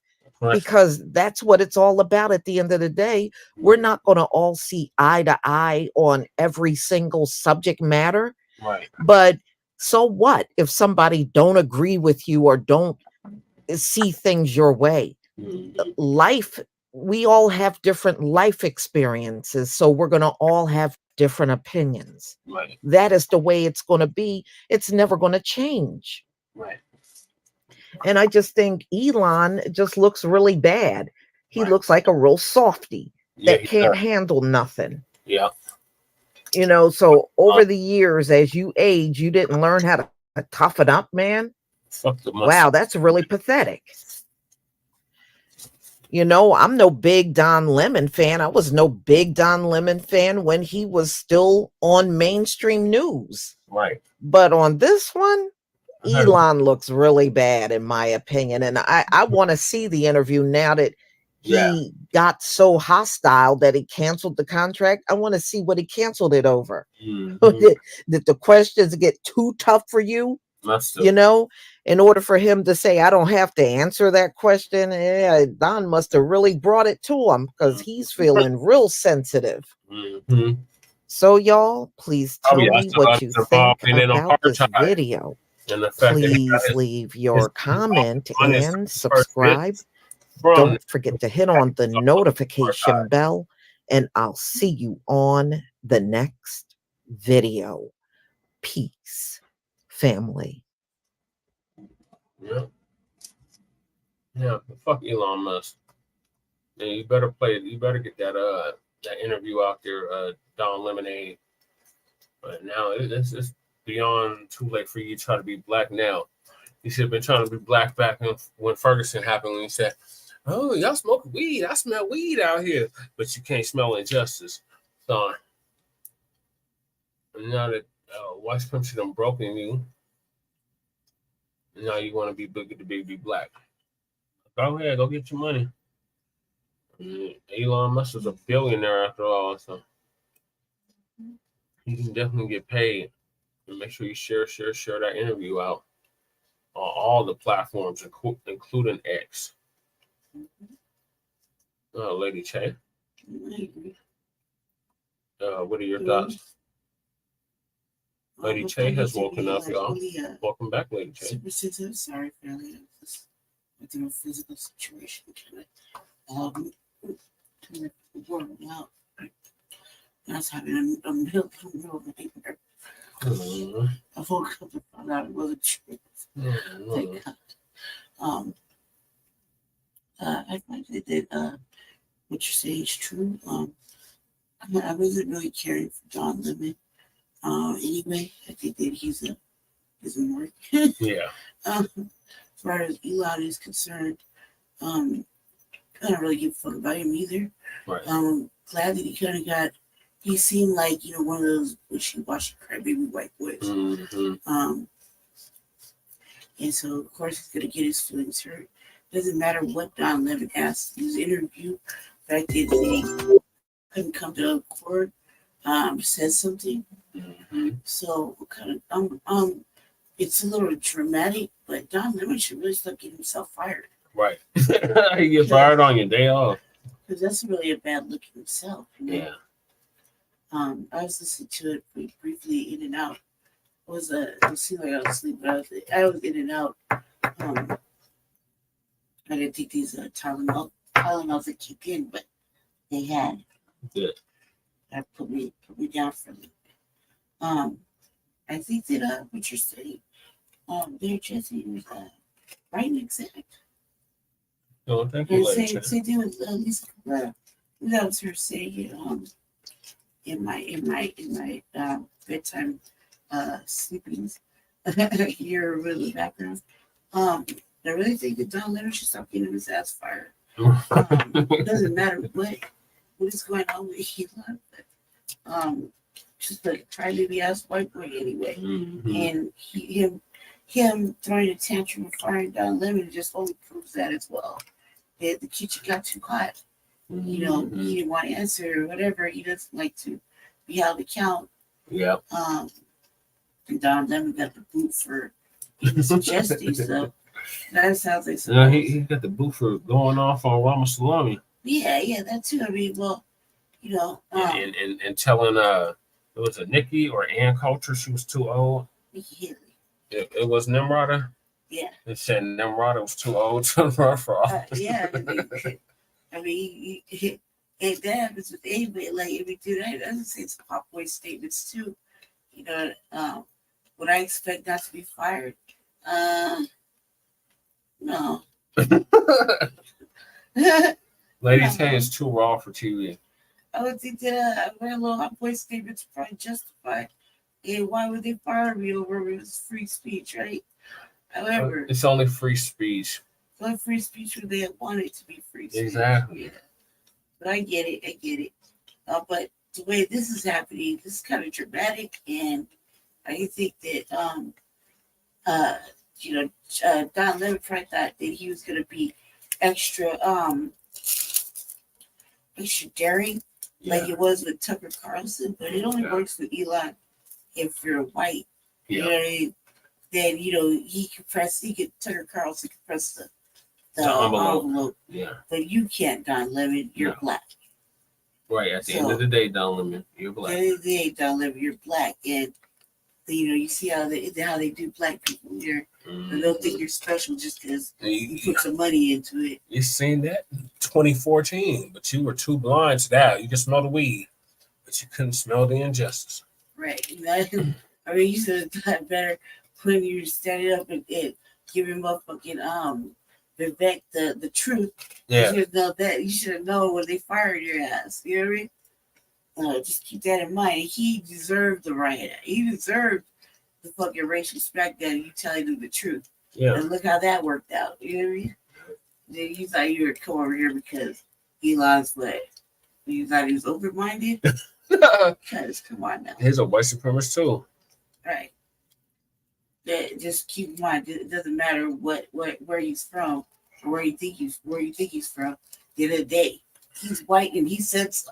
Yeah. Your ass up. And like I said, his daddy got his fortune off of apartheid.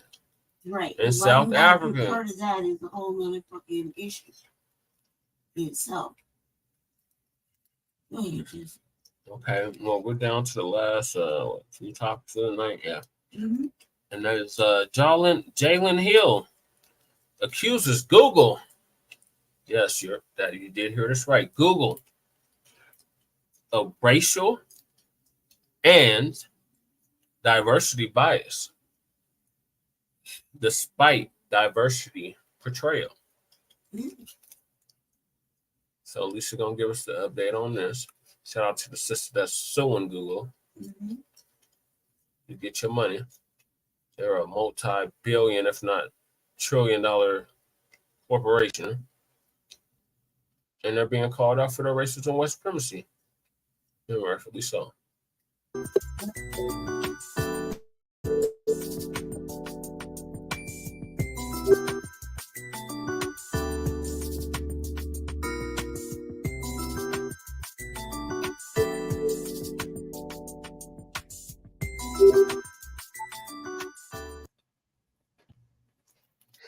Ladies and gentlemen, this is a former Google employee that's suing them for discrimination.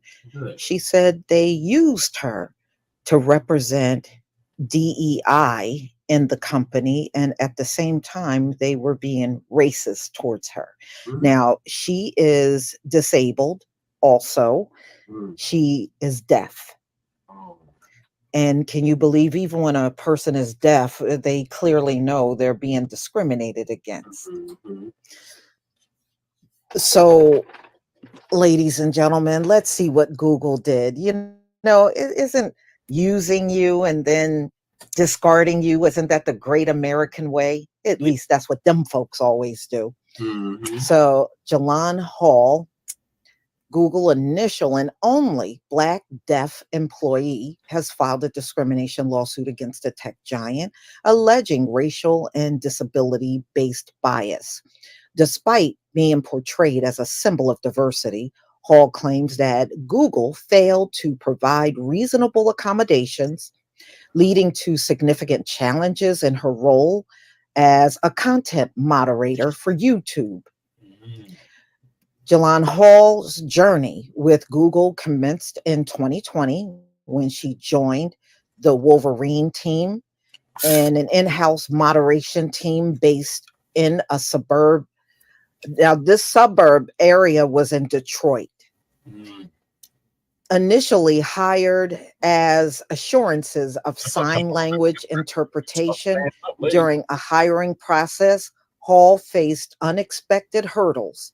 Google allegedly restricted her access to an interpreter, citing confidentiality concerns, severely impacting her ability to fulfill her duties.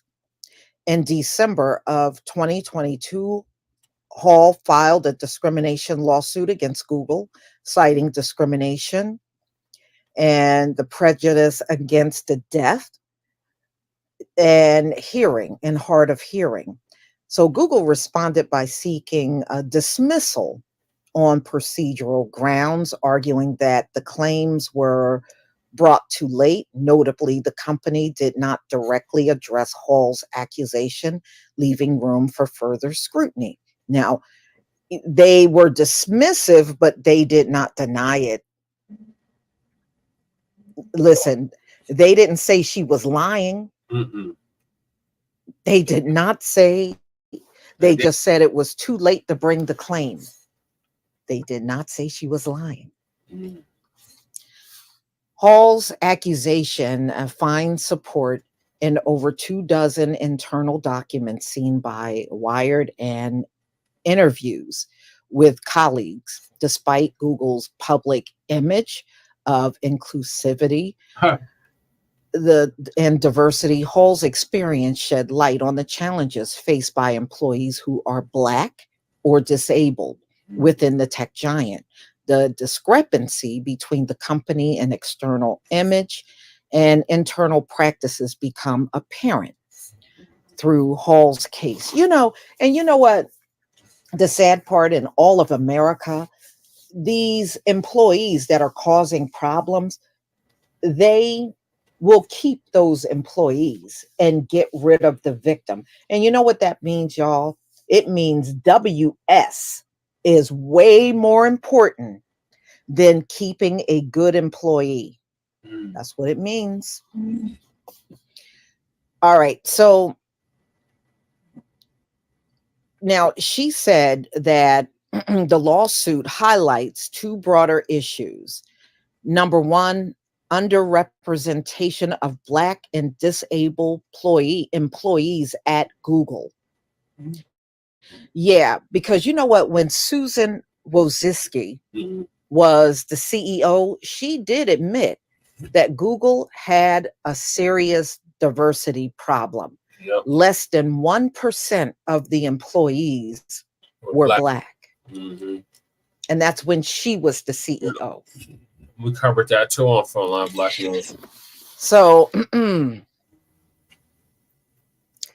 so now with approximately, now they got 2.4% of Black women in Google US workforce. They reportedly leave the company at a disproportionately higher rate compared to women of other races. Google's internal culture, often criticized for favoring individuals who conform to traditional tech industry norms, face renewed scrutiny. In other words, conform to them folks' way. If you don't do that, then you will never last in there. So much for being yourself, right? Yeah. So being yourself is not good enough to a place like Google. Yeah. So Hall, she accuses the company of using her in public and online platforms as a representation of a diverse workplace, despite being praised on LinkedIn and Instagram for her contributions to diversity. Hall insists that Google needs to do better in reality. Google navigates the legal proceedings initiated by Jalon Hall.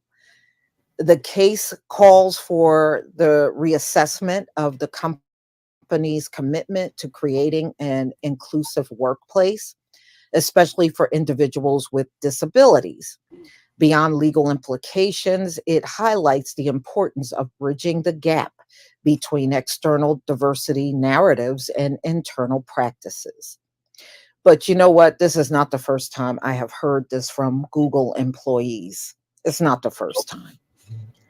In fact, I think a couple of years ago, they had another lawsuit, and those were a lot of women, and they were Black employees, and they were women, and they filed a suit for discrimination. And it just seems to me it's a pattern of these Black employees, and it's a pattern all over the country. But we're talking about Google right now. It's a pattern of, it's like a revolving door with Black employees. They come and go very quickly. And if y'all remember, at one of the Google locations here in the US, it was a Black man. This man was from Africa, but he was a US citizen and he was working for Google. Some of y'all might remember the story. The Google security guard actually detained him and would not let him leave.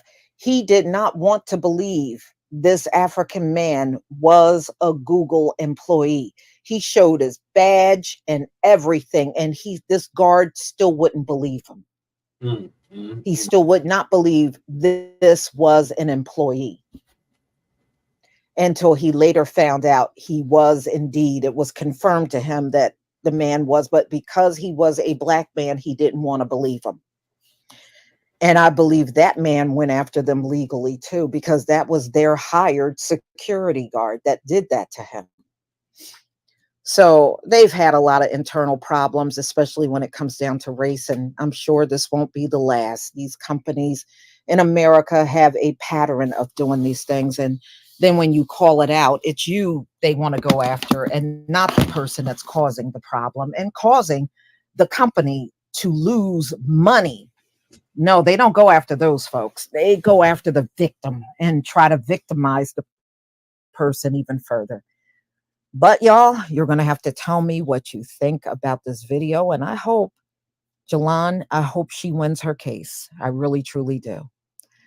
Please leave your comment and subscribe. Don't forget to hit on the notification bell, and I'll see you on the next video. Peace, family. Yeah, so. Ding, ding, ding. Big surprise. Google is racist just like the rest of them. I'm not surprised about this in the least. I hope the sister gets paid. But they tell me it's too late for her to file. I think she should still go ahead and file it anyway.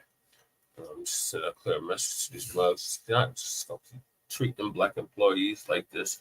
Google, especially if you're trying to honor the DEI shit. But yeah, we know you've been racist forever, Google, just like all the others. That's in Silicon Game Valley. So y'all all need to pay up. So it's just to get her money. And we're pulling for you, Jalon Hall. We're pulling for you, sister. All right, so we down to the last topic of the night. Thank God. I'm just getting super late. It's almost 3 o'clock in the morning here. And that is Jacksonville radio host fired after creating and sharing AI-generated photo of the dump as in human shit. They want to make that perfectly clear. Trump with Black voters.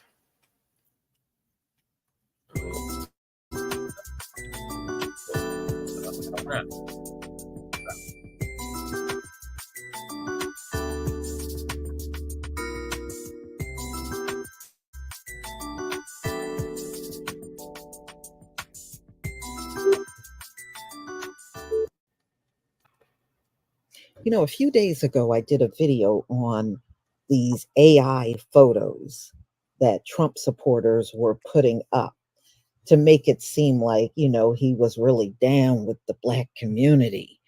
Well, he's been fired from his job. So let's get into it, ladies and gentlemen. Let's get into it. Get it. So these AI photos first appeared on Facebook, and then they start spreading like wildfire among Trump supporters. So a Jacksonville-based radio host fired and causes a stir sharing AI-generated photos of Trump with Black voters. It sure wasn't worth it, was it? So Jacksonville-based radio host Mark Kay has parted ways with Cox Media Group, parent company of WOKV Radio, as he deals with international headlines as he created and shared AI photos of Donald Trump surrounded by Black voters. You know, this is what happens when you try to deceive people. News4Jax was contacted by Cox Media and learned that Kay's separation from the company. They said they parted ways with him prior to knowing about the AI photos, but they eventually did learn about the AI photos. One way to determine if an image is real or not is by looking at the hands and fingers of the person in the photo. Look at the perfect lighting on all of the faces in what appears to be a party setting. So, ladies and gentlemen, you know, they're just telling you things to look for, because yes, sometimes AI is definitely far from perfect. And a couple of times I looked at photos and people would have 7 fingers. I kid you not, 7 fingers. Some will have 6 fingers. Right. And you know, it's all kinds. Sometimes the eyes look weird. You know, that's why I don't use a lot of the AI videos. There's, you know, some that I could use, but I don't, because when you look, the eyes sometimes are cross-eyed, or the eyes are looking in 2 opposite directions. It's weird. So there's a lot of things that need to be perfected about AI before I can really go to that video level. It just looks weird and distorted. Some of the videos do. So there are polls where record number of African Americans are responding to pollsters, and they're interested in supporting President Trump. Does President Biden still hold the advantage? They're saying for now he does, but you sure don't know what it's going to look like when November gets here. News4Jax reached out to Kay for a statement, and he gave no comments, but he said to the BBC, "I'm not a photojournalist. I'm not out here taking pictures of what's really happening. I'm a storyteller." So this is what he said to BBC. "I'm not claiming it's accurate," Kay continued. "I'm not saying, hey, look, Donald Trump was at this party with all of these African American voters. Look how much they love him. If anything, voting one way or another because of one photo they see on a Facebook page, that's a problem with that person." No. All right, here's what I think, y'all. I believe the radio show did know, the radio station, they did know about this, and that's why he was fired. You know, they don't want any connection to anything that is falsified, because him being an employee there, that is a reflection on them. And I just think they're being dishonest by saying that, oh, they didn't know. I believe they did know. It was brought to their attention by the BBC. And he ended up ultimately losing his job by putting out those AI photos, and they got passed around, from what I understand, thousands of times online. So he went out on X, and this is what he posted. And you can see it's dated March 11th, 2024. And the last edit on it was at 7:56 a.m. So he put this out there himself. You can see his name there, Mark K. And he says, number one, I was fired from my radio show. Number two, partied at Mar-a-Lago for Super Tuesday. Number three, was labeled a Trump AI propagandist by the @BBC. Number four, doubled the size of my Patriot network. Number five, added half a dozen new members to my American Conservative Entrepreneurs Society. So, ladies and gentlemen, you know, maybe this will be a lesson learned for him not to falsify pictures and then put it out there and act as though Black voters are falling all over Trump. Some do like Trump and they intend on voting for him, but not all. There are many that would not vote for Trump or Biden and are saying they're going to sit the whole thing out. And of course, you know, you always got your diehard fans. Joe Biden have those, especially in older Black men and women, that it doesn't matter what Joe Biden fails to do or neglect to do, they're going to still vote for him. So, you know, he was trying to, in my opinion, influence how Black voters feel about Donald Trump. You know, and he really doesn't need to do that. Trump is a grown man and he can speak for himself. And you don't have to use deception to get the Black vote. If he is saying things that the community like, then yes, they're going to vote for him. You don't have to do all this deceptive stuff and put AI pictures out there. So y'all, please tell me what you think about this video. Please leave your comment and subscribe. Don't forget to hit on the notification bell, and I'll see you on the next video. Peace, family.